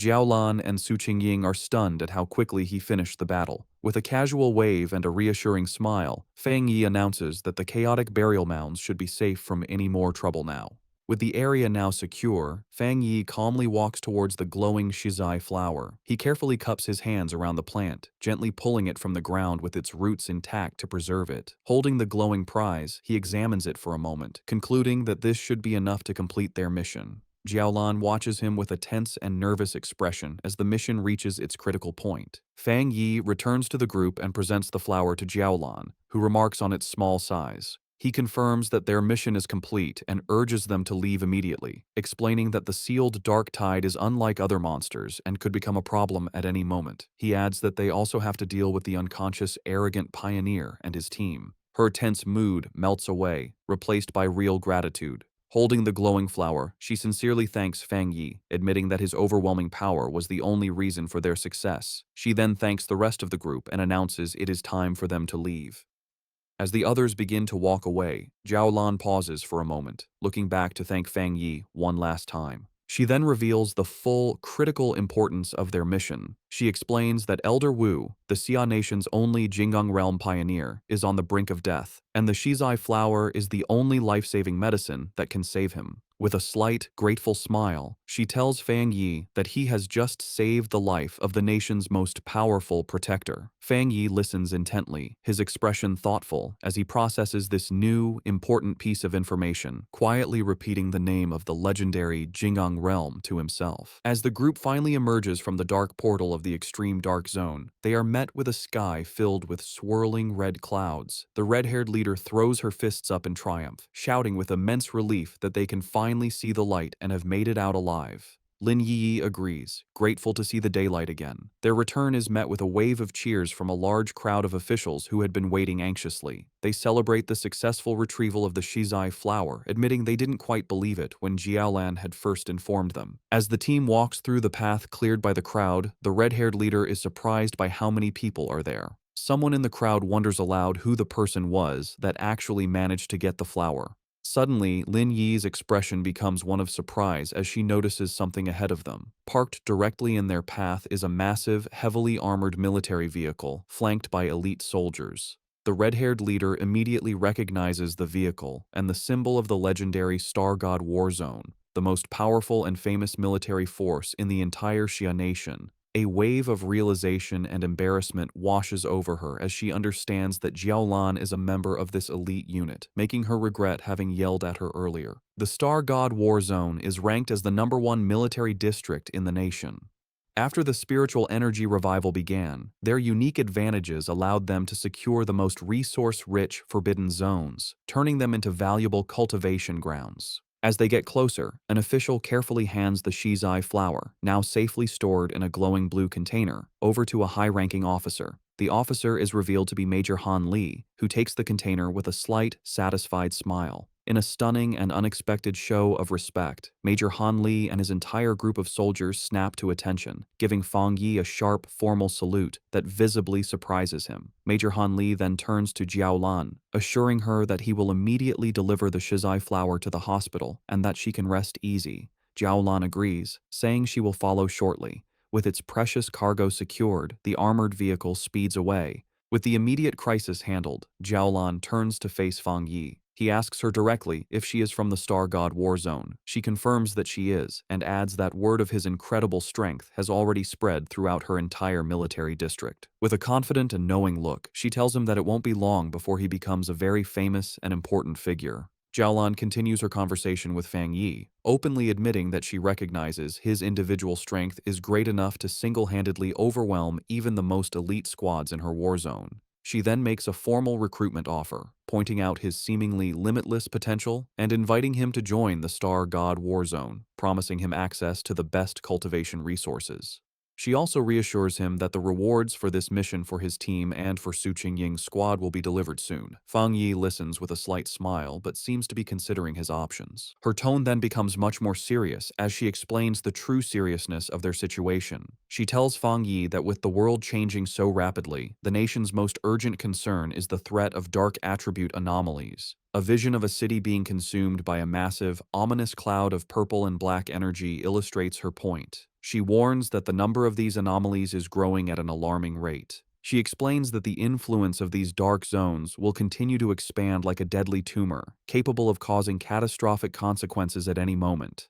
Because of this immense danger, she says, they have no choice but to establish forbidden zones and have organizations like the Spiritual Energy Association strictly guard them. She clarifies that she is not telling him this to pressure him into joining, but because she believes that an outstanding and powerful pioneer like him has earned the right to know the truth of the world's situation. Understanding her sincerity, Fang Yi smiles and gives her his assurance. He tells her that he understands, and that if he encounters any anomalies in the future, he will not stand by and do nothing. He tells her she can rest easy on that point.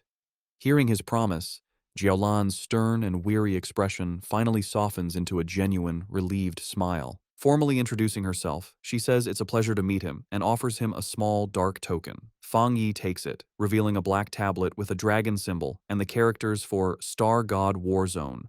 Jiaolan explains that this token will grant him unrestricted access to any forbidden zone for his cultivation, and that the gates of the Star God War Zone itself will always be open to him. She then makes one final, important request, asking if he would like to come and see Elder Wu. Fang Yi asks if she meant the Jing'an Realm Pioneer. She explains that this person is her teacher, and she thinks Fang Yi should meet him, though she says this is just a personal wish, as she would like to be his friend. Fang Yi accepts her offer and the token she gave him, putting it in his pocket. He agrees to go with her, saying it's always good to have more friends. As a gift to seal their new friendship, he holds out a hand crackling with blue lightning, telling her he has something for her. Jiaolan is confused, but Fang Yi explains that he thinks he can clean out the rest of the dark attribute poison in her body. Before she can react, he unleashes a flood of blue lightning that completely surrounds her, leaving her shocked. The energy flows through her, and she is amazed to find that the thunder attribute has a healing effect. The cold, deep pain she felt is replaced by a warm numbness, and she realizes the discomfort is completely gone.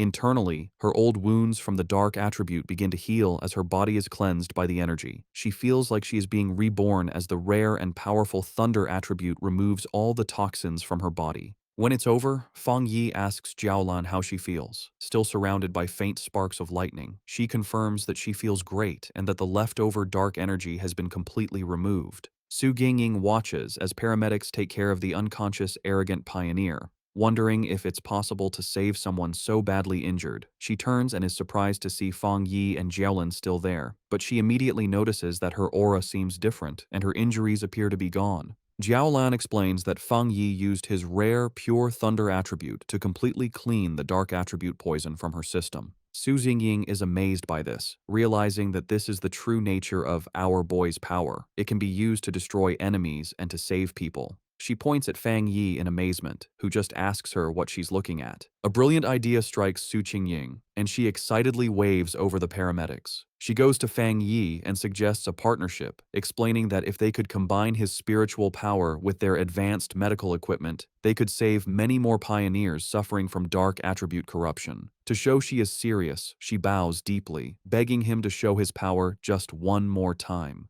Fang Yi stays silent, thinking about her request. Fang Yi agrees and unleashes a controlled burst of blue lightning from his hand, asking if that is enough of a demonstration. One of the paramedics, seeing the pure energy, excitedly confirms that it seems to be working and that such a high-level thunder attribute can indeed fight the dark attribute. Jiaolan explains that when Fang Yi treated her, the power was sent directly and destroyed the corruption inside her. Su Qingying suggests that all they would need is for Fang Yi and the patient to hold hands. However, the paramedic clarifies that not every cultivator, even at the spirit creation realm, can handle such pure energy. He explains to a smiling Su Qingying that while Jiaolan's injuries were serious, they were minor compared to the other patient. He estimates that healing the arrogant pioneer would require 10 times the amount of spiritual energy. He adds that just saving the pioneer's life will be a great achievement, and a full recovery is likely impossible. Fang Yi agrees to the procedure, asking the paramedics how to transfer his spiritual energy. They lead him toward the ambulance. A paramedic tells him to place his hand into a special device and release his spiritual energy, which Fang Yi agrees to do. From a distance, Lin Yi watches, thinking about how she never imagined Jiaolan was a high-ranking member of the elite Star God War Zone. She is amazed that her cousin is so powerful that even this legendary military unit is trying to befriend him.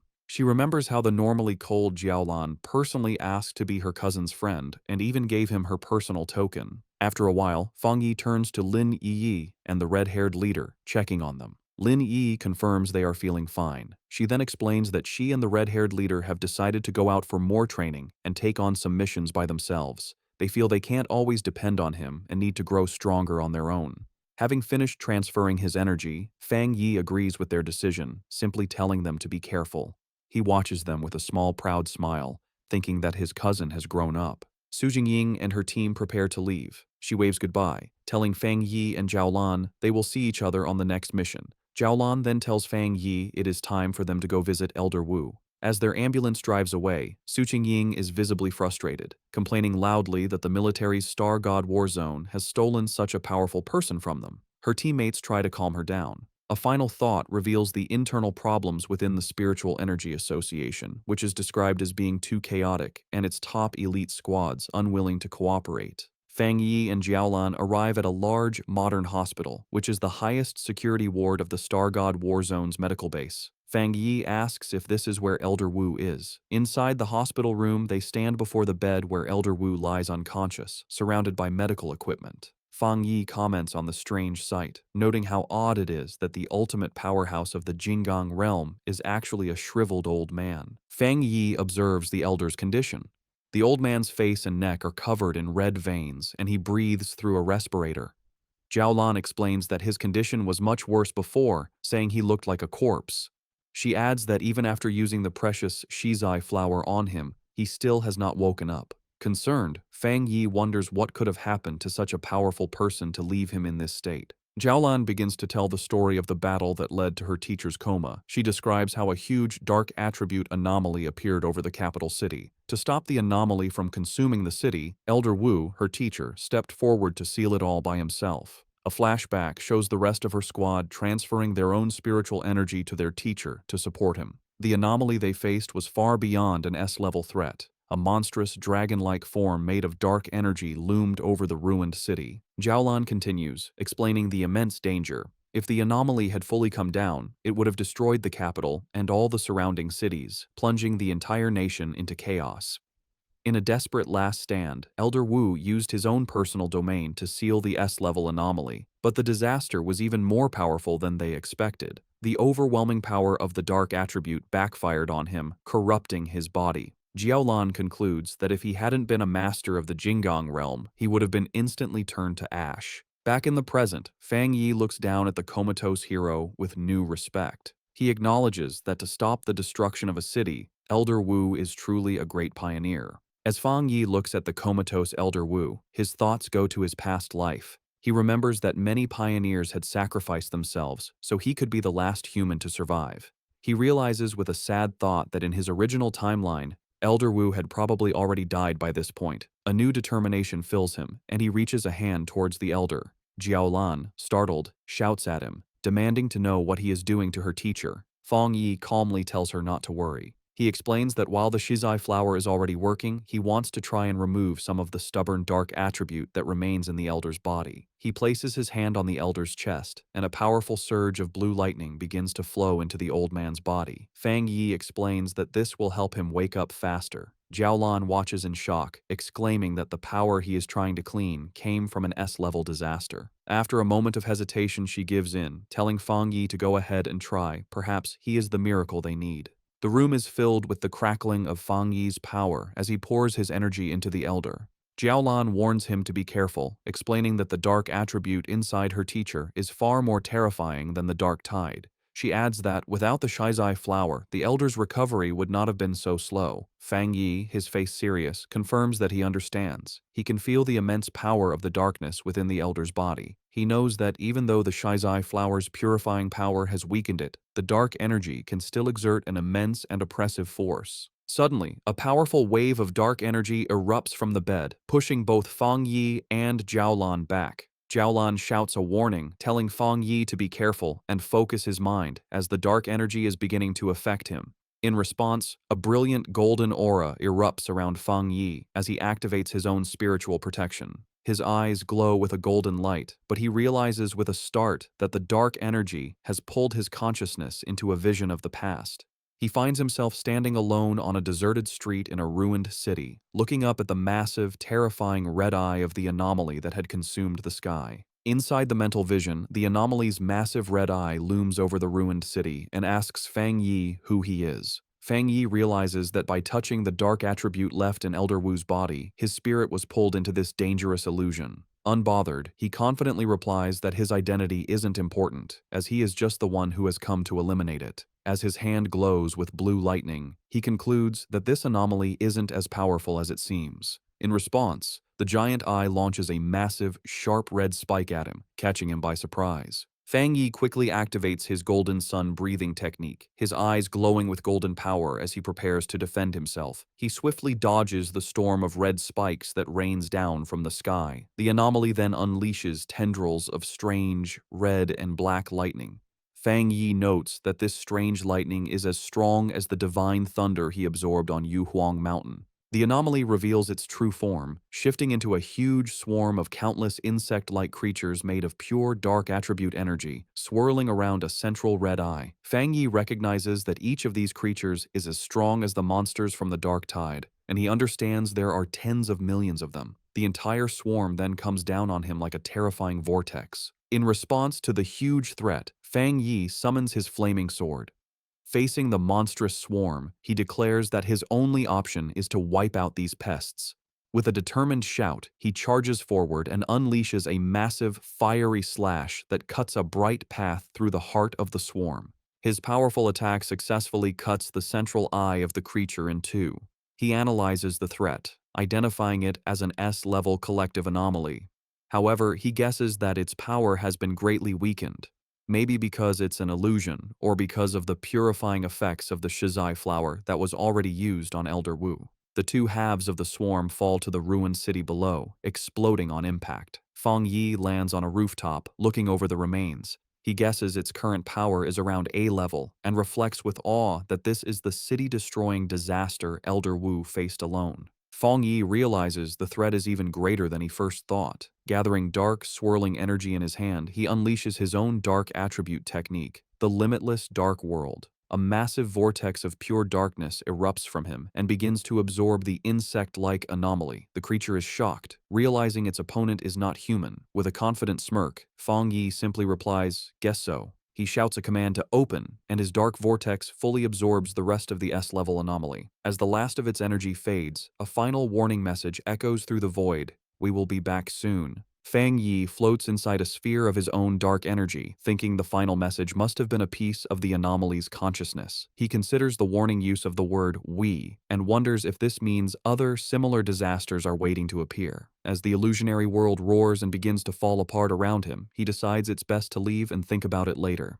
His consciousness returns to the real world with a jolt. He immediately reaches into Elder Wu's body and begins to pull out the corrupting dark attribute energy. A mass of dark purple energy, crackling with his own blue lightning, is pulled from the elder's chest. To contain the dangerous substance, Fang Yi uses his 9 dragons skyfire sealing art, trapping the energy inside a sphere of red, fiery chains. Holding the sealed orb, he explains to a stunned Jiaolan that this is the dark attribute remnant left in Elder Wu's body. He concludes that this must be the last piece of the city-destroying anomaly. He explains that while the sealed orb of dark energy is still powerful, its influence has been greatly reduced thanks to the Shizai flower and Elder Wu's own seal. He praises the elder, noting that he is truly the nation's #1 pioneer for using his own body to hold back the dark power. He knows anyone else would have died many times. As Jiolan looks at her teacher, she sees the red veins on his face have faded and his breathing seems more peaceful. She tells Fang Yi that he has truly saved the elder's life. Fang Yi, however, humbly says that it wasn't all his own ability.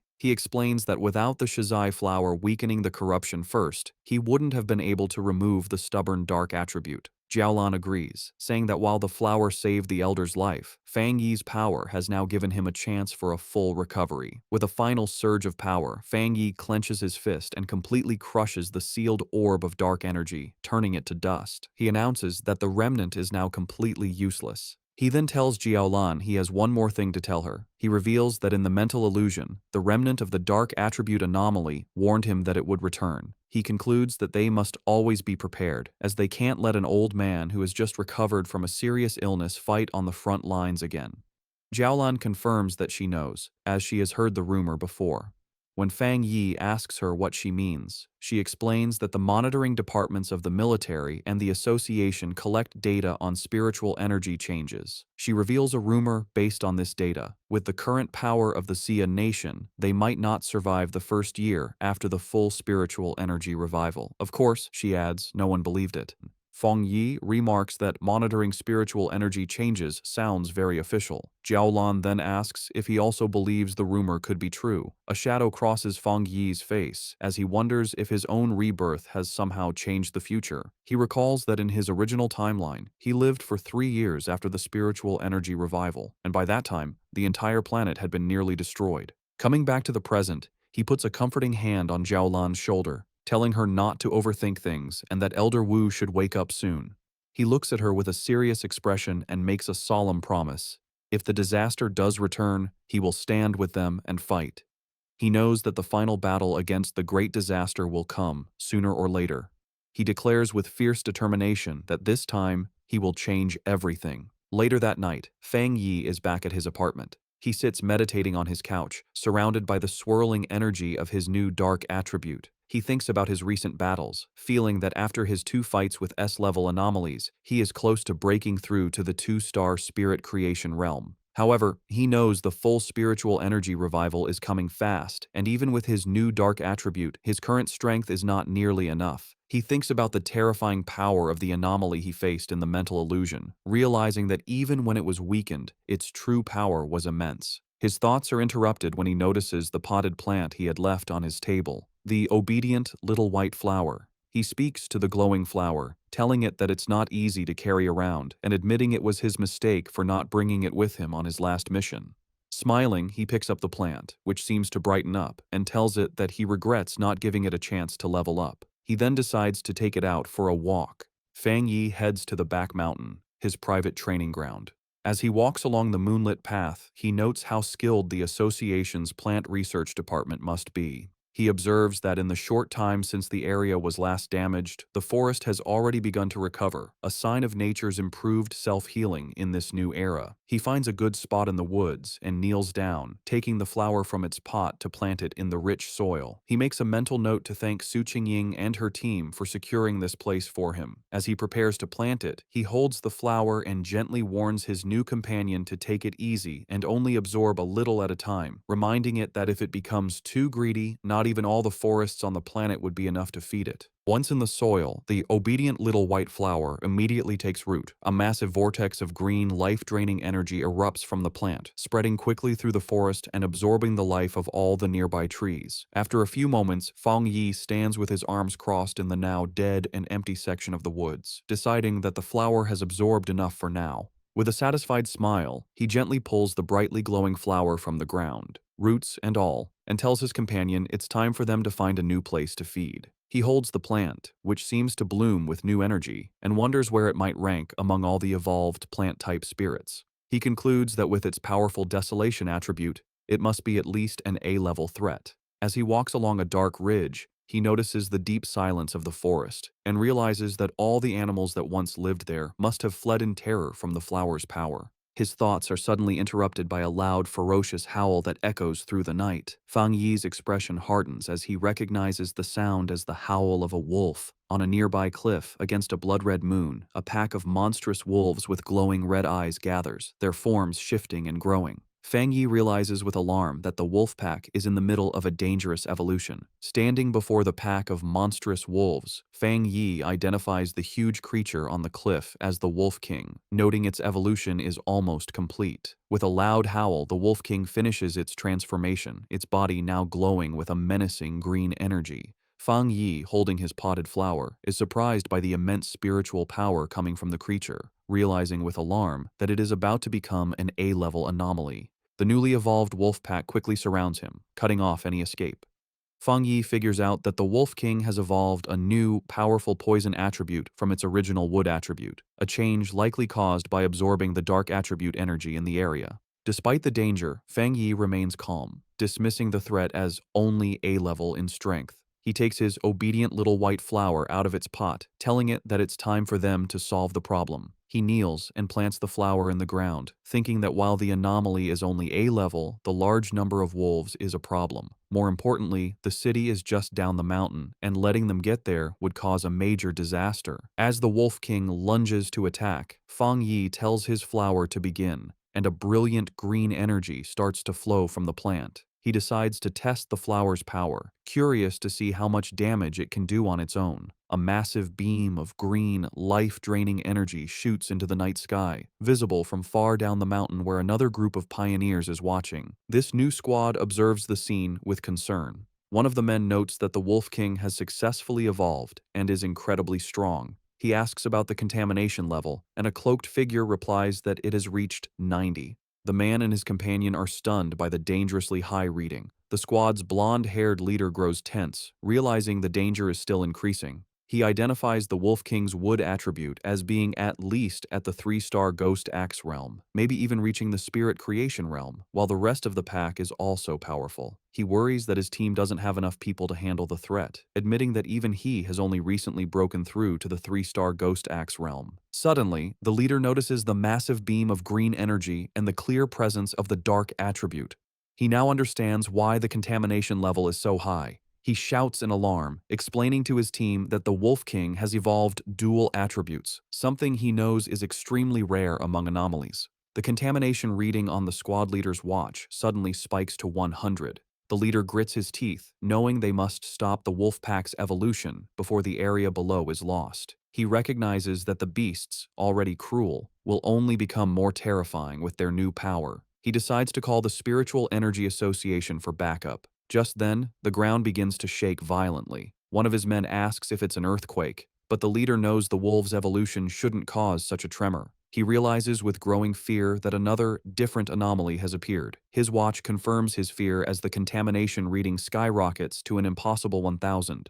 The pioneers look on in terror as a massive eruption of green desolation energy bursts from the mountaintop. The green-haired pioneer recognizes the power of desolation, wondering in disbelief why it would appear here. As the life-draining energy rushes toward them, the squad panics. One man cries out, asking if this is the giant vine from the sky that had disappeared, sad that there was no warning. The squad leader shouts for his team to retreat and get all nearby residents evacuated immediately. However, just as quickly as it appeared, the huge wave of desolation energy seems to stop. One of the men calls out to the leader, noting that the energy has stopped advancing. The squad watches as the massive vortex of green power pulls back, sinking back into the mountain. They wonder if the danger has passed. One asks if they should still report it, while another questions if they should go up the mountain. On the mountaintop where Fang Yi planted his flower, the ground is covered in a network of thick green roots. These roots sprout dozens of glowing white flowers, which then erupt in a massive burst of green energy, blooming into a huge, radiant flower-like structure. The energy then transforms into a sea of white petals that covers the entire area. The Wolf King howls in fury as the seemingly harmless petals turn into a deadly weapon, forming a sharp blade that slices through the air. Fang Yi stands calmly among the swirling petals and explains the terrifying nature of his flower's power. The sea of spiritual flowers will endlessly grow back and multiply, absorbing and purifying the enemy until nothing is left. Fang Yi stands on his flower's massive root system. As the wolf pack begins to fall to its power, he taunts the Wolf King, asking how its pack members will do without the same spiritual protection he has. The smaller wolves are quickly trapped by vines covered in white flowers, their life energy rapidly drained until only their skeletons remain, collapsing into dust. Having absorbed the life force of the entire pack, the flower and its petals turn a deep, menacing red. In a last, desperate attempt, the Wolf King gathers its energy and fires a powerful green blast from its mouth. The red flower, however, easily forms a protective barrier, absorbing the full force of the attack. Hidden among the swirling red petals and vines, Fang Yi tells the beast that its attack is useless. He explains that the desolation attribute of his spiritual flower has already taken root deep within the mountain itself. The Sea of Flowers, he says, draws its power from the mountain and uses it on the mountain, creating an endless cycle of power. The Wolf King, now smart after its evolution, seems to understand its hopeless situation, but still refuses to give up. It identifies the main red flower as the source of the power and charges directly at it. Fang Yi watches with a small smile, mockingly asking his little flower what it will do now that it has been discovered. In response, the central red flower grows to an immense size and lunges forward to meet the charging Wolf King. It opens its massive petals and traps the beast within its grasp. The Wolf King howls in agony as its life force is drained away by the powerful desolation attribute. The massive red flower continues to absorb the Wolf King, its green energy being eaten by the desolation attribute. Fang Yi watches with a serious expression, surprised that his flower is allowing the dark attribute to invade it. The Wolf King is completely consumed by the flower's pulsating red petals. Fang Yi is amazed by this development, marveling at the formidable power of the desolation attribute. He realizes that he never expected the flower to be able to create its own technique without his direct input after he implanted the attribute. As the giant flower shrinks back down, he understands the terrifying nature of its new ability. Once an enemy is trapped within the sea of flowers, there is no escape. The flower then spits out the clean, bleached skeleton of the Wolf King. Fang Yi concludes that even if the spiritual flowers are destroyed, they can endlessly grow back and use their desolation power to reduce any enemy to bones. Standing before the massive red flower, which is now surrounded by a field of smaller red flowers, he decides to give this new technique a name, the Endless Spiritual Sea. A system window appears, confirming his creation and announcing that the spiritual flower has successfully written the desolation attribute technique, Endless Spiritual Sea. Having finished its battle, the flower's petals close up, glowing brightly from within. Fang Yi looks on, a bit tired from the battle, as a single red petal gently brushes his cheek. The flower then erupts with a massive surge of energy, and Fang Yi realizes with surprise that his little flower is also about to evolve. In a high-tech control room, alarms blare as an analyst reports an A-level anomaly. He explains they are detecting two different spiritual powers in the same area. Just as the Wolf King was evolving and creating a dark attribute, a separate and powerful desolation attribute appeared. The Association Superior, listening with Su Qingying, demands to know the location. A technician points to a map, explaining it was an area Su Qingying's team was previously in charge of. The Superior questions this, asking if the Destroyer Squad wasn't already sent to deal with the Wolf Pack. His question is cut short by a call from the squad on the ground. The squad leader reports that a powerful wave of desolation energy appeared and wiped out the A-level wolf pack. However, he adds that the desolation power moved back into the mountain, where a large number of unusual flower anomalies have since appeared. The pioneers stand before the mountain, which is now glowing red from a sea of flowers, unable to get closer. The association superior and the squad leader continue their talk. The leader warns that if this new, unknown anomaly were to erupt, it would be far worse than the celestial vine. He requests support, admitting that even with all the pioneers there, they likely couldn't handle an unexpected event. The superior agrees and decides to send 2 elite teams. Su Jingying, however, has another idea. She looks at her superior with a knowing expression, stating she has a feeling that the source of the desolation power is Fang Yi. She interrupts the call, pointing out that Fang Yi's home is in the area and confidently declaring that he will protect everyone. As she speaks, a vision shows Fang Yi floating in a fiery aura above the city. Back on the mountain, the landscape is now covered in a sea of red flowers. Fang Yi stands before his obedient little white flower, which has grown to a massive size. He observes that, just as he suspected, after eating the Wolf King, the flower is about to evolve a second attribute. The giant red flower blooms, its center now glowing with a brilliant golden light. Fang Yi is surprised, noting that the flower's new power is a fire attribute. He touches the massive plant, remarking on how its evolution method, simply swallowing enemies, is an incredibly easy way to gain power. After its evolution, the massive flower shrinks back to its original handheld size, its petals now a deep red. A system window appears, confirming the spiritual flower has completed its evolution. It is now classified as an A-level anomaly named the Desolate Fire Spirit Flower and has dual desolation and fire attributes. The notification adds that the flower has a strong desire to eat spiritual energy and can be placed in the limitless dark world to be nurtured. Fang Yi reads the notification, confused by the mention of the limitless dark world. A new idea strikes him. He realizes he can place the flower inside his personal dark domain. He understands that the domain contains a large amount of dark attribute anomalies and a good environment. He thinks that if the spiritual flower eats the energy inside, it could even evolve a third dark attribute. Just as he holds the orb of his dark domain, a massive storm begins to gather in the sky. His eyes glow with golden light as he realizes he is about to have another breakthrough, this time to the 2-star spirit creation realm. He sits down to cultivate, and a massive pillar of golden divine energy comes down from the heavens, surrounding him. As he meditates, he feels his power becoming easier to control, the spiritual energy of the world merging with his body as if they were one. Elsewhere in the mountains, a muscular man with spiky hair senses the immense energy of the breakthrough. He follows the light and is amazed to find the source of the power. He is thrilled, recognizing the legendary Heavenly Fireblade and realizing he has found a 2-star spirit creation realm cultivator. Watching a video of Fang Yi's previous battle, the man is surrounded by his own fiery aura. He declares that he will crush this new fire attribute pioneer to prove to everyone that he is number one. Back at his cultivation spot, Fang Yi's sharp senses pick up a new presence. He shouts out, asking who is there. The mysterious man launches a massive fireball at him, questioning if he is a fire attribute pioneer.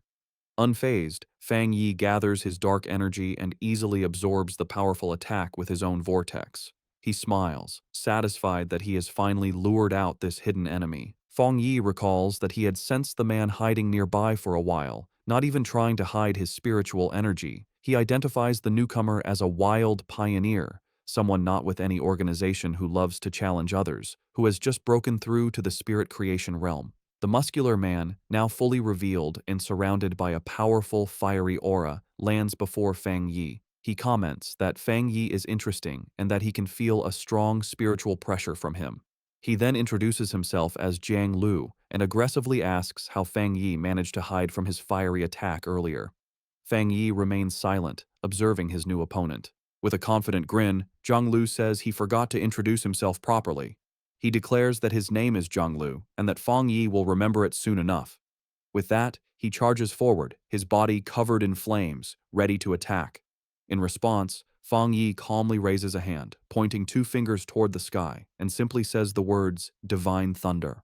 A massive bolt of brilliant blue lightning comes down from the heavens, aimed directly at the charging Jiang Lu. Jiang Lu is caught completely by surprise, wondering what this new power is. The divine thunder strikes him head-on with immense force. He lets out a pained cough, smoke coming from his mouth after the powerful impact. He struggles to his feet, his body covered in crackling blue electricity and scorch marks. He wonders what just happened, questioning how his opponent could use a thunder attribute when he was supposed to be a fire pioneer. He grits his teeth, his body still shaking from the powerful electrical shock. Fang Yi stands over the defeated Jiang Lu, who is on his hands and knees, completely unable to move. Fang Yi grabs him by the hair and brutally smashes his head into the ground, causing the rock to shatter. With crackling blue lightning still surrounding him, Fang Yi mockingly asks his opponent to repeat his name, saying he didn't hear it the first time. Jiang Lu can only stare in silent shock, his face pressed against the broken ground. Jiang Lu is filled with disbelief, wondering how he could have been so easily defeated. He had just reached the one-star spirit creation realm and had always been the fastest cultivator he knew. He couldn't understand how he lost, especially when he hadn't even had a chance to use his ultimate move. His mind flashes back to a time when he was celebrated by his peers, his rare and powerful fire attribute making him a true powerhouse. He had believed that everyone would eventually have to submit to him.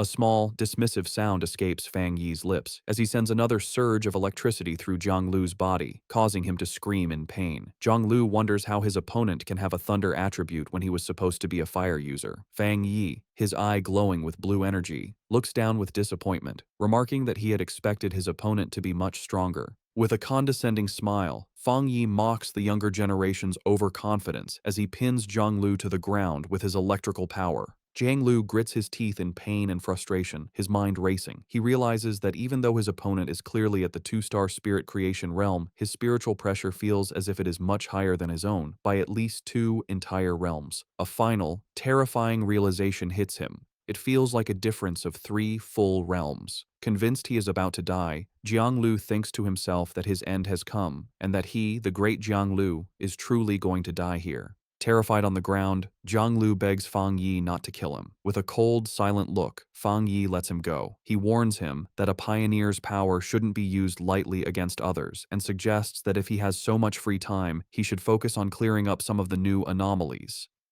After a final, dismissive look, Fang Yi walks away, leaving a confused Jiang Lu on the ground.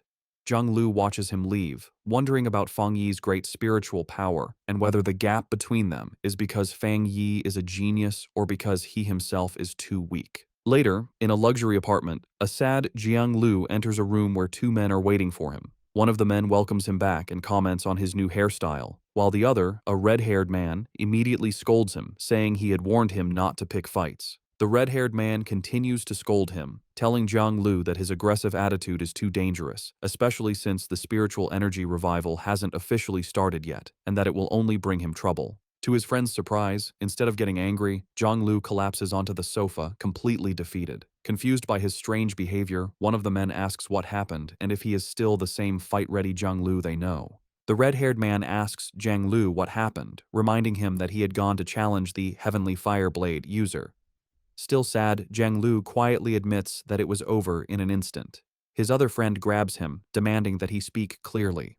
With tears on his face, Jiang Lu breaks down and confesses that he was the one who was defeated instantly. His friends are in total disbelief. Jiang Lu, in a frantic state, wishes he had realized something was wrong and backed down, which would have saved him from this shame. The seated man expresses his confusion, questioning how the Heavenly Fireblade could be so strong when Jiang Lu himself is a rare genius who broke through to the spirit creation realm in just a few months. Jiang Lu then remembers the fight, recalling how his best technique, the meteor flame, was shattered in a single moment by his opponent's powerful thunder attack. His friends try to make sense of the defeat. The seated man wonders if Jiang Lu simply fought the wrong person, arguing that with his pure firepower and his spirit creation realm level, it's almost impossible for anyone to beat him so easily. The red-haired man suggests that maybe this person wasn't a pioneer at all, and that their first guess about his strength was wrong. Jiang Lu furiously rejects their ideas, screaming that he couldn't have been mistaken and that the location was definitely his opponent's territory.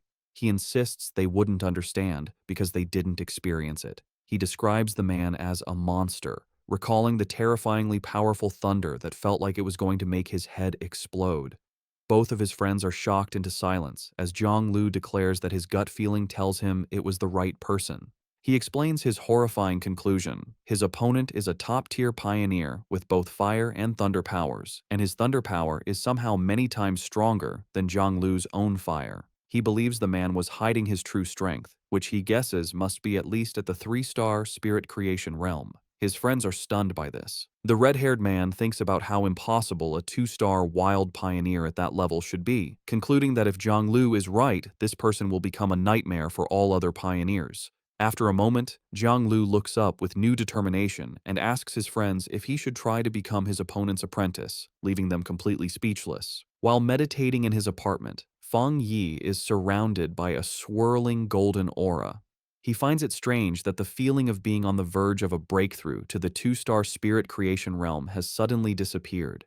He opens his glowing, fiery eyes, deciding that the problem isn't with him, but must be because of some outside factor. He realizes that the spiritual energy in the air has become unstable, making it impossible for him to gather it and advance. This confirms his fears. Remembering the secret government monitoring of spiritual energy and the rumors of a coming disaster, he wonders if something truly terrible is about to happen. Looking out at the city, he sees a massive electrical storm brewing, confirming his suspicion. The full spiritual energy revival is beginning early, right here in his city. He immediately tries to call Jiaolan to find out what the military knows, but the call won't go through. He worries that they might have been forced to go silent, which would be the worst-case scenario. Just then, his phone rings with a call from Su Qingying. He answers to the sound of static as a panicked Su Qingying tells him the situation has changed and asks for his help. As Feng Yi asks if the bad signal is due to monsters appearing in the city, a monstrous, bat-like creature with glowing red eyes suddenly slams into his window, cracking the glass. Through the static, Su Qingying confirms the problem is huge and that she is in the city. With a final crash, the creature wreathed in dark energy shatters the window and charges toward the still-seated Feng Yi. Unimpressed, he calmly remarks that the creature is overestimating its own strength. Reacting instantly, Feng Yi summons a blade of pure blue electrical energy from his hand. He leaps into the air and throws it at the charging beast, piercing it completely and destroying it in a flash of light. The noise brings Lin Yi rushing from her room, shouting a warning to her cousin about the bat-like monster that has just appeared. She stops, staring in shock at the destroyed window and her cousin, who stands calmly amidst leftover lightning. She asks him what's wrong. Looking through the shattered window, Feng Yi explains that while monsters usually appear randomly, it's worrying that they are now appearing directly in their home, and more than one. He believes the situation is still under control for now. They both look out at the massive electrical storm over the city, and Feng Yi says this could be the start of a major disaster. He finds the situation very unusual, noting that a two-star Ghost Axe realm monster would typically hide in the dark rather than boldly attack a pioneer's home in the middle of the city. Realizing a difficult fight is coming, he tells Lin Yi to contact every pioneer she knows and have them gather at the apartment. She agrees without hesitation. Feng Yi then steps onto the ledge of the broken window, telling his cousin that since she is about to have her own breakthrough, he is trusting her with the safety of their home. He tells her to guard the window while he is gone. Elsewhere, across the chaotic city, Su Qingying and her squad are on a rooftop, their communications already being affected by the intense storm. One of her teammates, Zhang Xiaoya, wonders if their equipment is just broken. Su Qingying grimly states that if a true disaster happens, they will have to handle it on their own. They look up at a massive, swirling vortex in the sky, and Su Qingying hopes it's just a false alarm. Acting as captain, she gets on her communicator, checking patrol statuses and ordering all units to stay on high alert. Her command is cut short as she, Zhang Xiaoya, and the other member of the group look up with expressions of pure shock and terror. A massive swarm of the dark, bat-like monsters begins to descend from the vortex, and a warning is shouted that a group of anomalies has appeared, signaling the start of an invasion. Across the city, a red alert warns of the biggest rainstorm in 50 years, telling all citizens to stay indoors. The streets are filled with fear and confusion as people look at the dark sky, wondering if it's the end of the world. Meanwhile, Zhang Lu and his red-haired friend are speeding through the wet streets on their motorcycles. The friend yells to Jianglu that the situation feels wrong and asks if they should stay or go, but Jianglu is silent and grim. Suddenly, a monstrous bat-like creature in dark red energy dives at them from the sky. Jianglu reacts with anger, shouting that the creature is looking for death as he summons a fireball. He launches a powerful fire blast at the monster, while his friend wonders why it would attack them, since they usually avoid pioneers as strong as Jianglu. To their shock, the creature comes out of the flames with a screech, completely unharmed. Zhang Lu realizes with panic that it's not that the creature wasn't burned, but that it revived instantly. Overwhelmed by the power of the monsters in this city, he decides they need to go home right away. The scene flashes back to several hours earlier, in a high-tech control room at the Spiritual Energy Association. Su Qingying and her superior are in a meeting where an official suggests they need their best people to communicate with Feng Yi. Just as the superior turns to speak with Su Qingying, an alarm interrupts them. A special warning appears on the main screen, announcing that an A-level anomaly will arrive in the city center within 24 hours, and that many bat-like anomalies are already gathering in the suburbs. The association superior questions if it's really an A-level anomaly, and a worried Su Qingying declares they must send a team immediately and that she will go too. The scene returns to the present, where the leader of the destroyer squad looks up in terror at a giant version of the bat monster coming down on him. He frantically yells into his communicator, correcting the report and warning that the anomaly isn't A-level, it's S-level. The creature's huge, shadowy form grows, its glowing red eyes watching as it prepares to destroy everything. The scene shifts to a quiet military district with empty, futuristic hallways. Outside, however, a fierce battle is raging. A massive swarm of glowing red bat-like anomalies attacks a military warship, which fires a huge blast of energy in defense. In the heart of the swarm, Jiaolan fights hard, her body a whirlwind, as she uses powerful purple energy whips to slice through waves of the dark creatures. Jiaolan pauses, watching the endless stream of monsters. She knows her unique ability lets her shape and strengthen her spiritual power, but the number of dark attribute bats keeps growing. It feels like they are trying to stop her and her soldiers from doing something important.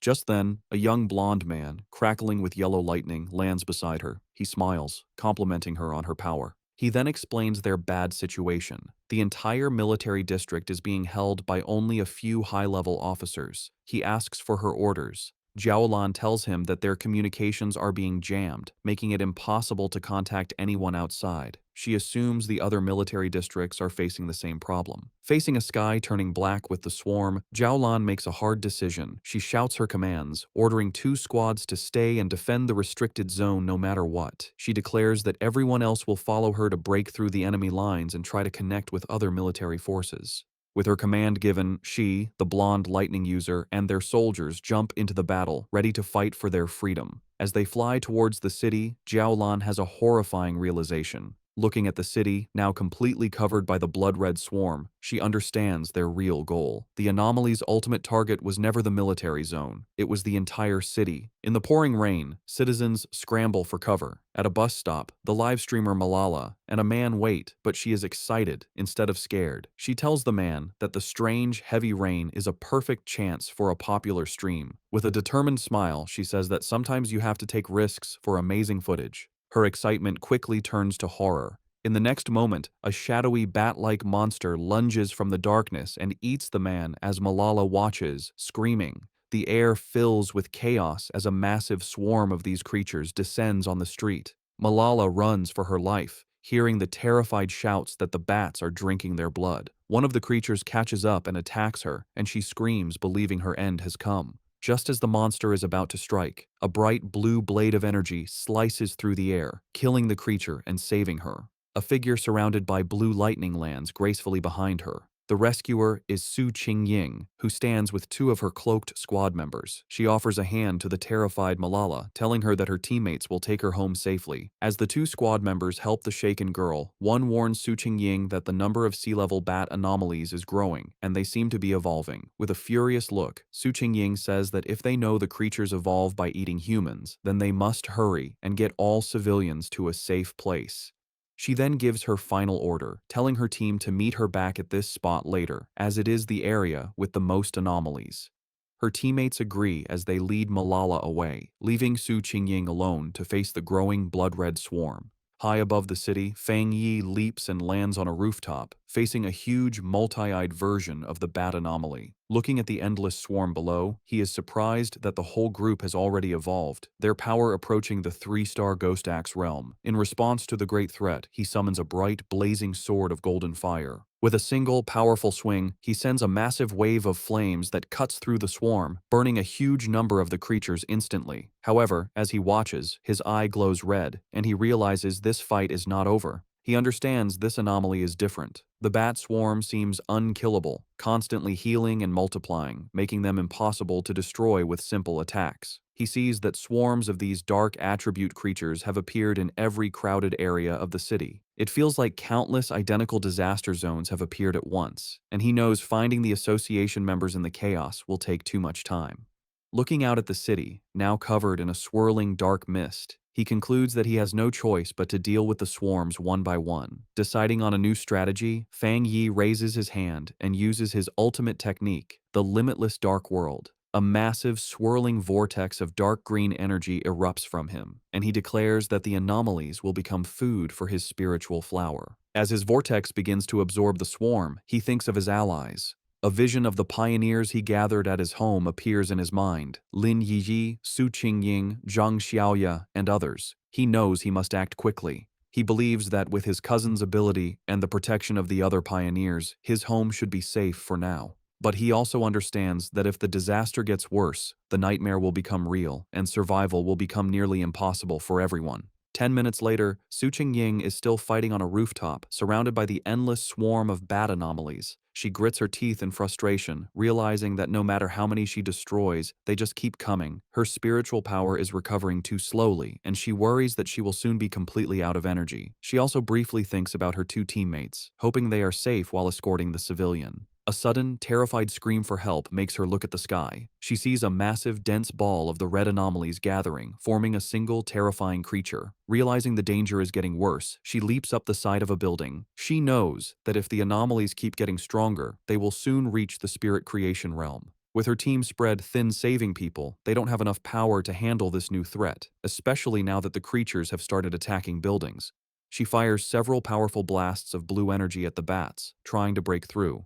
However, the huge number of creatures is too much, and they overwhelm her, knocking her from the sky. As she falls, she has a horrifying realization.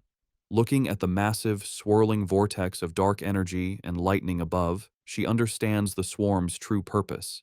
An anomaly king is about to be born. The city is falling into ruin, overwhelmed by the massive swarm of shadowy, bat-like creatures under a heavy downpour. The disaster is so immense that it seems no one, not even the military or the Spiritual Energy Association, can stop the city's destruction. In the middle of the chaos, pioneers fight desperately. Reports come in that pioneer teams are sacrificing themselves or being destroyed. Su Qingying fights alone, her protective barrier holding back the endless horde, as a new alert classifies the S-level anomaly as an anomaly king. In the association's command center, the situation is grim. Officials receive reports of catastrophic casualties. The number and regeneration speed of the creatures are overwhelming their defenses, and it's too late to call for reinforcements from other regions. A subordinate reports that the city is completely surrounded by a massive black fog, cutting off any chance of rescue. They realize with horror that they have become an isolated city. Facing the city's final moments, the association superior stands with his men, declaring that as pioneers, they will stand and fall with the city. He vows that the monsters will have to step over their dead bodies. With grim resolve, he gives a final order to send a last code to headquarters. If they cannot stop the disaster, headquarters must immediately launch a destruction strike to prevent the dark attribute from spreading. Meanwhile, Su Jingying's fight continues. Her protective barrier begins to crack under the constant attack of the swarm, and she feels her spiritual power is almost gone.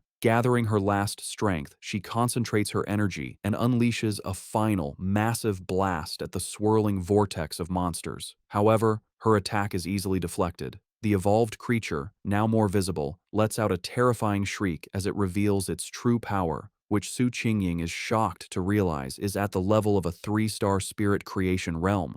The creature attacks her barrier, shattering it completely. Defeated, Su Qingying grits her teeth in despair, her spiritual energy nearly gone. The creature's power shatters Su Qingying's protective barrier. Defeated and injured, she falls through the air as the massive creature descends upon her. Realizing this is the end, she gathers her last energy for a final, desperate attack. Just as she's about to attack, a streak of brilliant fire flashes past her, exploding and stopping the monster. Through the fading light, Su Qingying is shocked to see Fang Yi standing before her, his sword still blazing. He turns to face the threat, his eyes glowing with great power, one fiery orange, the other electric blue. He declares his power is divine thunder and charges forward, channeling both fire and lightning into his blade. He meets the creature head-on and with a single, devastating swing, slices the massive creature completely in half. The two halves of the monster erupt in a series of fiery explosions that light up the dark city sky. After the battle, Fang Yi and Su Qingying land on a rain-slicked road. He calmly apologizes for taking so long to find her, explaining there were too many identical swarms of monsters. Still weak, Su Qingying warns him to be careful, as the creatures can revive. As she speaks, the scattered remains of the monster begin to reform in the sky. Fang Yi simply looks up, stating that he already knows this. Facing the regenerating swarm, Fang Yi tells Su Qingying not to worry, as he always finishes what he starts. He gathers a huge amount of purple dark attribute energy into his hand and unleashes his limitless dark world, a powerful vortex to absorb the enemy, declaring he always keeps his word.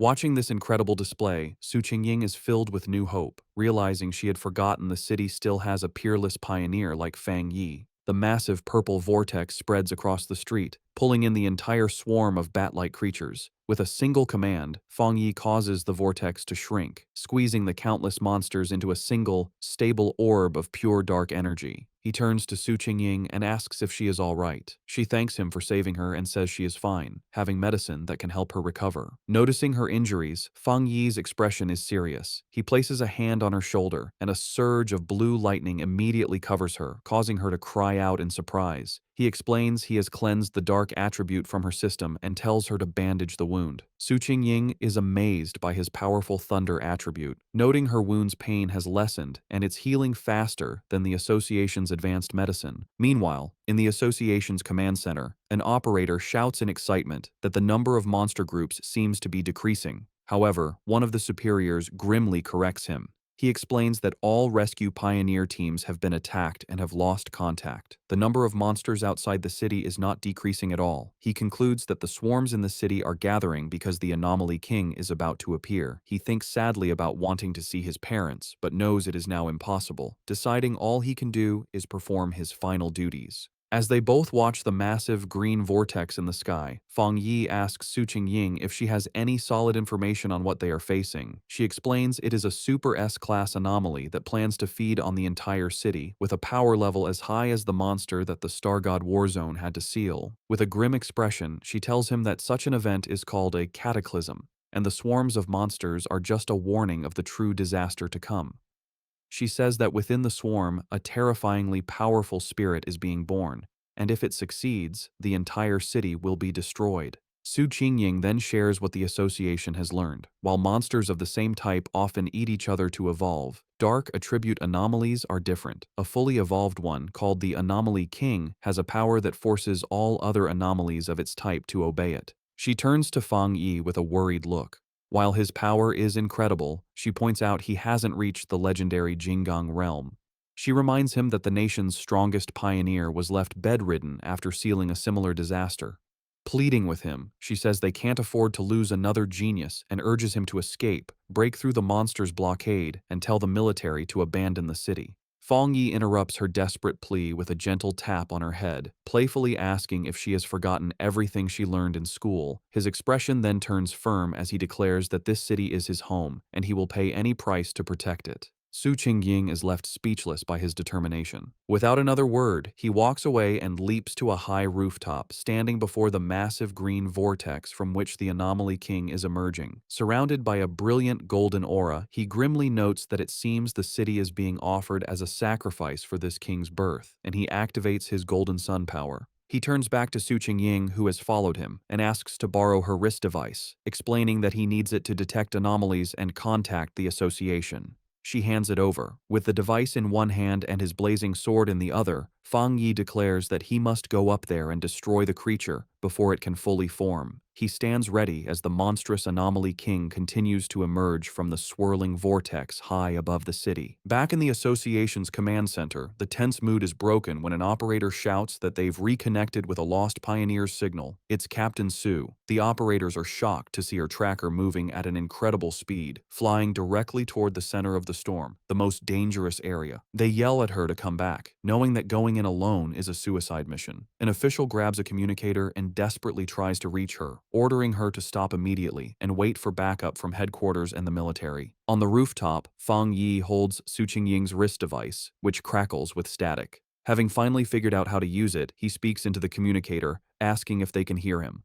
The official on the other end is stunned, demanding to know who he is and where Su Qingying is. Fang Yi ignores the questions and takes charge, telling the official that he needs everyone in the command center to work with him because he is going to destroy the Anomaly King at the center of the storm. As Fang Yi flies towards the massive vortex, he continues his demand, telling the speechless official that if they don't want the city to be destroyed, they will cooperate. He demands that all their communication equipment and information be used to help him. After a moment of shocked silence, the official makes a decision. He furiously orders everyone to stop what they are doing and immediately connect with the unknown pioneer. He commands his teams to use all available satellite radar to give him information and assigns an operator to be his main contact. The operator immediately begins his report, explaining that satellite images show a huge number of anomalies surrounding the king, swirling like a typhoon. He suggests that the number of anomalies on the northern route is lower, offering it as a possible way in, and recommends an approach from the southeast to avoid the thickest swarms.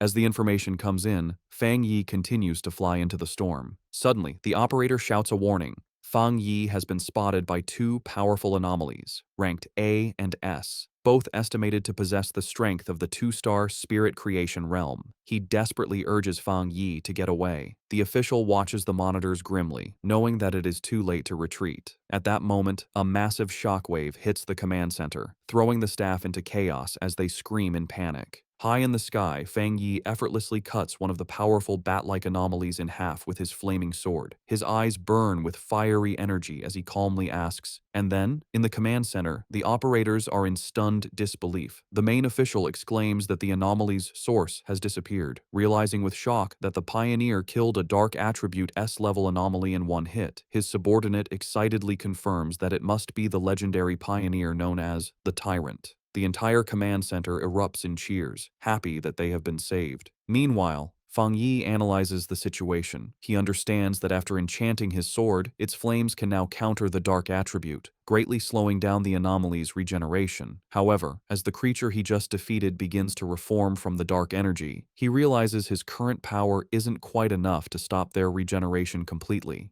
He concludes that if he had broken through to the next level earlier, one hit would have been enough. Realizing he needs a different plan, Fang Yi clenches his fists, gathering both his fire and thunder energy. Deciding that speed and frequent attacks are the only solution, he unleashes a flurry of fast slashes that cut the reforming monster to pieces, though he notes with annoyance that their endless numbers are a problem. Suddenly, a strange, swirling green orb of energy appears in the sky, catching the attention of the dark creatures, which begin to fly down towards it. On the ground, a group of cloaked pioneers watches in confusion. One of them wonders what is happening as the bat-like creatures have suddenly stopped their attack. The association superior, who is with them, grimly states that this is not good. He knows there is only one reason the swarms would stop. They are being called back by the Anomaly King, which means its arrival is getting closer. The remaining military and pioneer forces watch as the swarms gather into a massive, blood-red cloud over the city, understanding that their only chance is to stop the swarms before they can be fully recalled. Outside the surrounded city, the battle continues.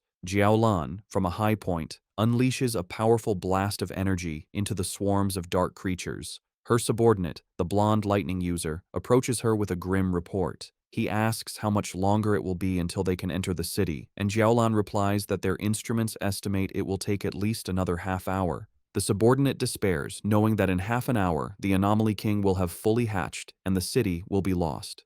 Jiaolan can only watch the huge blood-red swarm, explaining that they have no choice, as the number of creatures is more than 10 times what they first thought, a threat equal to 10 S-class anomalies. Even with the military's powerful weapons, they can't completely eliminate the endlessly regenerating creatures. Jiaolan worries that if they fail, the nearby cities will also be consumed by the dark attribute. She asks if they still don't have enough people to break through the blockade.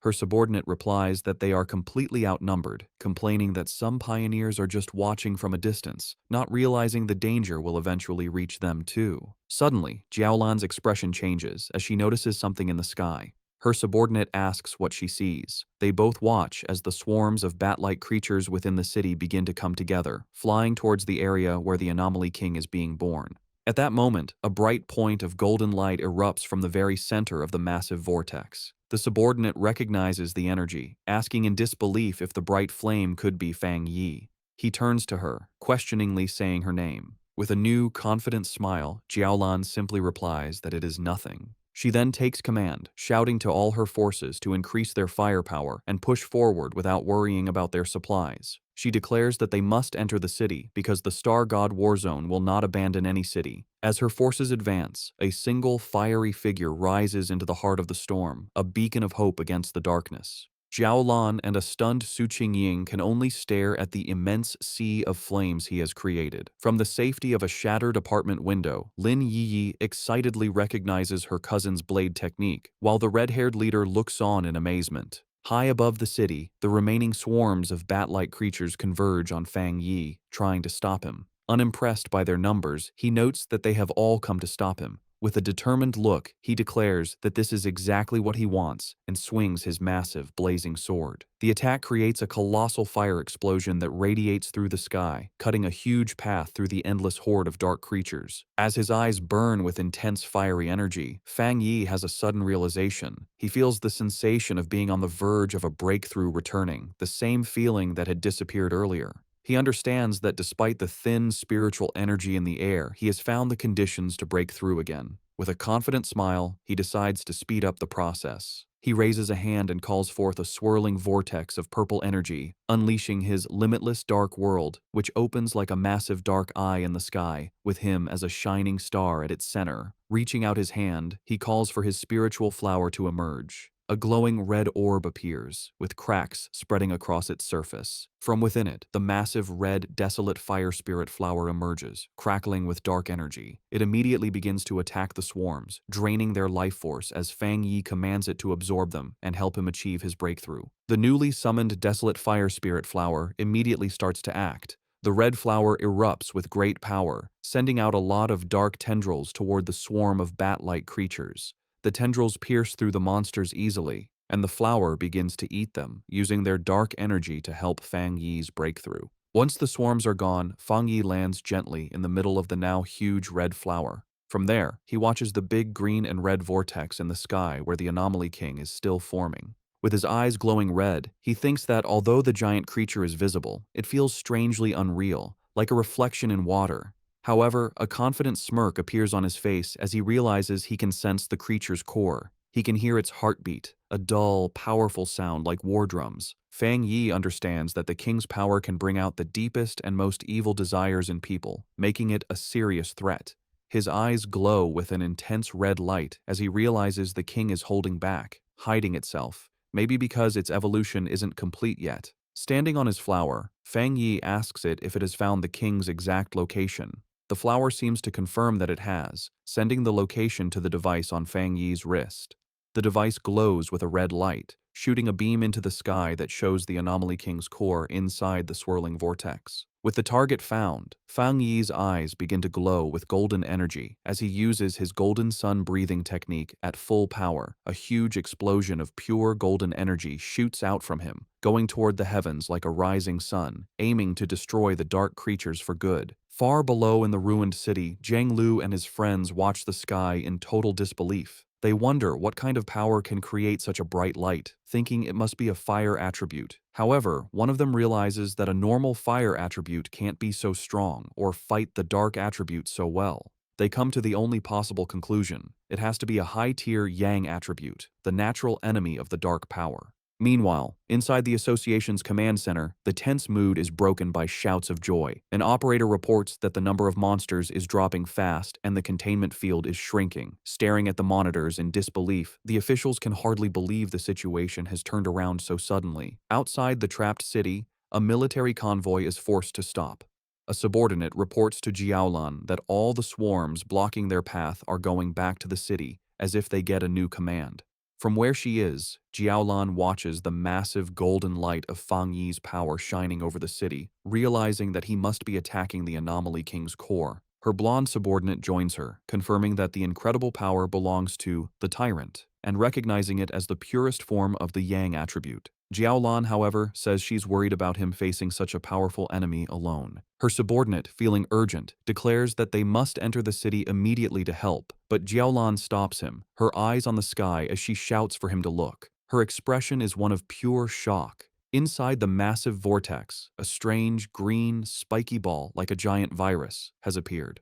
Jiaolan realizes with horror that the Anomaly King is starting to hatch early. Down in the streets, other pioneers also see this scary development. One man stares at the pulsating green mass, identifying it as the source of all evil. Filled with anger and sadness for their fallen friends, he and the other pioneers promise to kill every last monster. Meanwhile, inside a damaged building, Lin Yi, the red-haired leader, and another pioneer watch the crisis. Yi insists that they can't just wait to be killed. They must do something to help her cousin, understanding that the birth of the Anomaly King will require the whole city as a sacrifice. Elsewhere, Su Qingying uses her powers to heal an injured pioneer, showing the desperate fight happening all over. Lin Yi rallies the other pioneers in the building. She reminds them that the very creatures trying to stop her cousin are the same ones that have hurt their families and friends. As she speaks, an idea suddenly comes to her. She remembers the massive flower her cousin has summoned, the one that eats the swarms of bats. She realizes its power is just like the desolation attribute of the ghost vine they have seen before. This leads her to a stunning conclusion. Her cousin also has the power of the desolation attribute. With this new understanding, Lin Yi suggests a bold plan. She tells everyone that they will transfer all of their spiritual power into the network of vines created by her cousin's flower, feeding it their energy to make it stronger for the final battle. The other pioneers agree without hesitation, raising their hands and sending their combined power toward the flower. From the ground, the Association Superior notices the streams of blue energy flying toward the sky. At first, he wonders if other pioneers are gathering their power to attack the monster directly, but he quickly dismisses the idea, knowing they aren't strong enough to hit it from so far away. He then understands their real plan. They are sending their spiritual energy to the plant that Fang Yi has summoned. Inspired by their bravery, the superior declares that he too will help. He lets out a powerful surge of his own blue energy, sending it toward the sky. All around the city, the remaining pioneers follow his lead. They focus their wills and send out their spiritual power, creating a massive wave of energy that flies toward the heavens to help in the fight. Su Gingying, while helping an injured pioneer, suddenly senses the huge shift in power. Looking up, she sees Fang Yi's spiritual flower, now glowing with the combined energy of every pioneer in the city. Realizing this is humanity's last stand, she gathers her own remaining power and sends it to join the others, supercharging the flower for a final powerful strike against the Anomaly King's core. The monster lets out a final pained scream as the attack hits its target, followed by Fang Yi delivering a quick, decisive slash that cuts through its body. After the huge battle, Fang Yi floats in the air, wiping blood from his face. A voice from the communicator urgently warns him that all the bat swarms from outside the city are now coming to his position. The numbers are huge. Tens of thousands of B-level, A-level, and even S-level monsters are rushing toward him, a seemingly endless wave of red and black. Unbothered, Fang Yi looks up at the pulsating green cocoon of the Anomaly King and says that no matter how many minions it sends, he will destroy them all. He taunts the creature, asking if it is hatching early because it is afraid of him. Provoked, the Anomaly King finally begins to emerge. A monstrous, shadowy green claw tears through the cocoon, and its full form begins to take shape. With his hand covered in golden flames, Fang Yi watches with a serious expression as his true enemy reveals itself. The fully formed Anomaly King, a terrifying beast with a single, menacing green eye, lets out a final horrifying scream, ready for the final battle. The fully formed Anomaly King swirls in the sky, a terrifying vortex of dark green energy and shadow, with a glowing green orb of power at its center. Its immense power immediately shakes the city. The ground cracks and splits as a violent earthquake rocks the streets, sending the remaining pioneers running. They cry out in despair, realizing that the king can destroy them all just by appearing. From outside the city, Jiao Lan and her subordinate watch with grim expressions, their hopes resting only on Fang Yi. Deep within the city's ruins, Su Qingying also looks toward the sky, her face a mix of worry and hope as she silently prays for him to succeed. From the safety of the apartment building, Lin Yi clenches her fists, her expression fierce and determined, sharing the same desperate wish. Floating high above, surrounded by a bright golden light, Fang Yi faces the monster.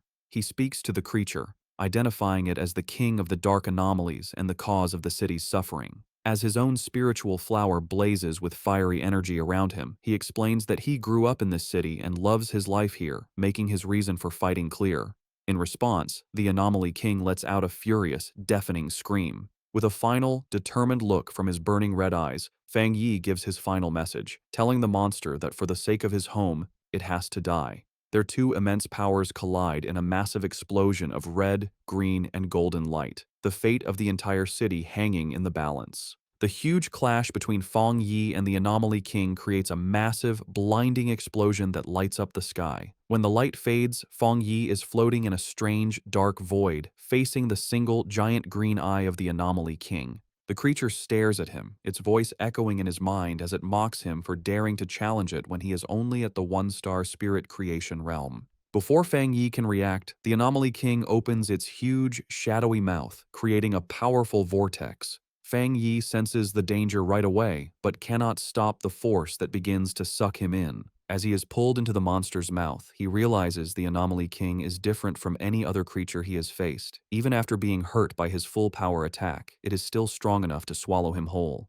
He lands inside the monster's gross interior, a cave of pink flesh and thick, slimy purple digestive fluids. He knows the liquid is not only very corrosive, but also has a huge amount of the dark attribute. He thinks any normal pioneer would be dissolved instantly. He finds it strange that such an evolved and smart creature would make the mistake of swallowing him alive. With a determined look, he realizes the monster has made a deadly mistake. He wonders if it is not afraid of an attack from the inside, knowing a creature's interior is always its weakest point. To test his idea, he gathers fire in his hand and slams his fist into the fleshy floor. The inner walls of the beast sizzle and burn. Fang Yi checks the situation, noting that while the corrosive liquid weakens his powers, he can still do a lot of damage. He decides that as long as his attacks work, he can solve this problem. With new confidence, he calls his desolate fire spirit flower to help him. He is surprised to realize that the Anomaly King's attack has not only eaten him, but has also pulled his spiritual flower inside with him. This is lucky, as the flower is now supercharged, having absorbed the dark energy of the bat swarms and the spiritual power of all the pioneers in the city.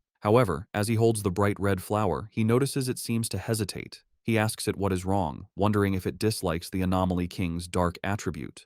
To his surprise, the Desolation attribute flower, which usually feeds on dark energy, seems to be pushed away by the Anomaly King's unique power. Fang Yi finds this unexpected, as his original plan is to use the flower's life-draining ability to empty the monster from the inside. Realizing he has to change his plan, he holds the flower in one hand and once again slams his other fist into the fleshy walls of the monster's stomach. After the battle, the Anomaly King's form dissolves, but it immediately begins to reform in the sky, swirling into a huge vortex as it calls back all the remaining bat-like swarms. On the ground, Lin Yi and the red-haired leader watch in confusion and fear. The leader asks what is happening, but Yi Yi can only say she doesn't know, her main worry being where her cousin is. Elsewhere, Su Qingying bravely leads the evacuation of civilians, telling them to move in an orderly way and promising the pioneers will do everything to protect them. When asked where Fang Yi is, she explains with a look of pure panic that he is still fighting the Anomaly King from inside its body.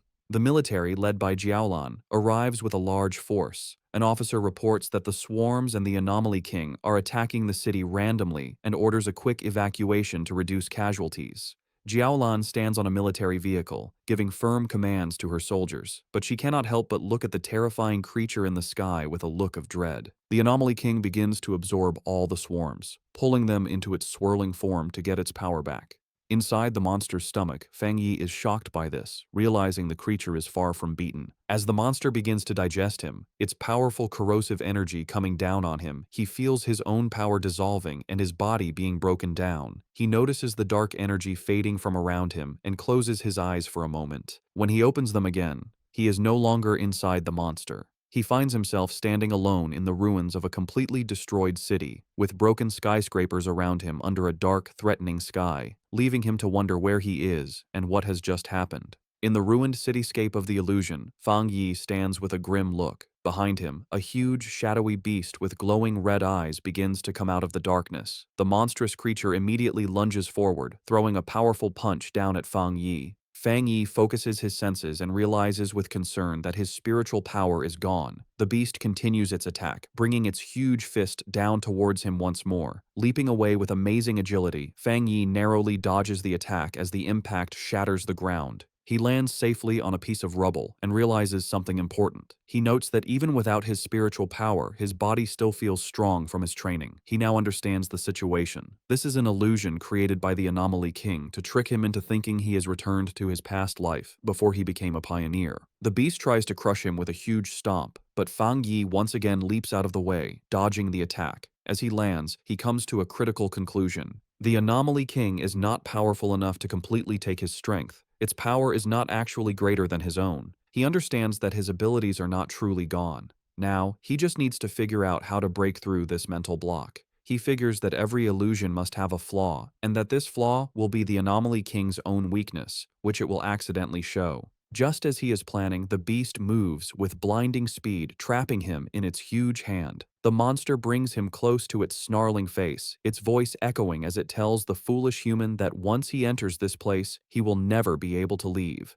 Held in the monstrous beast's hand, Fang Yi's situation seems hopeless. However, a confident smirk appears on his lips as he realizes he has found the key to breaking the illusion. The Anomaly King's fake form begins to merge with his own, showing him a mocking, monstrous smile. The creature then opens its huge jaws, declaring that it is all over and that this is the unavoidable fate of him and all of humanity. To break his spirit, it shows him a horrifying vision of his defeated friends, Jiaolan, Su Qingying, and the others, lying lifeless, reinforcing its belief that humans are nothing more than food for its evolution. Pretending to be defeated, Fang Yi remains silent for a moment, before looking up with a small, defiant smile.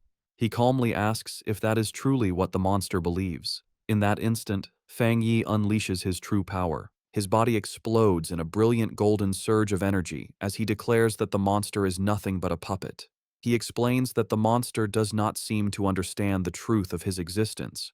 Golden shapes of countless people appear around him as he reveals he has been reborn for the sole purpose of protecting his home and everyone he cares about. The huge golden light completely covers the shadowy beast, causing a massive explosion that shatters the illusion from within. A wave of pure fire sweeps through the mental space, its power reflecting in a single blazing eye. Now free from the illusion and back in the real world, Fang Yi's form has changed. His hair blazes like fire, and his body crackles with blue lightning as he calls upon his system to get to work. Floating in the stormy sky, he is surrounded by a huge hand shape of pure golden energy, fully prepared to end the fight. Just then, a system window appears before him, confirming that he has met the requirements for a breakthrough and asking if he wishes to advance to the 2-star Spirit Creation realm. With his power surging, Fang Yi accepts his breakthrough to the 2-star Spirit Creation realm.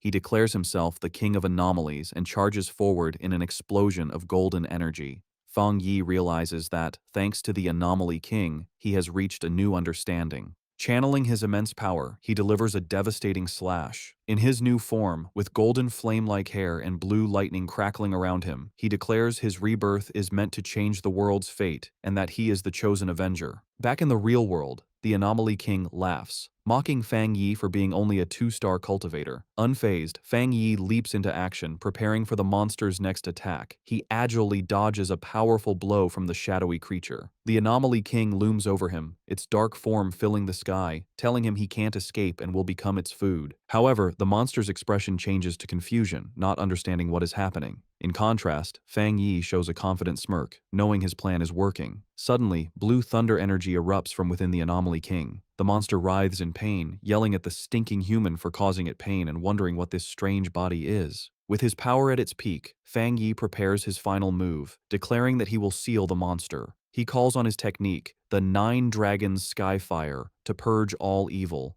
From his fiery aura, 9 huge fire dragons emerge and converge on the Anomaly King's core. The monster screams, realizing the power is far greater than a 1-star cultivator's. The attack ends in a massive explosion of light that fills the city sky. The pioneers on the ground watch in awe as Fang Yi eliminates the anomaly. The Anomaly King lets out a final scream of pain as its essence is destroyed by Fang Yi's power. The last of the Anomaly King's power disappears from the sky, leaving a clear blue day. High above, a massive vortex of purple energy, the last of the dark attribute, is absorbed. Fang Yi, his form back to normal but still holding his blazing sword, stands as the swirling purple energy is drawn into a sphere before him. He looks on with a calm, serious expression, his eyes glowing red.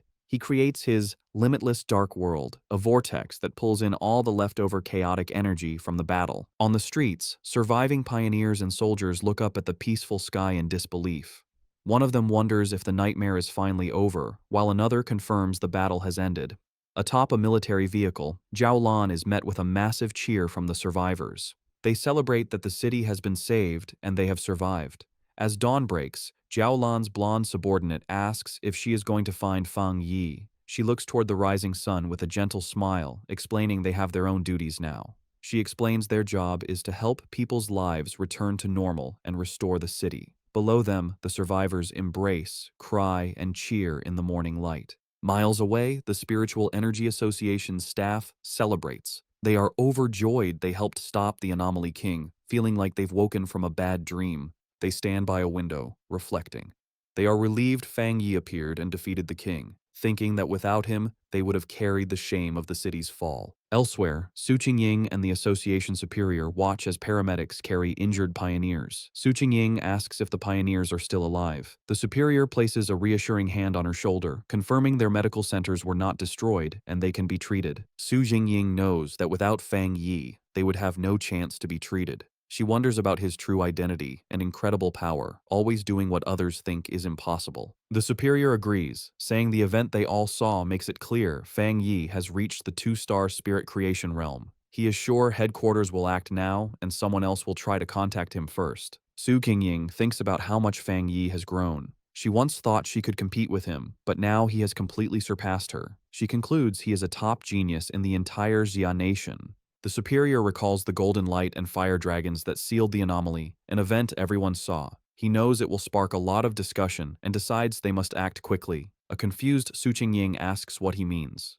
The superior suggests a new title for Fang Yi, the Sealer, thinking it's a fitting name. After the great battle, Lin Yi and the red-haired leader rush through the ruined streets, with Yi calling for her friend to wait. Panicked, Yi asks where her cousin could be, while the red-haired leader tries to calm her. Suddenly, Yi notices something in the distance. Her expression changes to relief, and with tears in her eyes, she joyfully calls out her cousin's name. She has found Fang Yi, who stands calmly in the rubble, holding his sword. Fang Yi asks why they came to look for him. Yi rushes to him, asking if he is all right after the battle. She tells him she knew he would need them, but Fang Yi is silent, looking exhausted. He finally tells her he is fine and says she did a good job. He then puts his arms around both his cousin and the red-haired leader for support. Internally, he thinks about how hard the fight was, admitting he used all the energy from his recent breakthrough for the final attack. He feels a little embarrassed that they are worrying about him. Overhearing this, Lin Yi suddenly notices something. She exclaims in shock, asking if he really broke through to the two-star spirit creation realm.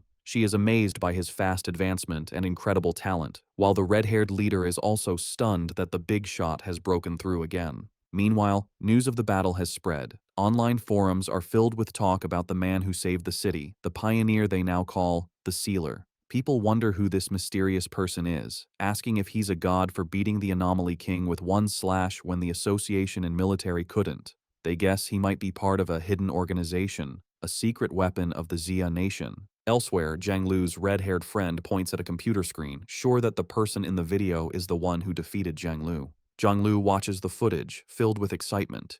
He declares he is honored to have lost to someone so powerful. He leaps from his chair, announcing he's going to find this man and ask to become his student. His friend, however, advises against it, suggesting that many people will be looking for him right now. The scene shifts to the great Xia capital city. In a dark, secret room, shadowy figures gather around a glowing table to discuss recent events. One man, smoking casually, says he's disappointed he didn't get to see the military and the association destroy each other in the disaster. Another member suggests they find a pawn or assassin to deal with this new powerful figure. But a mysterious woman with long, sharp fingernails dismisses the idea. She says such a simple approach isn't worthy of the so-called chosen one and savior of the world. She holds up a photo of Fang Yi, scornfully noting his new title, the Sealer.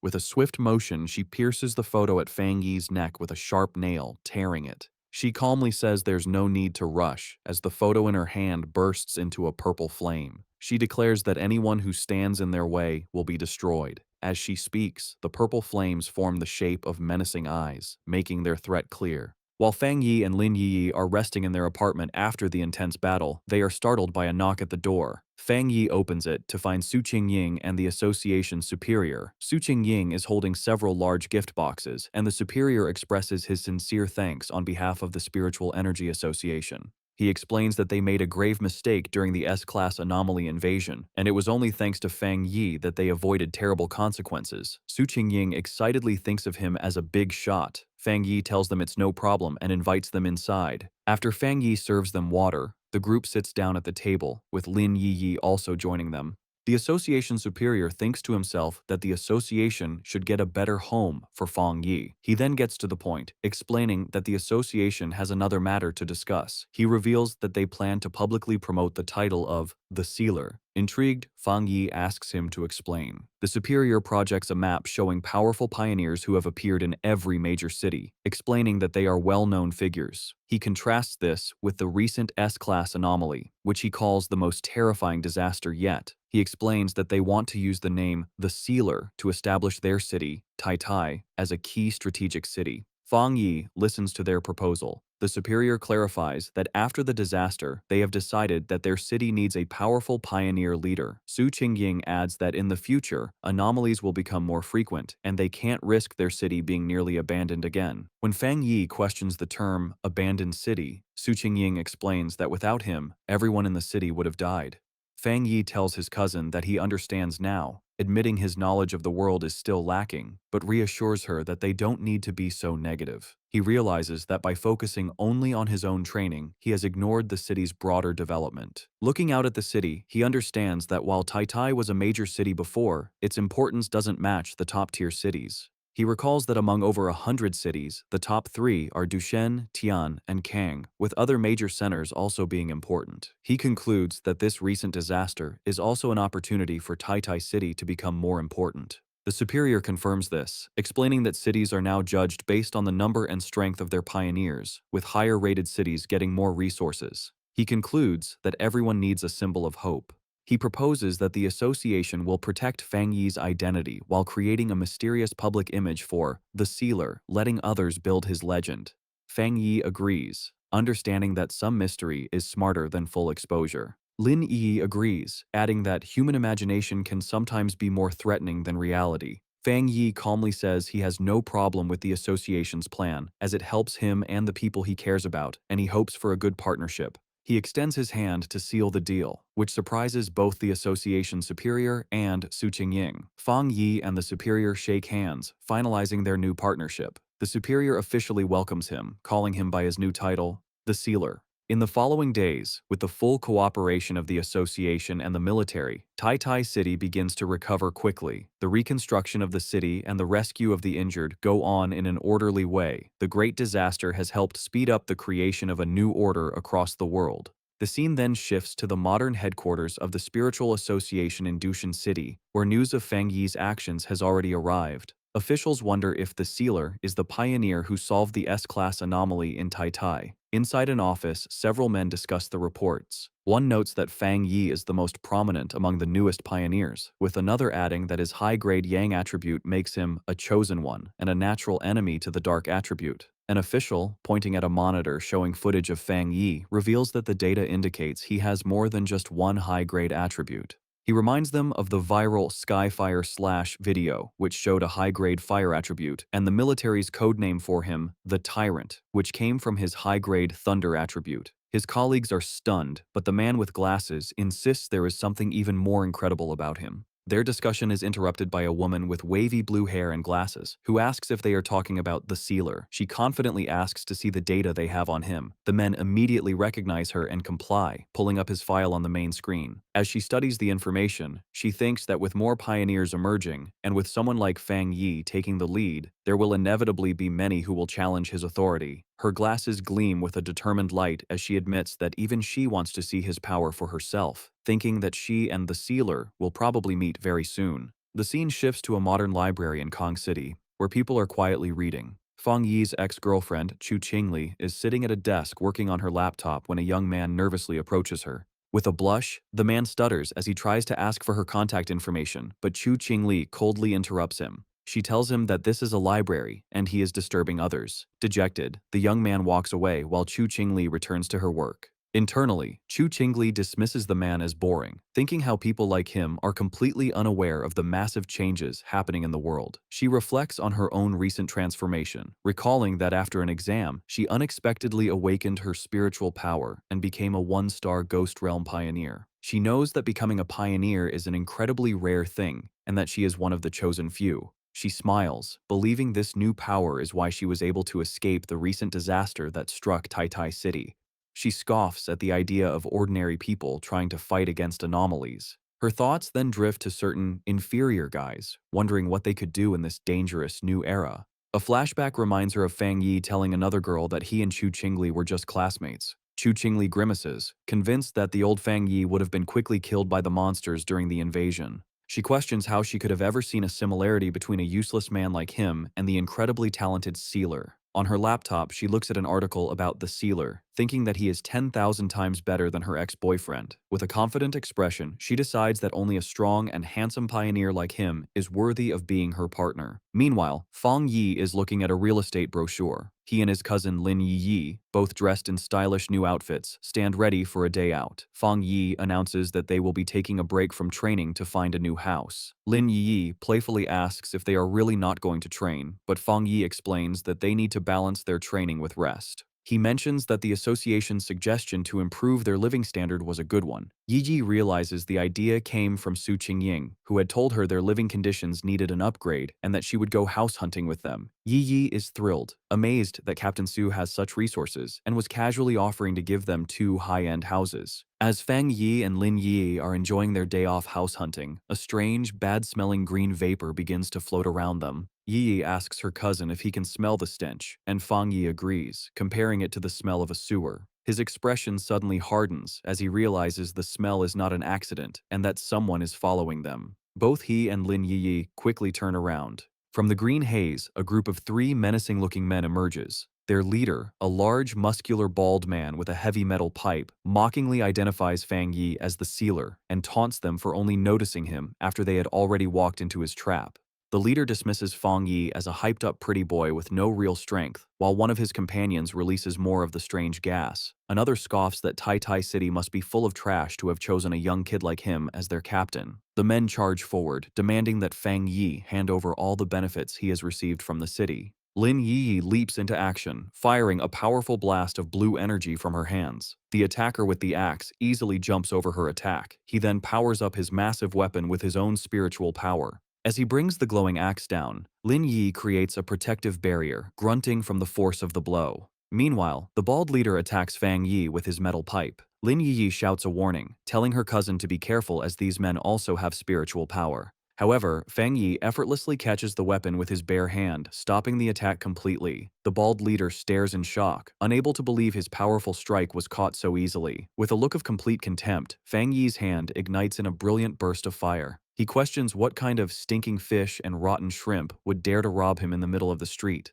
Without hesitating, Fang Yi punches the bald leader in the face, his fist covered in flames. The man flies backward, screaming in disbelief that he was beaten so easily. His friend with the gas tank watches in shock, confused why Fang Yi is not affected. He thinks his special, universal permeating potion should have paralyzed his opponent. Fang Yi just stares back, his hand still flickering with fire. The green gas is described as a potion made from the sweat of a wood attribute pioneer, designed to break an enemy's spiritual barrier, but it has a terrible, lasting smell. Angry about his defeat, the bald leader gets up, shouting he was just careless, and that since they are all at the spirit creation realm, they have nothing to worry about. He charges forward again, his body glowing with a purple aura. Fang Yi smirks, identifying his attacker's powers as mutated earth and wood attributes. He remarks that their sneaky tactics fit their crooked style. He confidently thinks that while a normal spiritual barrier might be weak to such tricks, they are useless against him. Meanwhile, the man with the axe-like weapon jumps high to attack Lin Yi. However, she reacts with amazing speed, kicking him in the groin and making him cry out in pain.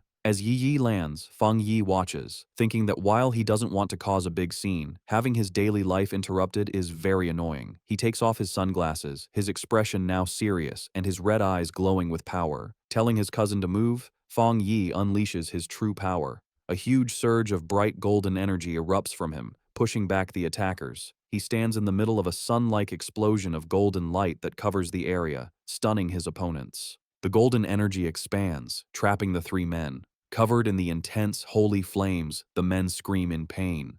They wonder what kind of terrifying fire this is, finally realizing the true power of the sealer as they beg for the pain to stop. Just as Fang Yi is about to use his full power, Su Qingying suddenly appears, rushing towards him and shouting at him not to kill the attackers, which surprises Fang Yi. Looking at the three defeated men on the street, Su Qingying explains with relief that these men are key targets the association is watching. Fang Yi asks if she plans to take them for processing. Su Qingying confirms, saying the association has started registering all pioneers, especially troublemakers like these. Standing over the defeated men, Fang Yi coldly tells them they are lucky. He says he dislikes being disturbed, and if they bother him again, things won't be so simple, which earns him an annoyed look from Su Qingying. As paramedics load the injured men onto stretchers, Su Qingying angrily scolds them, telling them that if this had happened 2 days ago, the association wouldn't have stepped in and they would have deserved to be killed. She reminds them that the sealer spared their lives for the association and warns them about the punishment waiting for them. As the ambulance drives away, Su Qingying watches with her arms crossed, muttering about the bunch of idiots who would dare to challenge the #1 pioneer. Lin Yiyi timidly asks Su Qingying what punishment the men will face. Su Qingying explains that because all three have criminal records, they will face life in prison even though they are at the spirit creation realm.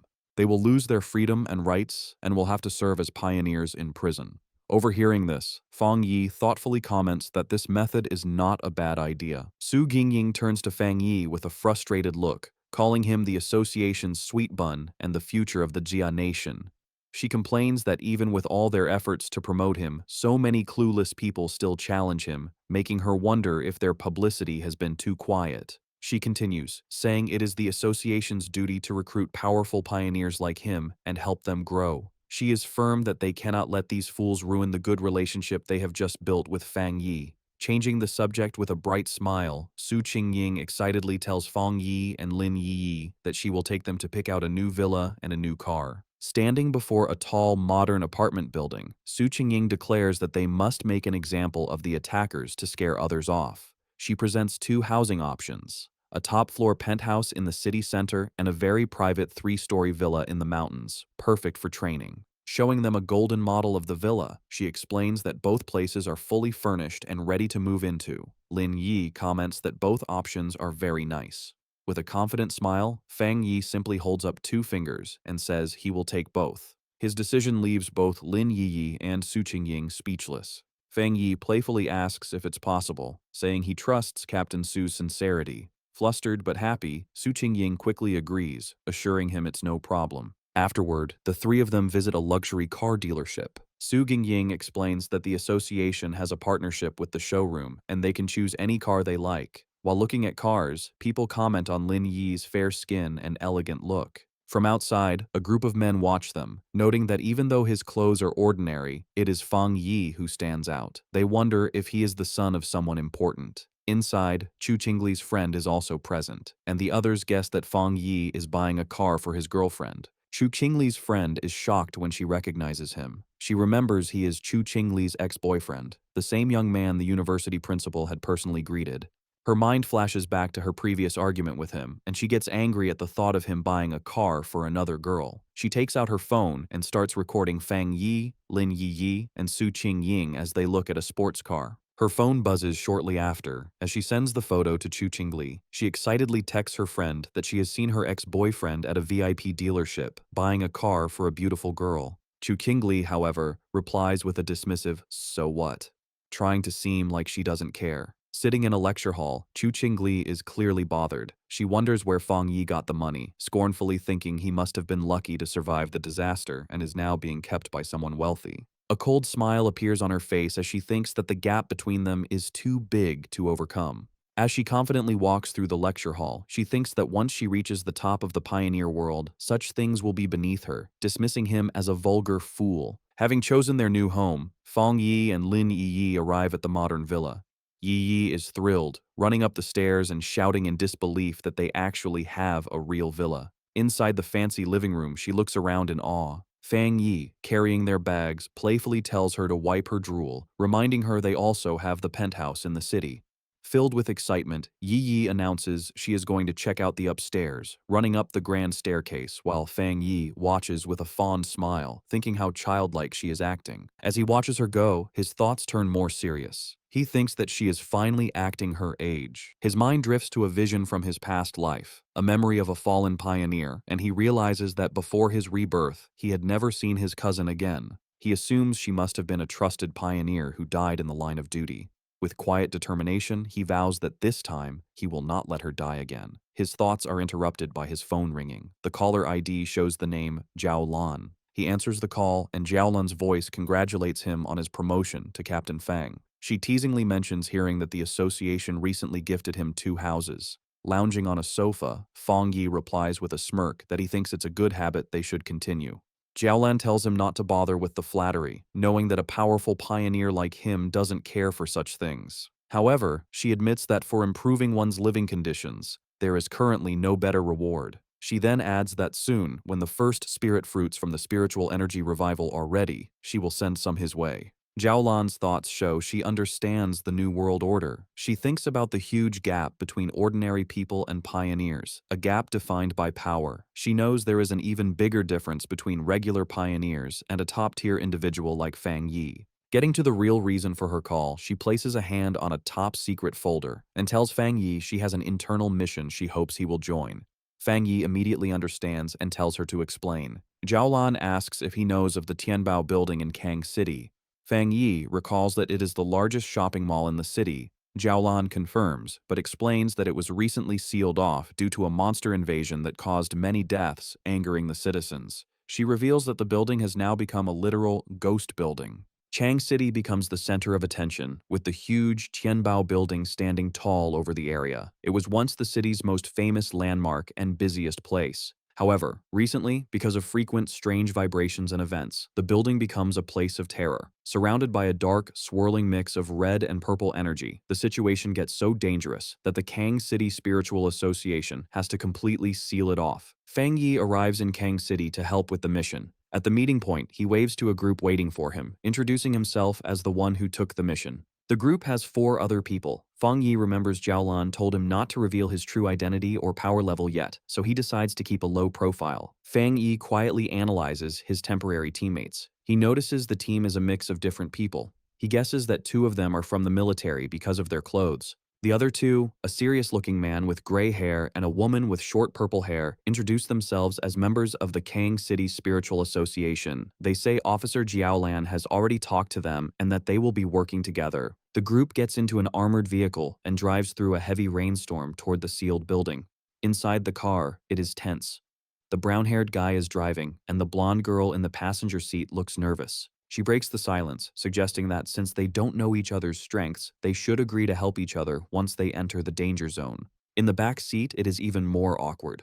Fang Yi sits casually next to the serious man and the short-haired woman, who are crossing their arms and staying quiet. Fang Yi rests his chin on his hand, thinking the team is messy, and the quality of the association members in Kang City seems low. The serious man in the back glares at Fang Yi. He leans over and whispers to the short-haired woman, questioning if this young guy is really the powerful expert that Sister Lan, Jiao Lan, promised to send. He is doubtful because Fang Yi looks too thin, like a student. He notices that Fang Yi isn't wearing an official device, and his power is completely hidden. However, the short-haired woman stares at Fang Yi with a shocked look. Her mind flashes to the rumors of a legendary figure surrounded by flames. She wonders if this student could actually be the Sealer, the godlike figure who single-handedly stopped a natural disaster. But looking at his young age, she finds it hard to believe. The short-haired, purple-haired woman stares at Fang Yi with great interest. She connects the dots, realizing this young student matches the description of the legendary figure with 3 rare high-level powers who sealed the King of Anomalies. She is now almost sure he is the Sealer.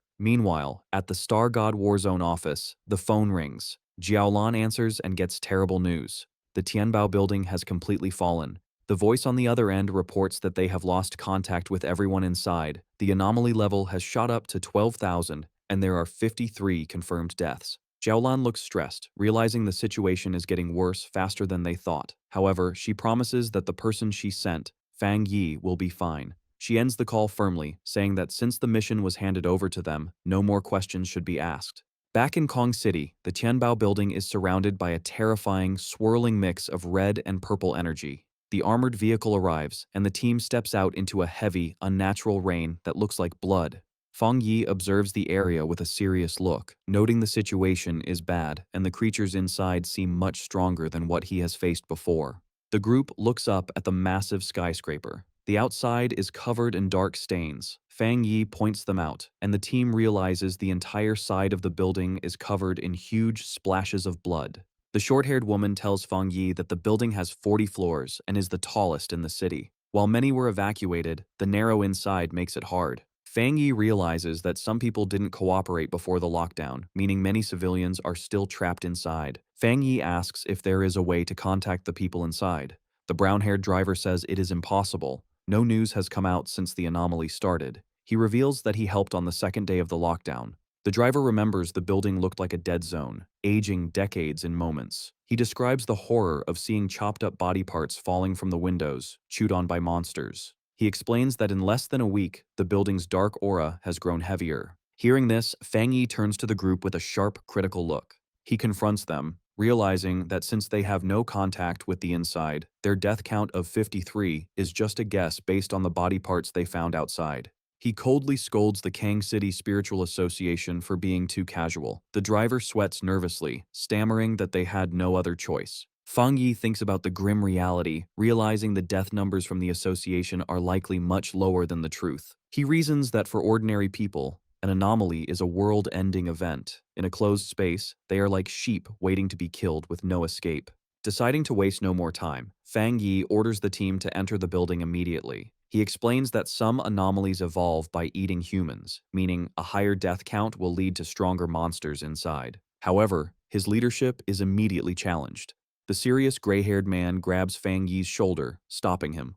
While acknowledging the military's order to follow Fang Yi, the man demands that Fang Yi first explain his plan before they rush in. Fang Yi turns to look at him coldly, asking what plan there is to discuss when they are blind to the situation inside. He insists they have to go in to investigate first. The gray-haired man is not satisfied. He argues that everyone there has experience with anomalies, and that, as the commander, Fang Yi should at least know their abilities. He starts to criticize Fang Yi, pointing out that he hasn't even joined the official organization and lacks training. The argument is cut short when the short-haired, purple-haired woman steps in, looking angry. She pushes past the men, telling the gray-haired man to be quiet because they are short on time. She reminds him that Fang Yi took this mission because Officer Jiaolan recommended him, meaning questioning Fang Yi is like questioning a high-ranking officer. Fang Yi watches, silently, thinking to himself that fighting among themselves is the worst thing to do before a mission.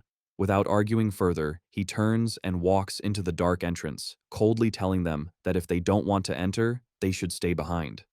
The team, including the hesitant members, quickly follows him. The group enters the Tianbao building and finds it completely destroyed and spooky. Cars are crushed and trash is everywhere, but the blonde girl notices something strange. Despite the destruction, there is no sound. Suddenly, a dark shadow swoops down from the high ceiling. The serious gray-haired man senses something and looks up, confused. Before he can react, a terrifying green-eyed monster descends from the darkness, screaming as it ambushes him. Fang Yi reacts instantly and summons his sword that immediately bursts into intense flames. With a fierce swing, he sends a wave of fire at the descending monster, his expression cold and focused. The creature doesn't stand a chance. In a split second, it is sliced into pieces by a flash of light and sword beams. Fang Yi lands gracefully, posing with his flaming sword, as the monster behind him is completely destroyed. The serious gray-haired man and the short-haired, purple-haired woman are stunned. They can barely believe the fight ended the moment it began.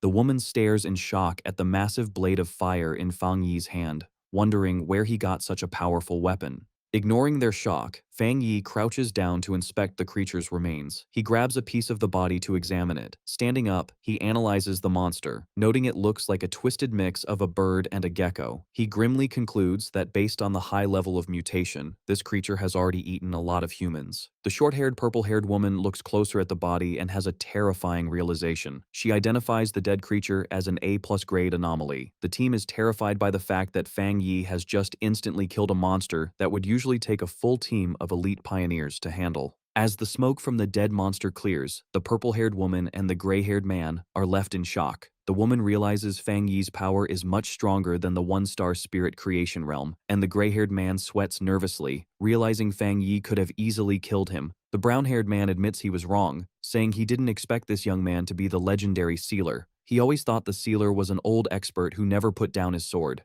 Fang Yi turns his back to them, his sword still on fire. He explains that after he advanced, he combined his spiritual power with his sword, turning it into a spirit weapon he can summon and shape whenever he wants. He humbly suggests he isn't the only one who can do this. With the team's doubt gone, replaced by trust and fear, Fang Yi tells everyone to move faster. The purple-haired woman says she's relieved Fang Yi is on their team as they follow him deeper into the dark building. To light their way, Fang Yi summons a ball of fire in his hand and leads the group down a dark, narrow hallway, holding the fire like a torch. They reach a staircase that is completely covered in blood. Looking at the horrible scene, Fang Yi grimly figures out that the situation is much worse than the official report said. Based on the amount of blood, he guesses there are at least 500 dead, not just 53. Suddenly, Fang Yi's expression gets sharp, his red eyes glowing as he senses something is wrong.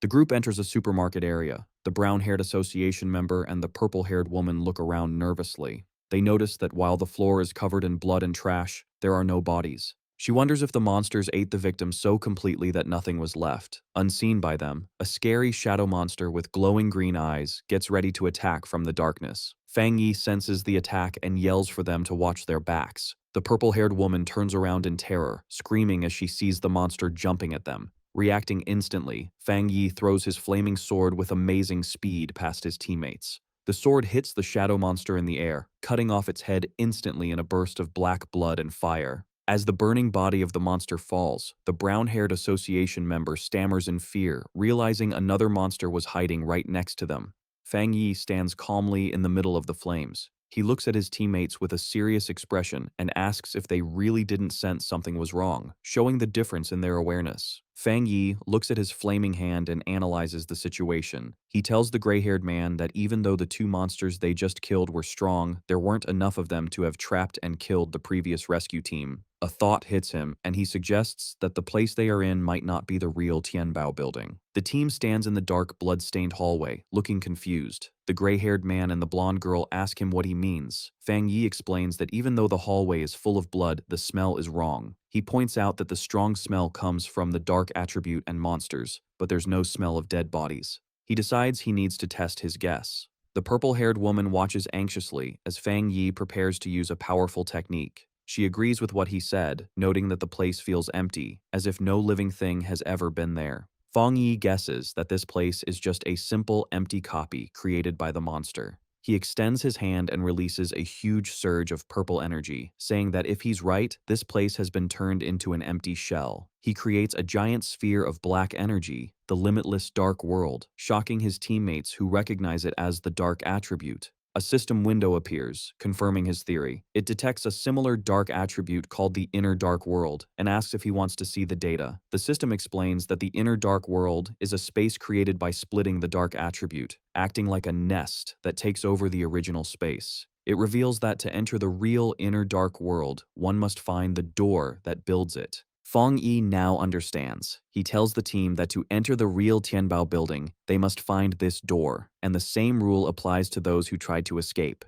He explains that the people trapped inside were affected by the dark attribute, causing them to hallucinate. They probably mistook windows for the door to safety. As he controls the dark energy, Fang Yi concludes this is why the people who tried to escape through the windows ended up dead. The purple-haired woman realizes with horror that the victims were tricked by the dark attribute until they died. She asks Fang Yi if their next step is to find the door. The situation gets worse instantly, as Fang Yi's system warns that the hostile dark inner world has been drawn to him and has fully appeared. Fang Yi is shocked by its sudden arrival, as a huge blast of purple energy comes down from above, crushing the team. The brown-haired association member and the blonde girl immediately fall under the pressure, holding their heads in pain. They scream that their spiritual defenses are failing. Fang Yi's eyes glow with intense power, one red, one golden, as he glares at the energy. He instantly summons a barrier, creating a powerful dome of golden light to protect his teammates. Inside the barrier, the blonde girl and the brown-haired association member gasp for breath, relieved the pain has stopped. They look up at Fang Yi in awe, realizing that while they were almost knocked out, the sealer is completely unharmed. They admit to themselves that the dark energy nearly killed them without even hitting them directly, and without Fang Yi, they wouldn't have survived. Fang Yi suddenly focuses on a point in the empty air, his sword lighting up with intense flames as he declares he has found it. He unleashes a technique called Fire Dragon, pulls out his blade, and swings it violently at the invisible target, shouting that the entrance is right here. The force of the attack causes the space itself to break like glass. The gray-haired man and the purple-haired woman watch in shock as the hallway breaks apart before their eyes. Fang Yi steps forward onto the new ground, his expression dark and serious. The broken illusion reveals a huge, scary gateway swirling with dark green mist and shadows, the true entrance to the dark inner world. Fang Yi takes the lead, his sword blazing with fire to light the way, and orders everyone to follow him closely. As they walk deeper into the real building, Fang Yi keeps up a golden barrier to protect the team from the gross, red fleshy veins that now cover the walls. The blonde girl suddenly looks sick, covering her mouth as she says she can smell something terrible. Fang Yi looks ahead with a grim expression, identifying the smell as the smell of dead bodies and blood from their own kind. The group finally finds a horrible scene. The floor is covered with the dead bodies of the previous pioneers who had gone missing, confirming they had been trapped and killed in this dark space. The group is immediately ambushed as a swarm of shadowy, bat-like creatures descends from the ceiling, surrounding them. Looking up, the team sees a terrifying swirl of monsters above them, trapping them. Suddenly, a massive A-plus grade demon-like monster with glowing red eyes dives down from the swarm to attack. The gray-haired man and the brown-haired association member are shocked, shouting that it's crazy to find another high-level dark monster so soon. Fang Yi reacts instantly, summoning his flaming sword. He throws the sword, and it pierces straight through the descending monster's chest in a burst of fire. The monster roars in pain as Fang Yi rushes forward to finish it. He drives his sword into the ground and grabs the hilt. With a series of incredibly fast swings, Fang Yi unleashes a storm of fiery attacks against the swarm and the large monster. He lands gracefully, setting off a massive explosion of holy fire that burns the enemies around him. The blonde girl and the purple-haired woman shield their faces from the intense heat, shocked that the dark monsters melted instantly when they touched his flames. They realize that since the mission started, they haven't had to do anything. Fang Yi walks through the destruction, his sword glowing like lava. He reaches his hand toward the floor, where the bodies of the previous victims lay. Fang Yi uses his fire to cremate the bodies of the innocent victims, giving them a proper burial. The brown-haired association member and the blonde girl watch the flames in awe, saying that his title as the Sealer is well-deserved. Fang Yi turns to the group and gives his orders. He tells them that since they entered the building, they should help out. He instructs them to search the first floor for survivors, while he goes upstairs to handle the remaining monsters. The team, including the gray-haired man and the purple-haired woman, stands ready to follow his orders, their doubt now replaced by respect. Fang Yi continues to clear the building floor by floor. On the 10th floor, he battles a swarm of flying shadow creatures, swinging his flaming sword to keep them away. He analyzes the enemies, realizing they have evolved to at least the one-star spirit creation realm, but he easily cuts them in half, noting their abilities haven't changed much. Fang Yi then leads the team up the escalator to the 15th floor, his sword leaving a trail of fire. The air becomes even heavier. The blonde girl complains that the cold, dark power is getting through her protective barrier as they find a hallway filled with bodies. The gray-haired man notices something strange about the bodies. He warns the others that something is moving inside the corpses and that they are corrosive, telling the team not to breathe in the spores. A drop of liquid falls into a puddle, and a massive spiked shadow rises behind Fang Yi and the brown-haired association member. The monster reveals itself to be a terrifying, multi-eyed creature that looks down at them. It roars, unleashing a barrage of energy spikes. Instead of being scared, Fang Yi smiles, saying that things have finally gotten interesting. Fang Yi spins his sword rapidly, creating a shield of fire that deflects the incoming energy spikes. The monster comes down to attack directly, but Fang Yi prepares to counter, realizing the creature is trying to buy time to evolve further. He throws his flaming sword with great force, shocking the monster and causing a huge explosion. Fang Yi reaches out his hand, disappointed, and tells the defeated monster that he overestimated it, expecting a challenge at least at the 3-star spirit creation level. The gray-haired man is on high alert and turns sharply when he hears a noise, while Fang Yi asks who is there. Looking inside, Fang Yi asks if they are survivors. A young man hiding behind the door stammers in fear, asking if they are the forerunners sent to help. The team discovers 5 people alive inside what looks like a hidden storage room for a luxury brand. The survivors are huddled together in the dark, looking terrified. Fang Yi realizes they must have hidden here to escape the attack. Seeing their fear, Fang Yi smiles gently to calm them. He reassures them that everything is fine now and that they have come to rescue them. The brown-haired association member steps forward with a friendly smile, introducing the team as the Kang City Spirit Association. He tells the survivors that the monsters outside have been killed and that they should come out quickly. The young male survivor stares at Fang Yi in disbelief, stammering as he tries to understand. He shouts in shock, asking if it's true that Fang Yi killed all those terrifying monsters with just a single slash. Meanwhile, outside the Tianbao building, a monitoring team watches the situation. The building is covered in a red, ominous energy, but the monitors are hopeful, noting that this time is different. They track Fang Yi's spiritual energy, observing the fire of his spirit weapon on every floor. Suddenly, an analyst shouts that the latest reading is from the 40th floor. The analysts are stunned. They report that the sealer cleared the Tianbao building from bottom to top in only 9 minutes and 56 seconds. They realize this news will shock the entire Pioneer Circle in Kang City. However, the celebration is cut short as a red alarm goes off. The monitor warns that it's not over yet, as they have detected an S-class monster eruption at the very top level. Back on the top floor, Fang Yi stands among the rubble, looking up with a serious expression. He realizes he has found the main target. Looming over him is a massive, skeletal creature with glowing green energy and black feathers. Fang Yi identifies the terrifying monster as the anomaly king of this location, the Bone Bird. Fang Yi charges directly at the massive anomaly king, the Bone Bird, leaping into the air with his sword. As he gets closer, he analyzes the creature, realizing the strange worms on it are not parasites, but part of its main body. With a powerful swing, Fang Yi unleashes a golden strike, but the bone bird blocks the attack with its thick, cage-like bones. Fang Yi is surprised for a moment as his attack is stopped.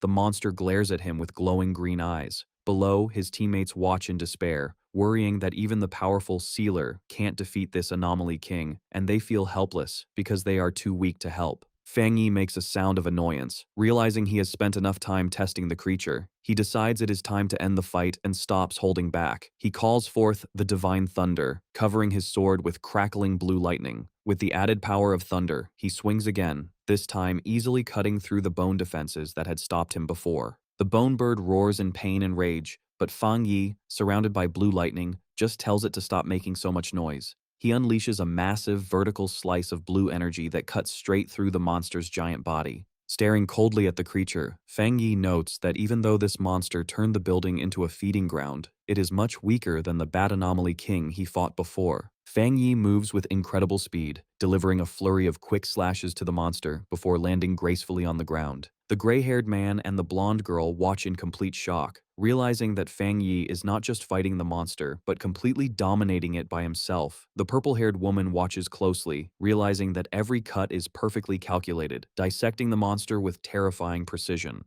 Fang Yi realizes that he hasn't even needed to attack the bone bird's skull directly. As he dodges its attacks, he understands that the monster can't fight back because the power gap between them is too big. He concludes he has become even stronger than the Anomaly King. The monstrous bird lets out a desperate, broken roar as it tries to recover. Fang Yi looks at the creature with a cold, glowing red eye and asks if it still thinks it can heal, asking if it really thinks he is just playing around. He begins to gather a huge amount of spiritual energy, causing bright blue lightning to crackle around him. With the energy fully charged, Fang Yi leaps high into the air. He unleashes the power directly into the Tianbao building, sending a massive pillar of lightning through the structure that lights up the dark, red sky. The energy swirls into a vortex, cleaning the darkness from the area. As the attack finishes, the dark clouds break apart, and the golden light of the setting sun shines through, signaling that the darkness is gone. Outside the building, the association's monitors watch in disbelief as the Anomaly King's energy disappears. They realize Fang Yi is a pioneer on a completely different level, and they wonder if this is the true gap between them and a top-tier genius. They reveal that the S-class invasion has been classified as the King Sacrifice Hell, and the details of how it was solved are sealed in top-secret files, noting that Fang Yi's solution is something no one else could copy.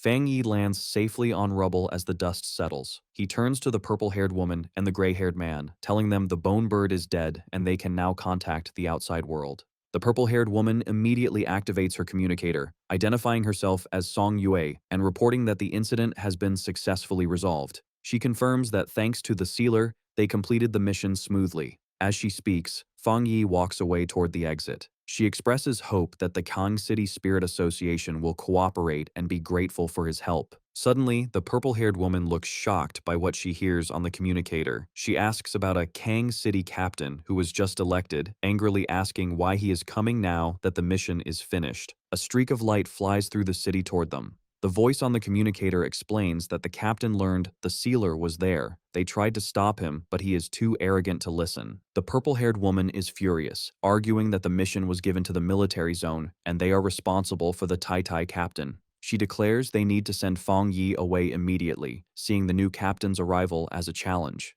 As Fang Yi walks down a staircase, the purple-haired woman states that the sealer is the most important captain recommended by their zone and warns that anyone who challenges him will face the consequences. Fang Yi walks out of the Tianbao building, looking to leave now that the battle is over. He pauses, confused, as he senses something approaching quickly from above. A figure comes down from the sky with great speed, crashing toward him. The attacker lands with a powerful impact, holding an energy weapon. He introduces himself as Yue Fengjiang, the new captain of Kang City, and aggressively asks if Fang Yi is the sealer from Tai City. Fang Yi stands his ground, staring back coldly. Ye Fengjiang gets in his face, analyzing him. He mistakenly thinks Fang Yi is a wind attribute pioneer, but notes that Fang Yi is hiding his power, guessing he is at least at the spirit creation realm. Yue Fengjiang changes his energy weapon into a claw and attacks. Fang Yi draws his flaming sword and they begin a fast-paced duel. The captain leaps high for a crushing blow, forcing Fang Yi to dodge as he lands heavily on the street. Yue Fengjiang looks down on Fang Yi, thinking he is just a brat. He decides to use this fight to establish his own reputation and his family's dominance. Outwardly, he laughs arrogantly. He thanks Fang Yi for solving the crisis, but then accuses him of overstepping his boundaries, lecturing him about rules and seniority. Fang Yi, not impressed, explains that he only came because the military asked for help, and there was no captain when he arrived. He coldly asks what this new captain wants from him. Yue Fengjiang smirks, claiming he is a man of excellent style and has no bad intentions. However, he reveals his true greedy reason. He wants to borrow Fang Yi's powerful sword. He begins to gather dark energy in his hands. Surrounded by a purple and white aura, Yue Fengjiang threatens Fang Yi, saying that if he doesn't comply, he will never leave Kang City. Fang Yi remains completely calm. He smiles, finding the demand ridiculous, while Yue Fengjiang looks at him with a twisted, excited expression. Fang Yi decides to end the conversation. He summons his full power, unsheathing his sword as flames erupt around him. Yue Fengjiang is shocked by the sudden and huge spike in Fang Yi's power. With his eyes glowing and his aura flaring, Fang Yi mocks the captain's request to borrow his weapon, saying he will borrow the captain's entire family instead, signaling he is about to beat him severely. Fang Yi starts the battle with a powerful fire slash. Yue Fengjiang dodges the attack with incredible speed. Instead of being scared, he smiles and says the fight is getting interesting. Nearby, the purple-haired woman, Song Yue, realizes the fight has cut off their signal again. She urgently tells her team they must leave immediately to tell the military and their bosses, and to get the survivors to safety. Fang Yi, surrounded by flames, gives them a stern warning. He gives them 10 minutes to leave, hinting that if they stay, they might see a captain die. The brown-haired association member tries to warn him, but Song Yue quickly covers his mouth. She shouts that she understands and drags him away to keep them safe. As the group runs away, Song Yue complains angrily that Yue Fengjiang is causing trouble right after he got elected. Her teammates agree that it might be good for the sealer to teach their arrogant captain a lesson. With the others gone, Fang Yi glares at his opponent and holds out his hand. He unleashes a powerful thunderbolt at Yue Fengjiang. The captain deflects the lightning with his weapon, but the force is huge. Yue Fengjiang shouts a challenge, telling Fang Yi that if he wants to kill him, he should stop holding back and use 100% of his power. Fang Yi responds by landing a heavy attack that sends shockwaves through the area. A massive explosion erupts behind Yue Fengjiang, destroying the nearby buildings. Yue Fengjiang slides backward to regain his balance, thinking the sensation he just felt was terrifying. Sweat runs down his face as he looks at Fang Yi. He realizes Fang Yi's yang power is incredibly strong and explosive. For the first time, the arrogant captain admits to himself that his body feels fear. Fang Yi stands in the raging flames, his figure dark with glowing red eyes. He smirks at Yue Fengjiang's earlier taunt about using full power. He coolly replies that if he were to use 100% of his power, he is afraid Yue Fengjiang wouldn't even last 10 minutes. Yue Fengjiang smiles confidently. He laughs like a maniac, convinced the power is in the sword itself. He believes it is a new secret weapon from the Spirit Association, and that Fang Yi is just lucky to have it. Fang Yi stays silent, staring at him with a cold, unimpressed look. In Yue Fengjiang's mind, he imagines the weapon in a containment tube, believing it holds terrifying power. He is jealous that such a special prototype was given to this kid. He grabs his chest, deciding his trip to the city was worth it because he has found a treasure to steal. Filled with greed, Yue Fengjiang tears off his shirt with a surge of purple energy. He arrogantly calls Fang Yi a mere two-star cultivator and demands he hand over the knife. He threatens to kill him to take it, shouting that Fang Yi still hasn't shown enough power to impress him. Meanwhile, at the Tai Tai Spirit Association headquarters, the mood is tense. The superior slams his hands on the table, furious to learn that the Kang City captain has started a fight with their captain, Fang Yi. Su Gingying looks worried as the superior sweats, realizing how serious the situation is. She points out that the Sealer was invited by the Star God War Zone, meaning this conflict involves high-level military politics. The superior is confused when his assistant whispers an update, asking him to repeat the absurd news. The assistant explains that they contacted Kang City, but the other side arrogantly replied that if the fight isn't stopped in 10 minutes, the situation will be irreversible, thinking Fang Yi is the one in danger. The Kang City officials believe that since they are the third-ranked city, their captain is better and will not lose. The Tai Tai officials are shocked and insulted that Kang City is looking down on them. The superior slams his fist down again, calling the Kang City officials fools. He realizes they think sealing a top-level monster is easy and have completely underestimated Fang Yi. The assistant adds that the Kang City captain is rumored to have just reached the 3-star rank and is supported by a huge family with endless resources. Looking out the window, the superior scoffs at the mention of the 3-star rank. With a serious look, he explains that the Sealer has multiple top-level powers and his true fighting ability is far beyond his visible rank. He grimly concludes that because Kang City didn't experience the King's Sacrifice Hell, they don't understand the true meaning of Fang Yi's title. He predicts that the Kang City captain won't just lose, he might even die. Back at the battle, Fang Yi prepares a devastating punch, his red eye glowing. He lands a brutal punch on Yue Fengjiang's face, sending blood and teeth flying and shattering the arrogant captain's defense. The battle continues in the sky above the city. Yue Fengjiang is confused because his attacks have no effect on Fang Yi's flames, wondering why the fire blade is endless. As they fight, Yue Fengjiang realizes with horror that his spiritual power is disappearing on contact, as if it's sinking into the sea. He is overwhelmed by Fang Yi's constant attacks. Suddenly, Fang Yi appears right next to Yue Fengjiang's face, coldly whispering that they have arrived. Yue Fengjiang turns and is shocked to see the Kang City Spirit Association building right next to them. Fang Yi looms over him with a terrifying presence. He tells the captain that out of respect for the city and the military, he is giving him one last chance. Before Yue Fengjiang can respond, Fang Yi delivers a powerful kick that sends the captain flying down. Fang Yi doesn't stop.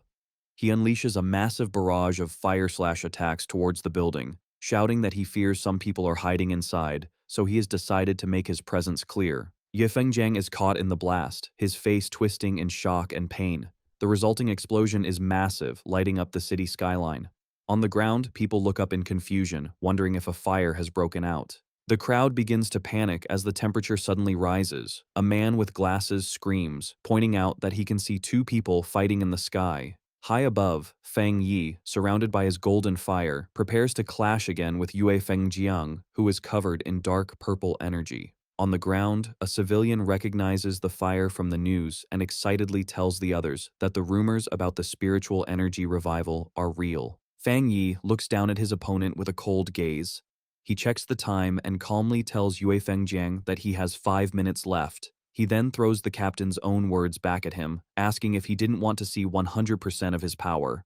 Yue Fengjiang, beaten and furious, can only growl. Fang Yi comes down from the sky like a meteor, swinging his flaming sword. As he unleashes a massive fire slash, he mocks the captain, asking how he can be in such a pathetic state when Fang Yi is only using 30% of his strength. Yue Fengjiang's face is filled with shock. He can't understand how this is not Fang Yi's full power, thinking it should be impossible for a 2-star cultivator to be this strong. Terror takes over Yue Fengjiang as he sees the attack coming. The massive beam of fire strikes him, blasting him through the sky. Meanwhile, at the Spirit Association headquarters in Shen City, the Situation Room is in chaos. An operator reports a massive energy spike in the country. The map zooms in on Kang City, showing energy levels rising rapidly at the Spirit Association building. The superior with glasses is confused, noting that the energy is not the dark attribute, so it's not a monster invasion. He demands to know what is happening. A subordinate rushes in with the shocking report.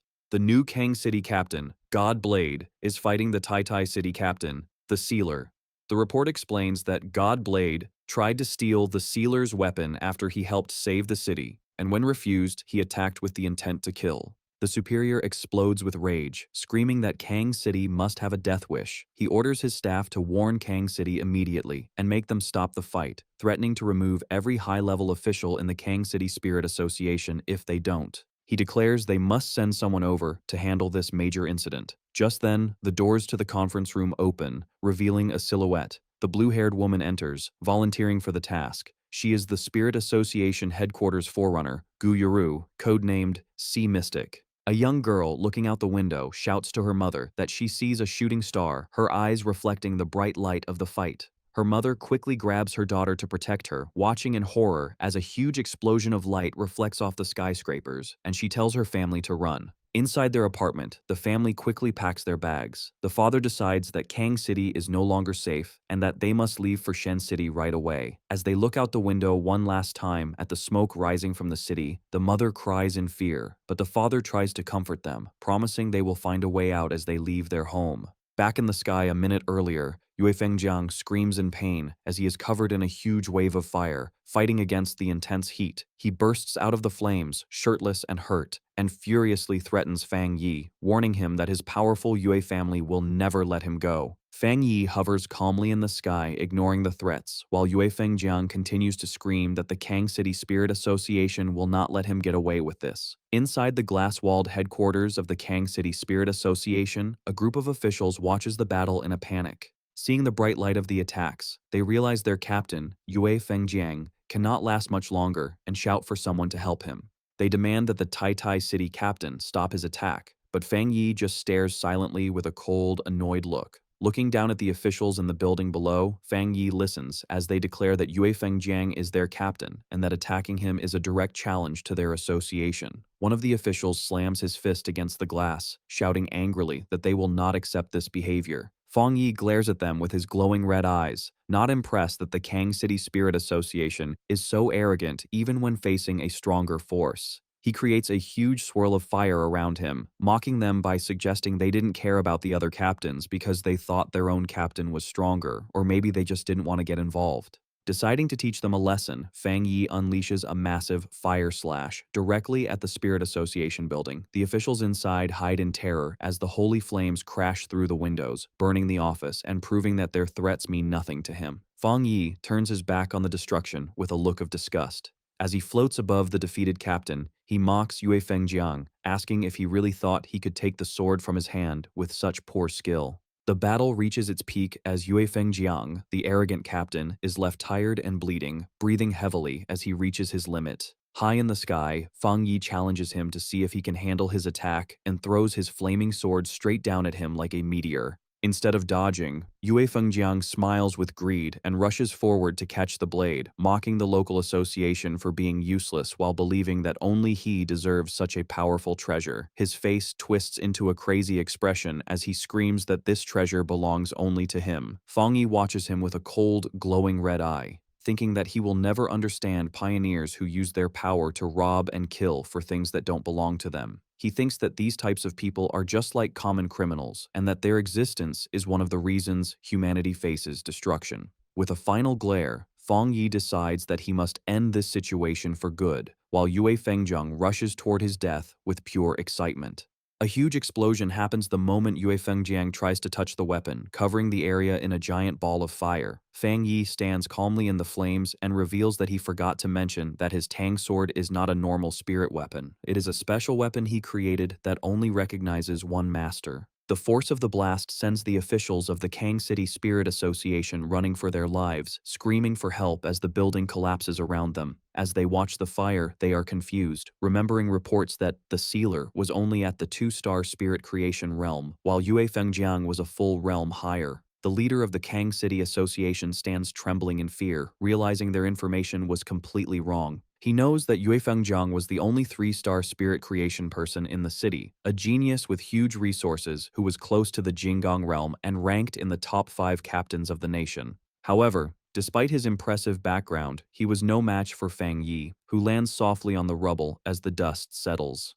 Standing silently with his burning sword, it is clear that Fang Yi has far surpassed the level of a captain, and now has the power to destroy an entire city. Wang Zhong, the leader of the Kang City Spirit Association, trembles in complete terror, asking himself what he should do now. He looks at the destruction and wonders if Fang Yi really plans to make the entire Kang City Spirit Association be buried along with the defeated captain. Overcome with fear, Wang Zhong collapses to the ground among his terrified team. He begs the Tai City captain for mercy, screaming that this whole incident was their fault. Suddenly, the sound of a helicopter approaching breaks the tension. Inside the cockpit, the pilot reports to his boss that there is a pure and extremely strong Yang attribute ahead, but notes that the flames near the Spirit Association seem to be weakening. Gu Yuru, standing at the open door of the helicopter, gathers a massive amount of blue water energy in her hands, wondering if the fire is really dying down. Fearing they have arrived too late, Gu Yuru unleashes her power, sending streams of blue energy raining down from the sky to put out the remaining fires.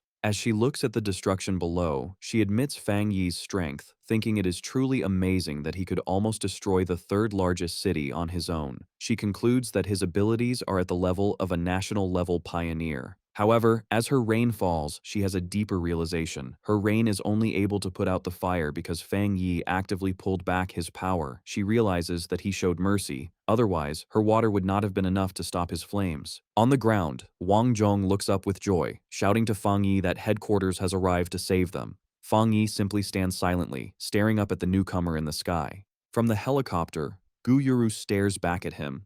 As a water attribute pioneer herself, she senses that Fang Yi's pure power is far greater than what Yue Fengjiang had, ranking him among the top pioneers she has ever met. Suddenly, Gu Yuru's expression changes to one of surprise as she notices something specific. She focuses her gaze on the flaming Tang sword in Fang Yi's hand. Analyzing the pure power and fusion level of the weapon, she knows from her information that the Tai City Spirit Association does not have the technology to develop such an advanced spirit weapon. As Fang Yi calmly puts his sword away, absorbing the flames back into his body, Gu Yuru comes to the only possible conclusion: that spirit weapon was created by Fang Yi himself. Wang Zhong, feeling brave with the arrival of the helicopter, points an accusing finger at Fang Yi. He demands to know if the Sealer really needs to be so ruthless, and asks how he plans to explain his actions now that someone from headquarters has arrived. Fang Yi glares at him with terrifying intensity. He coldly reminds the official that he gave them 10 minutes to solve the situation, but they failed to give him any explanation. Turning away, Fang Yi concludes that their silence means they agreed that their own captain deserved to die. Suddenly, Fang Yi releases a massive surge of fiery energy that surrounds the terrified officials. He warns them that if they dare speak to him in such a disrespectful way again, he will kill them all along with their fallen captain. Just then, Gu Yuru comes down from the sky, surrounded by swirling blue water energy. She calls out to the Tai City captain to stop his aggressive behavior. Fang Yi turns his head silently to face the new arrival. Wang Zhong is overjoyed, thinking that Fang Yi is finally in trouble. He thinks that no matter how strong the Sealer is, he cannot simply kill a city captain and get away with it. He believes that if this is not punished, captains everywhere would be in danger. Gu Yuru lands and introduces herself. She sternly asks how they are supposed to manage the spirit associations in different regions if such chaos is allowed. Wang Zhong smiles wickedly, thinking she is on his side. He eagerly waits for her to punish Fang Yi for destroying their headquarters. However, to everyone's surprise, Gu Yuru does not attack. Instead, she stands respectfully before Fang Yi and admits that this incident was a failure of duty on the part of the Spirit Association. She bows her head in apology, promising Fang Yi that headquarters will give him a proper explanation for what happened. Fang Yi's expression softens into a small smile, and he simply hums in agreement, accepting her apology. Wang Zhong is left completely frozen, his face a mask of pure shock and disbelief, as he realizes headquarters has sided with Fang Yi over him. Wang Zhong trembles, unable to understand what is happening. He watches as Gu Yuro bows to Fang Yi, realizing this is the headquarters' respectful way of dealing with the sealer. She explains their goal is to support and reward him to prevent more conflict. Wang Zhong is terrified, wondering if this is the end of it. He thinks about how his captain was burned alive and can't believe the headquarters isn't treating this as a serious issue or blaming Fang Yi. Fang Yi stands calmly, thinking the local association's opinion doesn't matter. He reflects that the Kang City captain, Yue Feng Jiang, tried to kill him for his weapon and was ungrateful for his help, so his death was deserved. Gu Yuru walks over to the scared officials. She coldly asks why they did not stop the fighting, calling them arrogant fools. She then asks who is in charge of the Kang City Spirit Association, and Wang Zhong nervously raises his hand. Wang Zhong tries to smile as Gu Yuro gives him his orders. She tells them they have 3 days to calm the public in Kang City and come up with a good excuse to cover up the news of the battle. Her face then turns icy as she gives them their punishment. She announces that after 3 days, all of them will be fired and headquarters will send new people to take over Kang City. The officials are shocked. Gu Yuru gives a final warning that if they fail, they will face the full consequences. Fang Yi watches from a distance, surprised. He admits he didn't expect the Spirit Association headquarters to fire the entire staff of Kang City just to please him. Gu Yuru returns to Fang Yi, explaining that headquarters must make their position clear. She declares that anyone who challenges the sealer, again, will end up like the Kang City Spirit Association and Yue Fengjiang. She asks Fang Yi if he is satisfied with how they handled the situation, promising it will never happen again. Fang Yi, looking relaxed, tells her that anyone challenging him is challenging the headquarters. He says he doesn't care about the officials, but is more interested in how she plans to control public opinion about the supernatural events. Gu Yuru understands his question. She addresses the doubt about whether the news of the spiritual energy revival can still be kept secret in major cities. She explains that supernatural events are happening often, and disasters caused by anomalies are always appearing. She admits that many people have already guessed the truth, but the government can't make it public yet because the time isn't right. She warns that if they made it public now, the world would change instantly. Chaos would start within society, destroying the order they are trying to keep. She implies the situation is delicate, noting that if Fang Yi hadn't been there to save Tai Tai City, the results would have been terrible for the whole world. Fang Yi thinks about the results of his recent battles. He realizes the era of spiritual energy recovery might have officially started when the Anomaly King was destroyed. He considers that without the sacrifice of powerful people like Elder Wu, this new era would have come even faster, and humanity would have been unprepared. He finally understands the government's plan. Chaos among a small group of pioneers is better than total chaos for everyone. He pictures the powerful leaders of this new world, people like Ji Ruoyan, Jiaolun, and Su Qingying. He realizes that to keep the appearance of peace for normal citizens, the country needs these top-tier pioneers to face the crises. Fang Yi looks at the ruins, understanding why the Xia Nation is so strict about controlling public opinion. By managing information, they prevent weaker pioneers from causing trouble and stop panic from spreading, letting ordinary people adjust to the new era. However, he knows this plan depends on the cooperation of powerful pioneers. With a smirk, he realizes the situation is becoming urgent. As Fang Yi gets ready to leave, he admits to himself that while his current power helped him solve the disaster in Tai Tai City, it's not enough for what's coming. Gu Yuro interrupts his thoughts. She respectfully tells him a special plane is ready to take him back to Tai Tai City, but she asks for a moment for a personal request. Adjusting her glasses with a smile, Gu Yuru expresses her genuine admiration. She tells him she envies Tai Tai City for having a talent who is so young, yet has the power to destroy a city and the character to handle it.